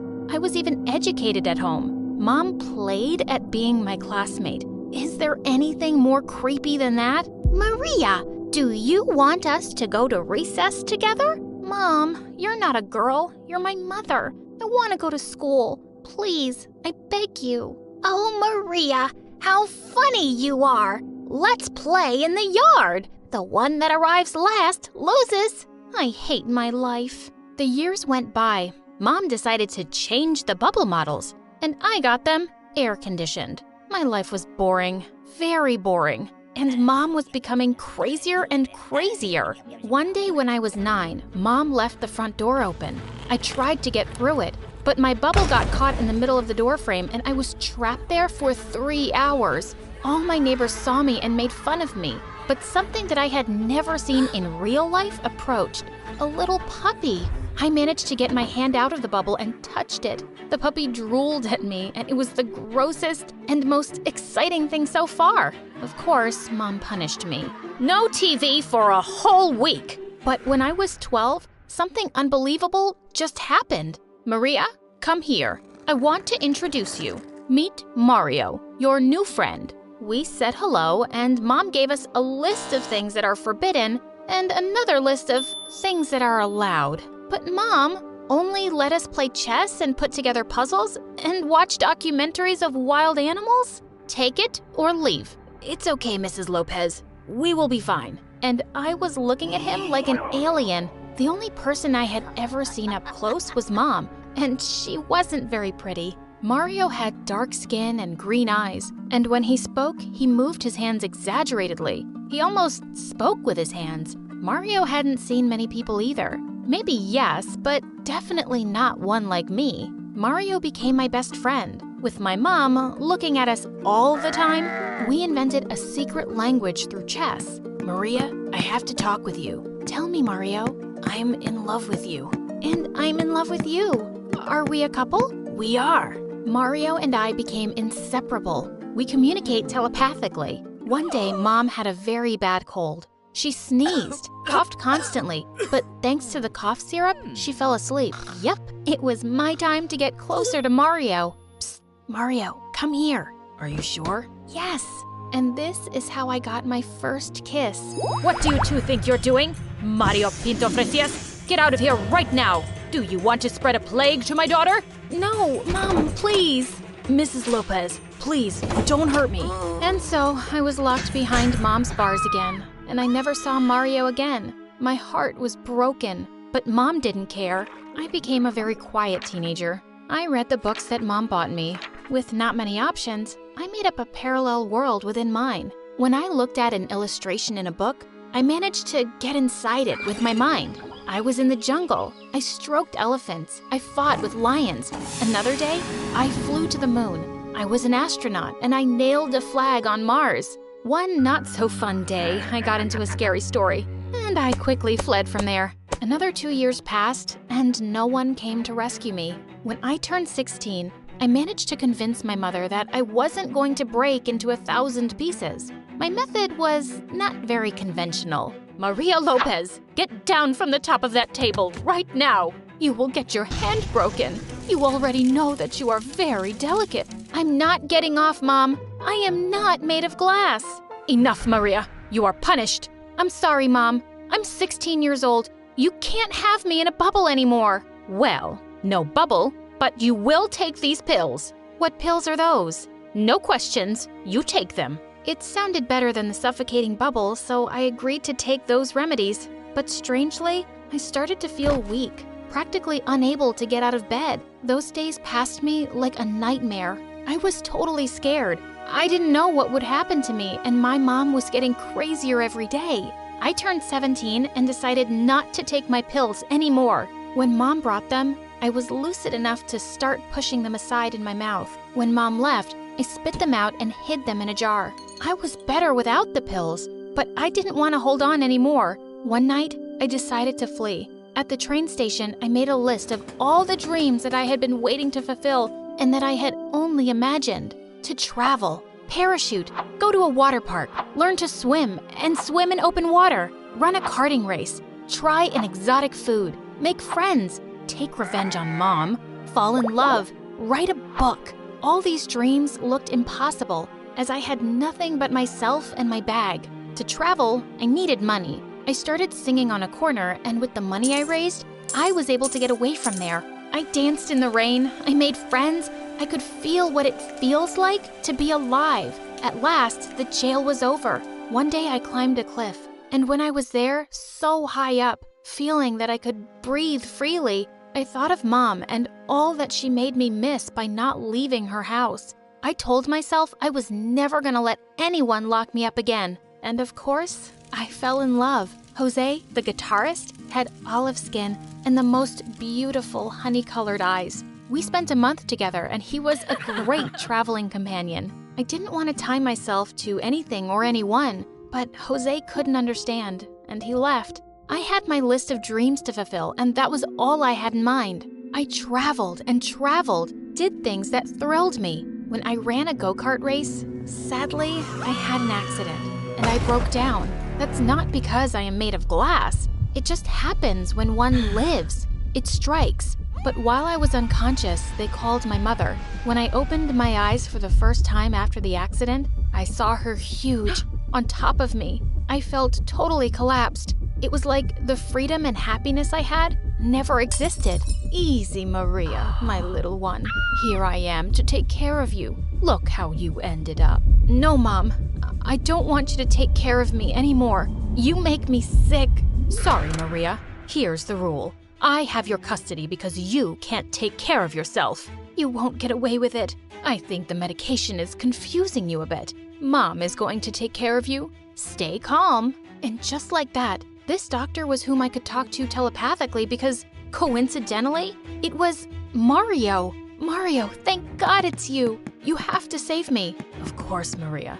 I'm never leaving you again. Ma'am, are you responsible for this young lady? Yes, I am the only one responsible. She is very sick and she cannot take care of herself. Mario, tell this to Mom. Exactly everything I tell you. Very well. What a good mother. So devoted. As you know, your daughter has a very serious fracture. We're going to operate on her. No, I will not be separated from my daughter again. I'm going into the surgery room with her. Please, have a glass of water. We put Mom to sleep with a powerful sedative. We left her at the hospital. Mario left a very clear indication. This patient must start psychological therapy. And because of that, I took revenge on my mother. And at the same time, I fell in love. And so, I checked my wish numbers 8 and 9 off the list. Mario asked me to marry him, but I said no. I didn't want to get married yet. We have all the time in the world. And so, we wrote a new wish list, but this time together. Wondering what happened to my last wish? Write a book? Right now, I am writing the last sentence of my book, and this is my story, how the crystal girl turned to steel.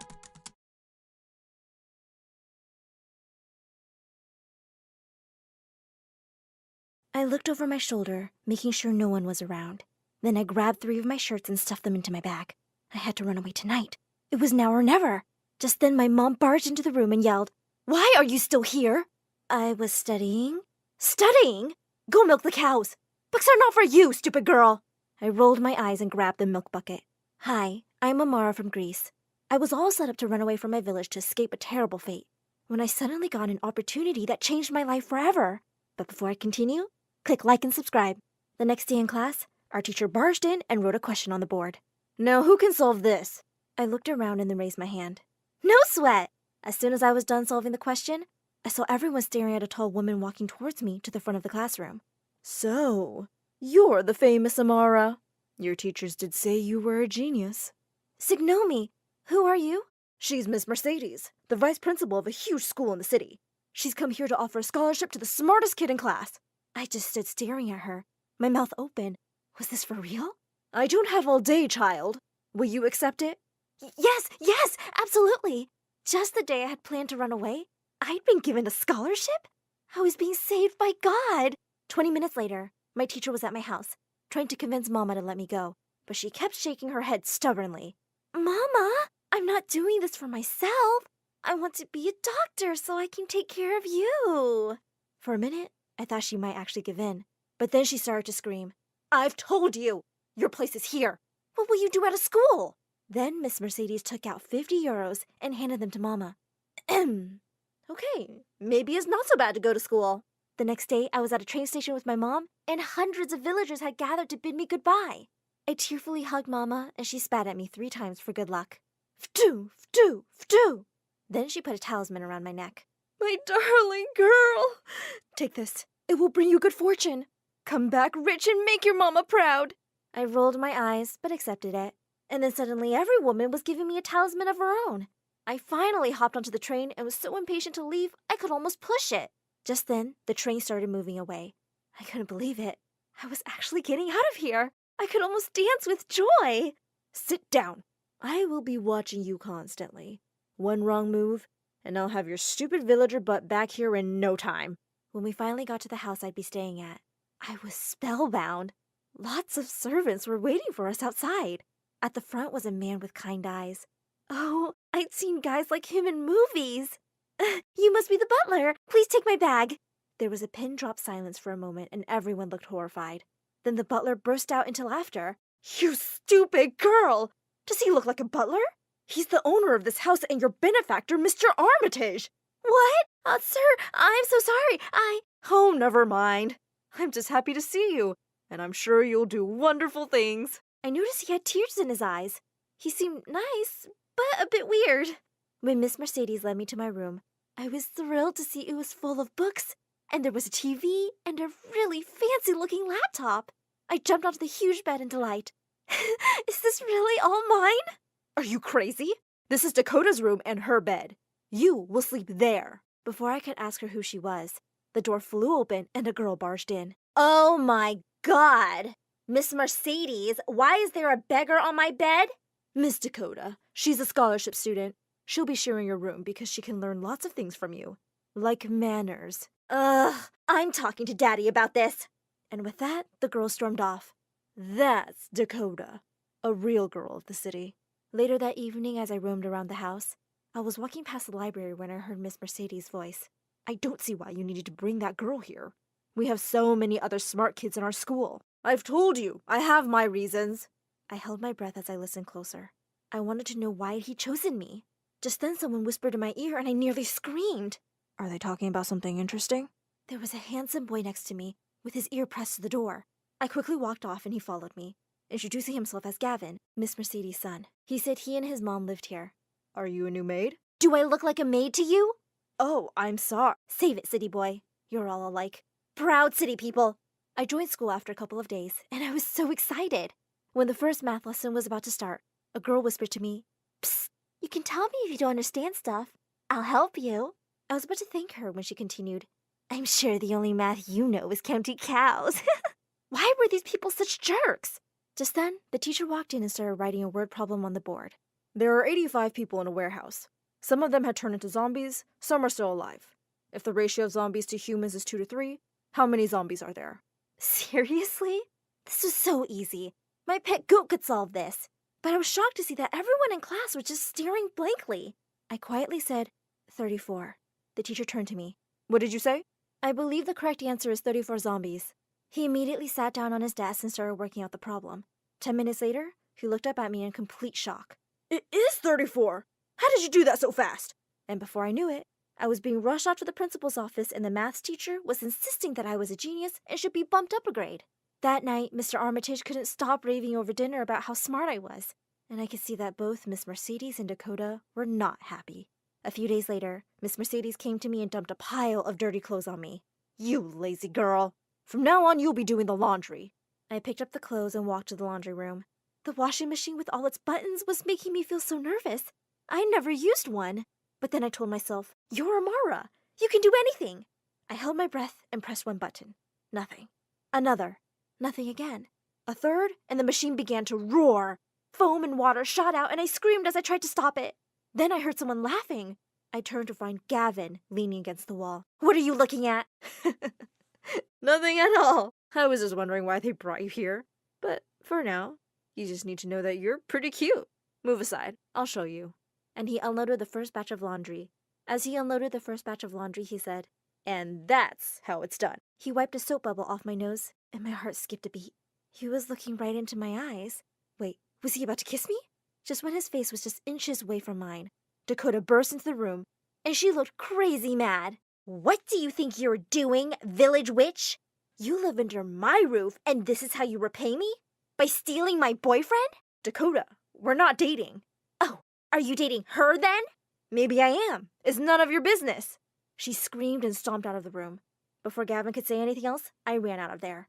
I really didn't need all this drama. The next few days, I tried to avoid Gavin, and Dakota pretended like I didn't even exist. But then one morning, as I was getting ready for school, she threw something on my bed. It was an iPhone. Daddy wanted you to have my old one, so whatever. If you have questions, ask Siri. Who's Siri? A girl at school? Dakota turned to me. No, but she's a nerd like you, and you guys will get along really well. Here's her address. You can meet her there. After school that day, I decided to pay Siri a visit. I followed the directions and was confused when I ended up in the creepy parking garage of an abandoned mall. I immediately decided to leave, but just then, someone put a hand on my shoulder. What you doing here, kid? Did the cops send you? I turned around in horror to see 3 huge men behind me. I tried to make a dash for it, but I tripped over something and fell. Ow! Are you hurt, little girl?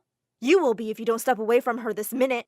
From behind the goons stepped out Gavin and some police officers. As the police took them away, he helped me walk to the car. Later at home, Mr. Armitage was extremely distressed. It's so lucky Gavin tracked your phone's location when you didn't come home. But why would you go to such a place, child? I guess I just got lost. I was only looking for Siri at the address Dakota gave me. Everyone suddenly froze and looked at me like I was crazy. Then Mr. Armitage turned to Dakota and started shouting at her. I can't believe you would play such a horrible prank. You put Amara's life in danger. But Dad, I didn't think she was stupid enough to actually go. Not another word. I'm really disappointed in you. Just go to your room. Dakota burst into tears and ran away. Gavin helped me to the guest bedroom and gave me a goodnight kiss on the cheek. Just as I was drifting off to sleep, I suddenly sat up in bed, startled. There was a shadowy figure standing in the doorway. It was Miss Mercedes, staring right at me. Amara, you listen to me very carefully. Stay away from my Gavin. He's supposed to be with a rich girl like Dakota. If you want to keep your little secret, you won't mess with me. And with that, she walked away. I was horrified.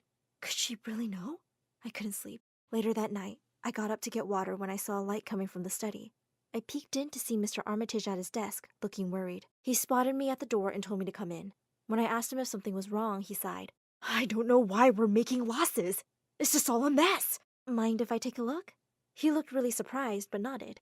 As I started to go through the accounts, I began spotting some problems and gave him a few suggestions to fix them. He looked stunned. Oh, wow, what a gifted young girl you are. I can't wait for you to be part of my company one day. Wait, me?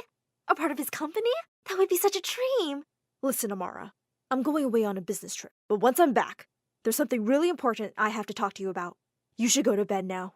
But I woke up the next morning to the most horrible news. We found out that Mr. Armitage had been in a bad car accident on his way to the airport. We rushed to the hospital and waited for hours for the doctors to give us some news. Dakota couldn't stop crying, and I put my arm around her. The doctors finally told us that he'd suffered head trauma, but was conscious now. Dakota went rushing to him. Daddy! And she hugged him and cried on his chest. He stroked her hair and said he was just fine. He smiled at everyone, and then his gaze fell on me. And who is this young lady? We all looked at him in shock. It's me, Mr. Armitage. Amara. He looked confused. I'm so sorry, but you're not familiar to me at all. When we told this to the doctor, he said that it was possible the head trauma had made him lose his short-term memory, and he couldn't remember recent events. There was no way to know for sure if it would come back. I was devastated that he didn't even remember me anymore, and now I would never even know what he wanted to talk to me about. A few days after Mr. Armitage had been moved back home, Miss Mercedes walked into the dining room and dumped a bag on the floor. It was my bag. I've made a decision. I'm sending you back to your village, Amara. Mr. Armitage doesn't even know who you are anymore, so I don't see any point of keeping you here. I stared at her in horror. Oh my God, I couldn't go back. Suddenly, Dakota got up from the table. She's not going anywhere. I don't exactly love her, but my dad wanted her here, so she'll stay. Yeah, Mama. Why would she go now? Besides, we really like having her here. The vein on Miss Mercedes' head looked like it was gonna pop, but she just pursed her lips and walked out of the room. A few weeks passed peacefully. Mr. Armitage was recovering well, but still didn't remember me. I was doing really well at school, though, and Gavin and I had started going out. Little did I know that this was the calm before the storm. One night at dinner, there were 2 extra plates at the table. When Gavin asked his mom who was coming, she just said excitedly, "Oh, you'll see. There are some very special guests." A few minutes later, the butler came into the room, followed by someone. When I looked up, I nearly fainted. The whole reason I'd run away from the village was standing in front of me, my fiancé Dimitri, and there was Mama right behind him. "Oh, Amara, my love. I came back to the village when you stopped writing to me, and I found out you were gone." Gavin spat out his food. "What is going on here?" "Oh, this is Amara's fiancé. She just forgot to tell us about him." I rose from my chair. "No, I can explain. I was forced into this engagement because Mama owes his father money. I don't love him. Gavin, you have to believe me." Gavin just looked at me and walked away. I was about to run after him when Dimitri grabbed my arm. "Can you please pay some attention to me, your future husband?" There was complete silence in the room. "You and your family will pay for this, Amara." And with that, he stormed off. Mama burst into tears and said I had to come home and fix things with Dimitri, or she and my siblings would be kicked out of our house. She looked so much weaker, and it broke my heart to see her cry. I said I would leave with her the next day. The next morning, as we were leaving, I told Mama that I wanted to say goodbye to Mr. Armitage. "Mr. Armitage, you don't remember everything you've done for me, but I wanted to thank you." "What do you mean I don't remember, Amara? I know exactly why I brought you here." I looked at him in shock. "Wait, your memory's back?" Just then, Mama came running, saying Dimitri was waiting for us, but she suddenly froze. She and Mr. Armitage were staring at each other like they'd seen ghosts. You, how dare you trick my child and take her away from me? Amara, we're going, now!" She dragged me towards the door and I kept yelling at her to let me go. "Please, just stop. I was going to tell her everything. I'm really sorry I didn't take a stand for you all those years ago, but I'm trying to fix all that now with our daughter." Dakota and I shrieked together. "Daughter?" Dimitri put an arm around each of our shoulders. "Huh, you're sisters? That's so cute. I can't wait to get married to Amara and have daughters of my own." "Get your filthy hands off my daughters!" After he and Gavin kicked Dimitri out, Mr. Armitage walked over to Mom. "Please, give me another chance. For our daughter's sake. She's not your daughter. Her father left us a few years ago. You men are all the same." Mr. Armitage looked stunned. Then he looked at me and said, "Oh, she's not? Well, yeah, okay. Actually, that doesn't matter. I think she's an amazing girl, and I would like her to stay. I can send her to the best school and university, and pay for your treatments. I'll even pay off your debts." For a second, Mom looked shocked, and then she jumped at him and hugged him. "My darling, I missed you so much." Well, long story short, Mom did give him another chance. He paid off our debt, and Mama and my siblings moved to the city too for her treatment. Dakota and I are kind of friends now, although she did kick me out of her room. And most importantly, Mr. Armitage fired Miss Mercedes after he found out she'd try to get rid of me. She and Gavin moved out, but he refused to stop seeing me. So he's still my boyfriend. Who'd have thought things would turn around so much for a poor village girl? As I entered the classroom, I could feel everyone's eyes scanning me from head to toe, and I felt like an alien. Had I walked into New York Fashion Week, all the girls were so dressed up and fancy, and here I was in my farm girl overalls. The teacher asked me to introduce myself, and I pushed my hair back nervously. "Hi, my name is Jenny, and I just moved here from Texas." I could see a few kids snickering at my accent. A pretty blonde girl smiled at me and said, "Were you raised on a farm, Jenny? Were you friends with the cows and the horses?" "Yeah, actually I was. I really miss my pals already. When I saw more kids laughing, I realized they were just making fun of me. What was so funny about being friends with animals? Let's see how well you guys remember the last lesson. Who can give me the answer for this in 5 minutes? As everyone frantically scribbled away on their notebooks, I raised my hand after 30 seconds. I have the answer, miss. Everyone suddenly turned to look at me. The two numbers are 14 and 5. The teacher looked stunned. Well, that's quite remarkable. Can you please solve it on the board for everyone? As I walked up to the front, I stopped for a second by the blonde girl's table. Just 'cause I talk slow doesn't mean I'm stupid. Hi, I'm Jenny, and I was born and raised on a farm in Texas. And this is the story of how I made the most popular, meanest girl in school beg me to love her. But before I continue, click like and subscribe. Later that day in the cafeteria, I walked around cluelessly with my lunch tray. People in the city seemed a lot more unfriendly than back home. I decided to go to the bathroom and eat alone when someone called out to me. Hey Jenny, come join us. It was that girl from my class. I reluctantly walked over and she introduced herself as Katie and her friend as Amanda. I didn't mean to make fun of you, Jenny. I think you're absolutely adorbs, and you should hang out with us. We're the most popular girls in school. We'll help you fit right in. I was really surprised, but also uber grateful that someone wanted to be friends with me. So I started hanging out with them. And she wasn't lying when she said she was the most popular girl in school. Anything Katie wore or did became an instant fashion trend. One day, she came to school wearing a ridiculous hat, saying it was all the rage in Europe. And the next day, everyone was wearing the most abnormal hats I'd ever seen. Another time, she broke the heel of her shoe and was seen walking around the corridor wearing only one. And the next thing I knew, everyone was going around wearing only one shoe. These city people were so weird. Everyone was just nicer to me now that I was by Katie's side. I was getting invited to parties all the time, and I was always getting compliments on my wardrobe, picked out by Katie, of course. I was doing really well in my classes too. In fact, the math teacher put me in the advanced class and urged me to join the Mathletes competition. It'll look so good on your college applications. But Katie was horrified when I told her. Ew, that's social suicide, babe. And boys don't ask out nerds. That was sad news for me because I really had my heart set on one cute jock in our class, Alex. Every time he smiled at me, I had butterflies in my stomach, but I didn't want him to think I was some geek, so I didn't join the Mathletes. Besides, with my busy social life and tutoring Katie and Amanda after school, I really didn't have too much time. One afternoon, the two were over at my place and I'd gone downstairs to grab some snacks. When I came back, I heard them saying something that made me stop in my tracks. Ugh, Katie, how long do we have to hang out with this loser? Shut up, Amanda. She's practically doing all of our math assignments right now. Do you want to fail math again? My dad will kill me if I do. We need the lame farm girl. Furious, I flung open the door to my room. I'd rather be a lame farm girl any day than a two-faced, backstabbing city witch. Get out of my room before I kick your skinny little butt.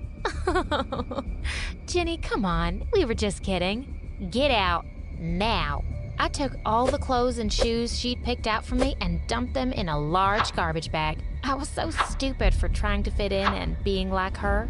Just then, I noticed that something was missing from my shelf. Oh, no. Feeling panic, I looked for it everywhere.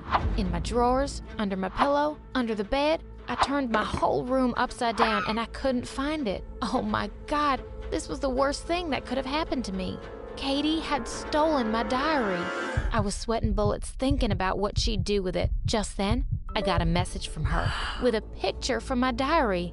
I lost my heart to a city lad's smiles. Alex, your blue eyes are so divine. You look at me and give me butterflies, send me shooting straight to cloud 9. Let's meet tomorrow for lunch as usual. Shall we?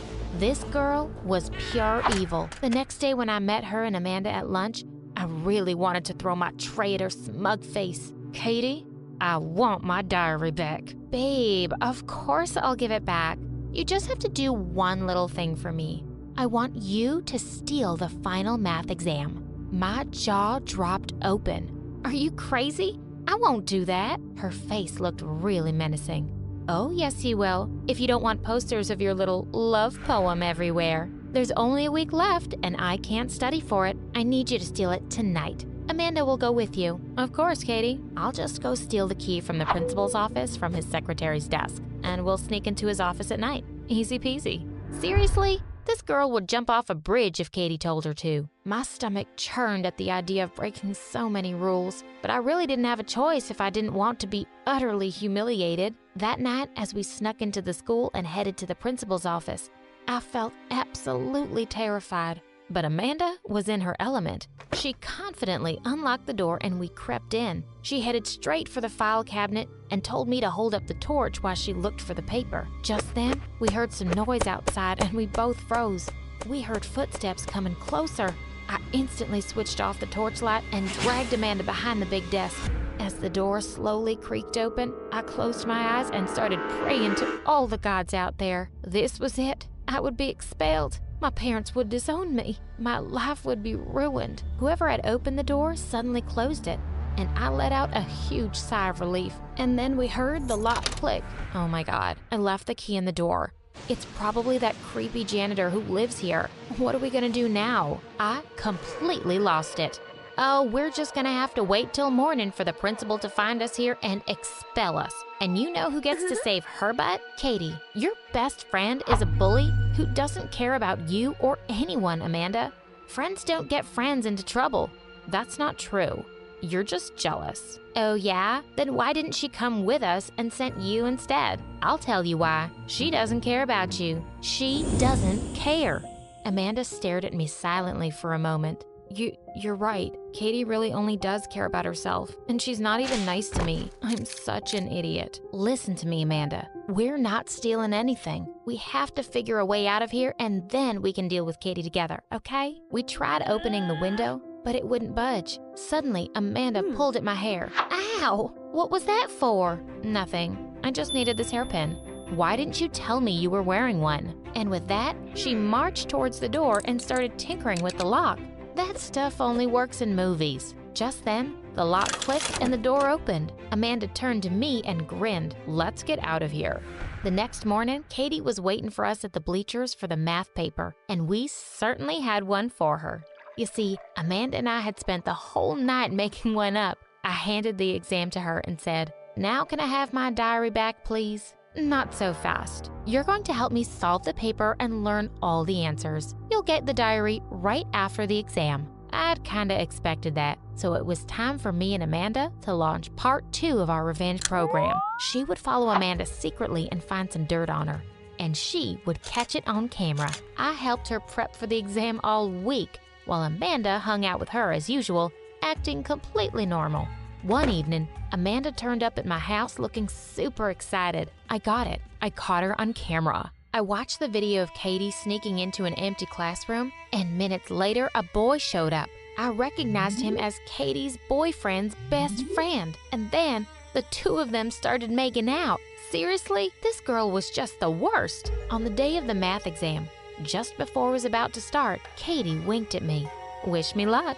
Not that I need it. I grinned as I got the math paper and started working on it. Oh boy, this was gonna be so much fun. As soon as it ended and we all went out, Katie came charging towards me like a mad bull. She grabbed me by the arm and dragged me to an empty classroom. What did you do? I didn't know a single answer on the exam paper. Are you crazy? You made me fail the final. I'm going to completely ruin you. Not if we ruin you first. We turned around to see Amanda walk in. What are you talking about, stupid? This is your fault too. You couldn't even steal the right exam. Oh yes, I could. I just didn't. And this is what I'm talking about. And she thrust her phone in Katie's hands and played the video. Katie's eyes went wide in horror as she watched herself. Amanda quickly snatched the phone from her before she could smash it into a wall. Give my diary back, Katie, or this video is going to be making all the social media rounds in no time, and everyone will know you're a cheater. Katie screamed in frustration and took the diary out of her bag and threw it at me. Also, you just lost the only real friend you had. Being pretty or fashionable means nothing if you're a jerk on the inside. You're always going to end up alone. And with that, I put an arm through Amanda's and we walked out of the classroom. I decided I was done trying to be anyone but me. I joined the mathletes and actually won the competition for the school for the first time in years. And I'm friends with all the math nerds now. We're a pretty cool bunch. Oh, and on Valentine's Day, I wrote my lame love poem to Alex on a card and asked him out. We've been dating for 2 months now.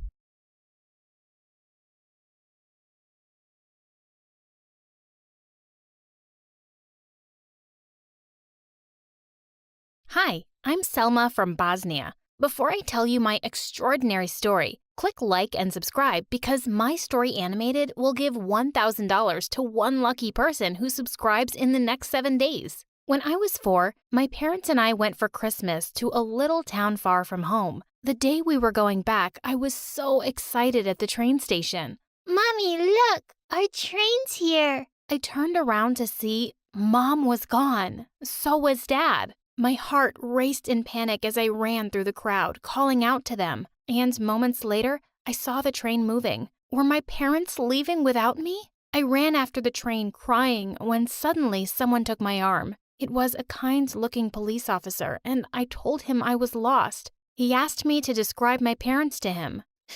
Dad was wearing a brown coat, and Mommy's dress was red. Sweetheart, can you describe their faces? I couldn't describe them at all, and I didn't even know where I lived. The police officer dropped me at an orphanage and said he'd come to get me as soon as he found my parents. But days turned into weeks and weeks to months, and no one came for me. One day, I was introduced to a new roommate. When we were alone, the girl spotted my necklace on the bedside table and asked me what it was. It's a present from my parents. Want to try it on? I don't mind. I put it around her neck, and her face lit up. We became friends instantly, and I went to sleep feeling a little happier that night. The next morning, I jumped from my bed when I saw a strange girl in the room wearing my necklace. Hey, that's mine. You can't have that. What? You said I could wear it. I've never seen you before in my life, you thief. And with that, I pounced on her. The warden heard her screams and came running in. And when she pulled us apart, I saw a woman standing in the doorway. Child, are you crazy? Why are you attacking your roommate? What? I don't know who she is. I don't know who anyone is. The woman hugged me gently, asking me to explain what I meant. I told her that ever since I was a kid, I just couldn't remember faces. It turned out that the woman's name was Sarah, and she was a brilliant doctor. She told me I had a condition called face blindness, probably from birth. But it's nothing to worry about. I can teach you to get really good at recognizing people by their voices and expressions. Would you like to come live with me, Selma? Something about her reminded me of Mom, and I immediately said yes. And before I knew it, Sarah had adopted me, and I was flying to another city with her to live in her beautiful mansion. With Sarah's help, I grew more confident around people. I was homeschooled for many years, but on my 14th birthday, she told me I was ready for school. As soon as I entered the class on my first day, a group of girls flocked around me. Wow, that dress is gorgeous. Looks like you have money and good taste. You're pretty, too. We could be twins. But first tell me, how much money do you have in your bank account? 3 giraffes and an elephant? Oh gosh, you're funny too. Just like me. I'm Laura, I'm super popular, and you can sit with me. The next day at lunch, I saw Laura alone in the cafeteria and I joined her. Seconds later, someone pulled me up by the arm, and it was Laura. Why are you sitting with her? Being friends with me isn't good enough for you? Oh, Laura, I didn't realize. I thought it was you. You thought that was me? Did you just forget my beautiful blue eyes or my swan-like neck? I somehow convinced her that I'd just gotten confused and I had to be more careful. After that, I stuck close to Laura and her group and always waited to hear them speak first. A few months later, the school's winter dance was coming up and everyone was super excited. One day, a boy sat down next to me at lunch and said, I thought we had a moment the other day in the hallway. I'm Ben. Care to go with me to the dance? I had no freaking idea who he was, but I said yes anyway. Suddenly, to my shock, Laura flung her tray aside angrily and screamed, "You witch!" And then she stormed off. Wait, what just happened? Did Laura like Ben? A little later, I found a girl who looked like her on the bleachers ripping a bunch of roses to shreds. Laura, listen, I had no idea you liked Ben. I'll say no to him. That doesn't change anything. You already said yes, so go with him now. Dance, get married, have babies, I don't care. I felt terrible. I almost canceled the dance, but Sarah said if Laura was a good friend, she'd come around eventually. At the dance, I could feel admiring eyes on me as I walked down the hall. Just then, Ben came running up to me, and without a word, he pulled me in for a kiss. Wow, it was my first kiss ever, and it felt freaking amazing. Seriously, Selma? You just said yes so you could kiss some random dude on our date and humiliate me publicly? No, wait, Ben, this is a mistake. How could you kiss him by mistake? Do you kiss so many guys that you can't even tell them apart anymore? How could I explain this without announcing my condition? I ran out the hall and tripped on my dress, falling face first. No one helped me up, and I blinked away my tears as I ran out. I would have skipped school the next day, but we had a big test I couldn't miss. After the exam, I was in charge of collecting and submitting the answer sheets to the teacher. When I walked to Miss Galina's office, I saw her at the door and waited to hear her voice. Yes, Selma. Thank you. That was definitely her. I handed her the papers and went to the library. But minutes later, Miss Galina was breathing down my neck. I've been waiting for you in my office, and you're relaxing here? Where are the papers? What? Miss Galina, I just gave them to you 10 minutes ago, in your office. Is this some stupid joke? You did nothing of the sort. Just then, I heard Laura behind us. Miss Galina, I just saw her hiding the test papers in her locker. I think she was planning to cheat and change her answers. What? Miss Galina insisted I opened my locker, and sure enough, the answer sheets came spilling right out. How was this possible? I tried explaining my condition to the principal, but she got even angrier at me for making things up, and I was expelled. As I stormed out of her office, I spotted Laura in the corridor, grinning. Laura, did you trick me and frame me? Do you know about my condition? Oh yeah, I've known for a while now. Your cook told my maid who told me. Did you also set me up at the dance last night with that boy?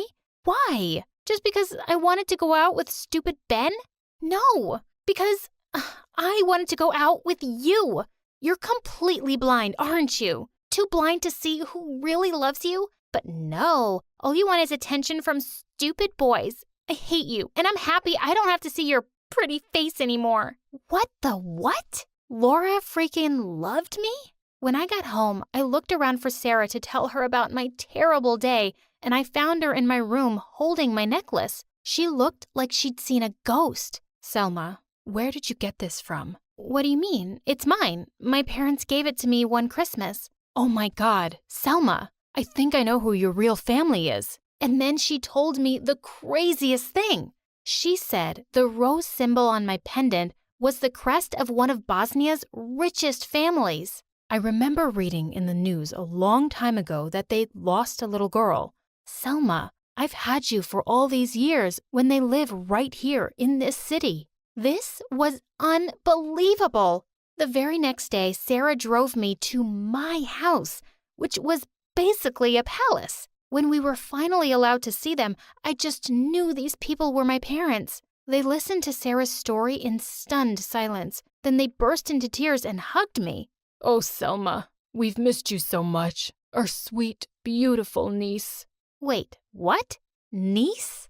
The couple then told me that my own parents had died in a car crash soon after I was born, and that they were my uncle and aunt, my legal guardians. We raised you like our own daughter till that awful day when we lost you. We've missed you every day, honey. This was so much news to take in. I was happy to be reunited with my family, but it broke my heart to see Sarah go. She kissed me goodbye and said she'd come see me often. I missed her a lot, but I had a whole new life to get used to. My aunt and uncle were spoiling me rotten by showering me with expensive gifts and having the chef cook up every delicacy imaginable. I was in heaven. But then everything changed. They both thought with my condition it was better if I homeschooled. And after those first few days, I'd hardly ever see them. They were always too busy with their own things, and I felt lonelier than ever before. A few months later, they hosted a dinner for some friends, and the minute I entered the hall,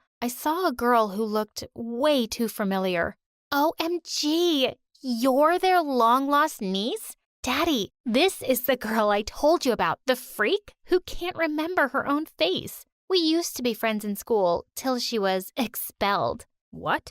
You were expelled from school? Yeah, for cheating. She's such a disgrace. You should just put her up for adoption. I'd had enough.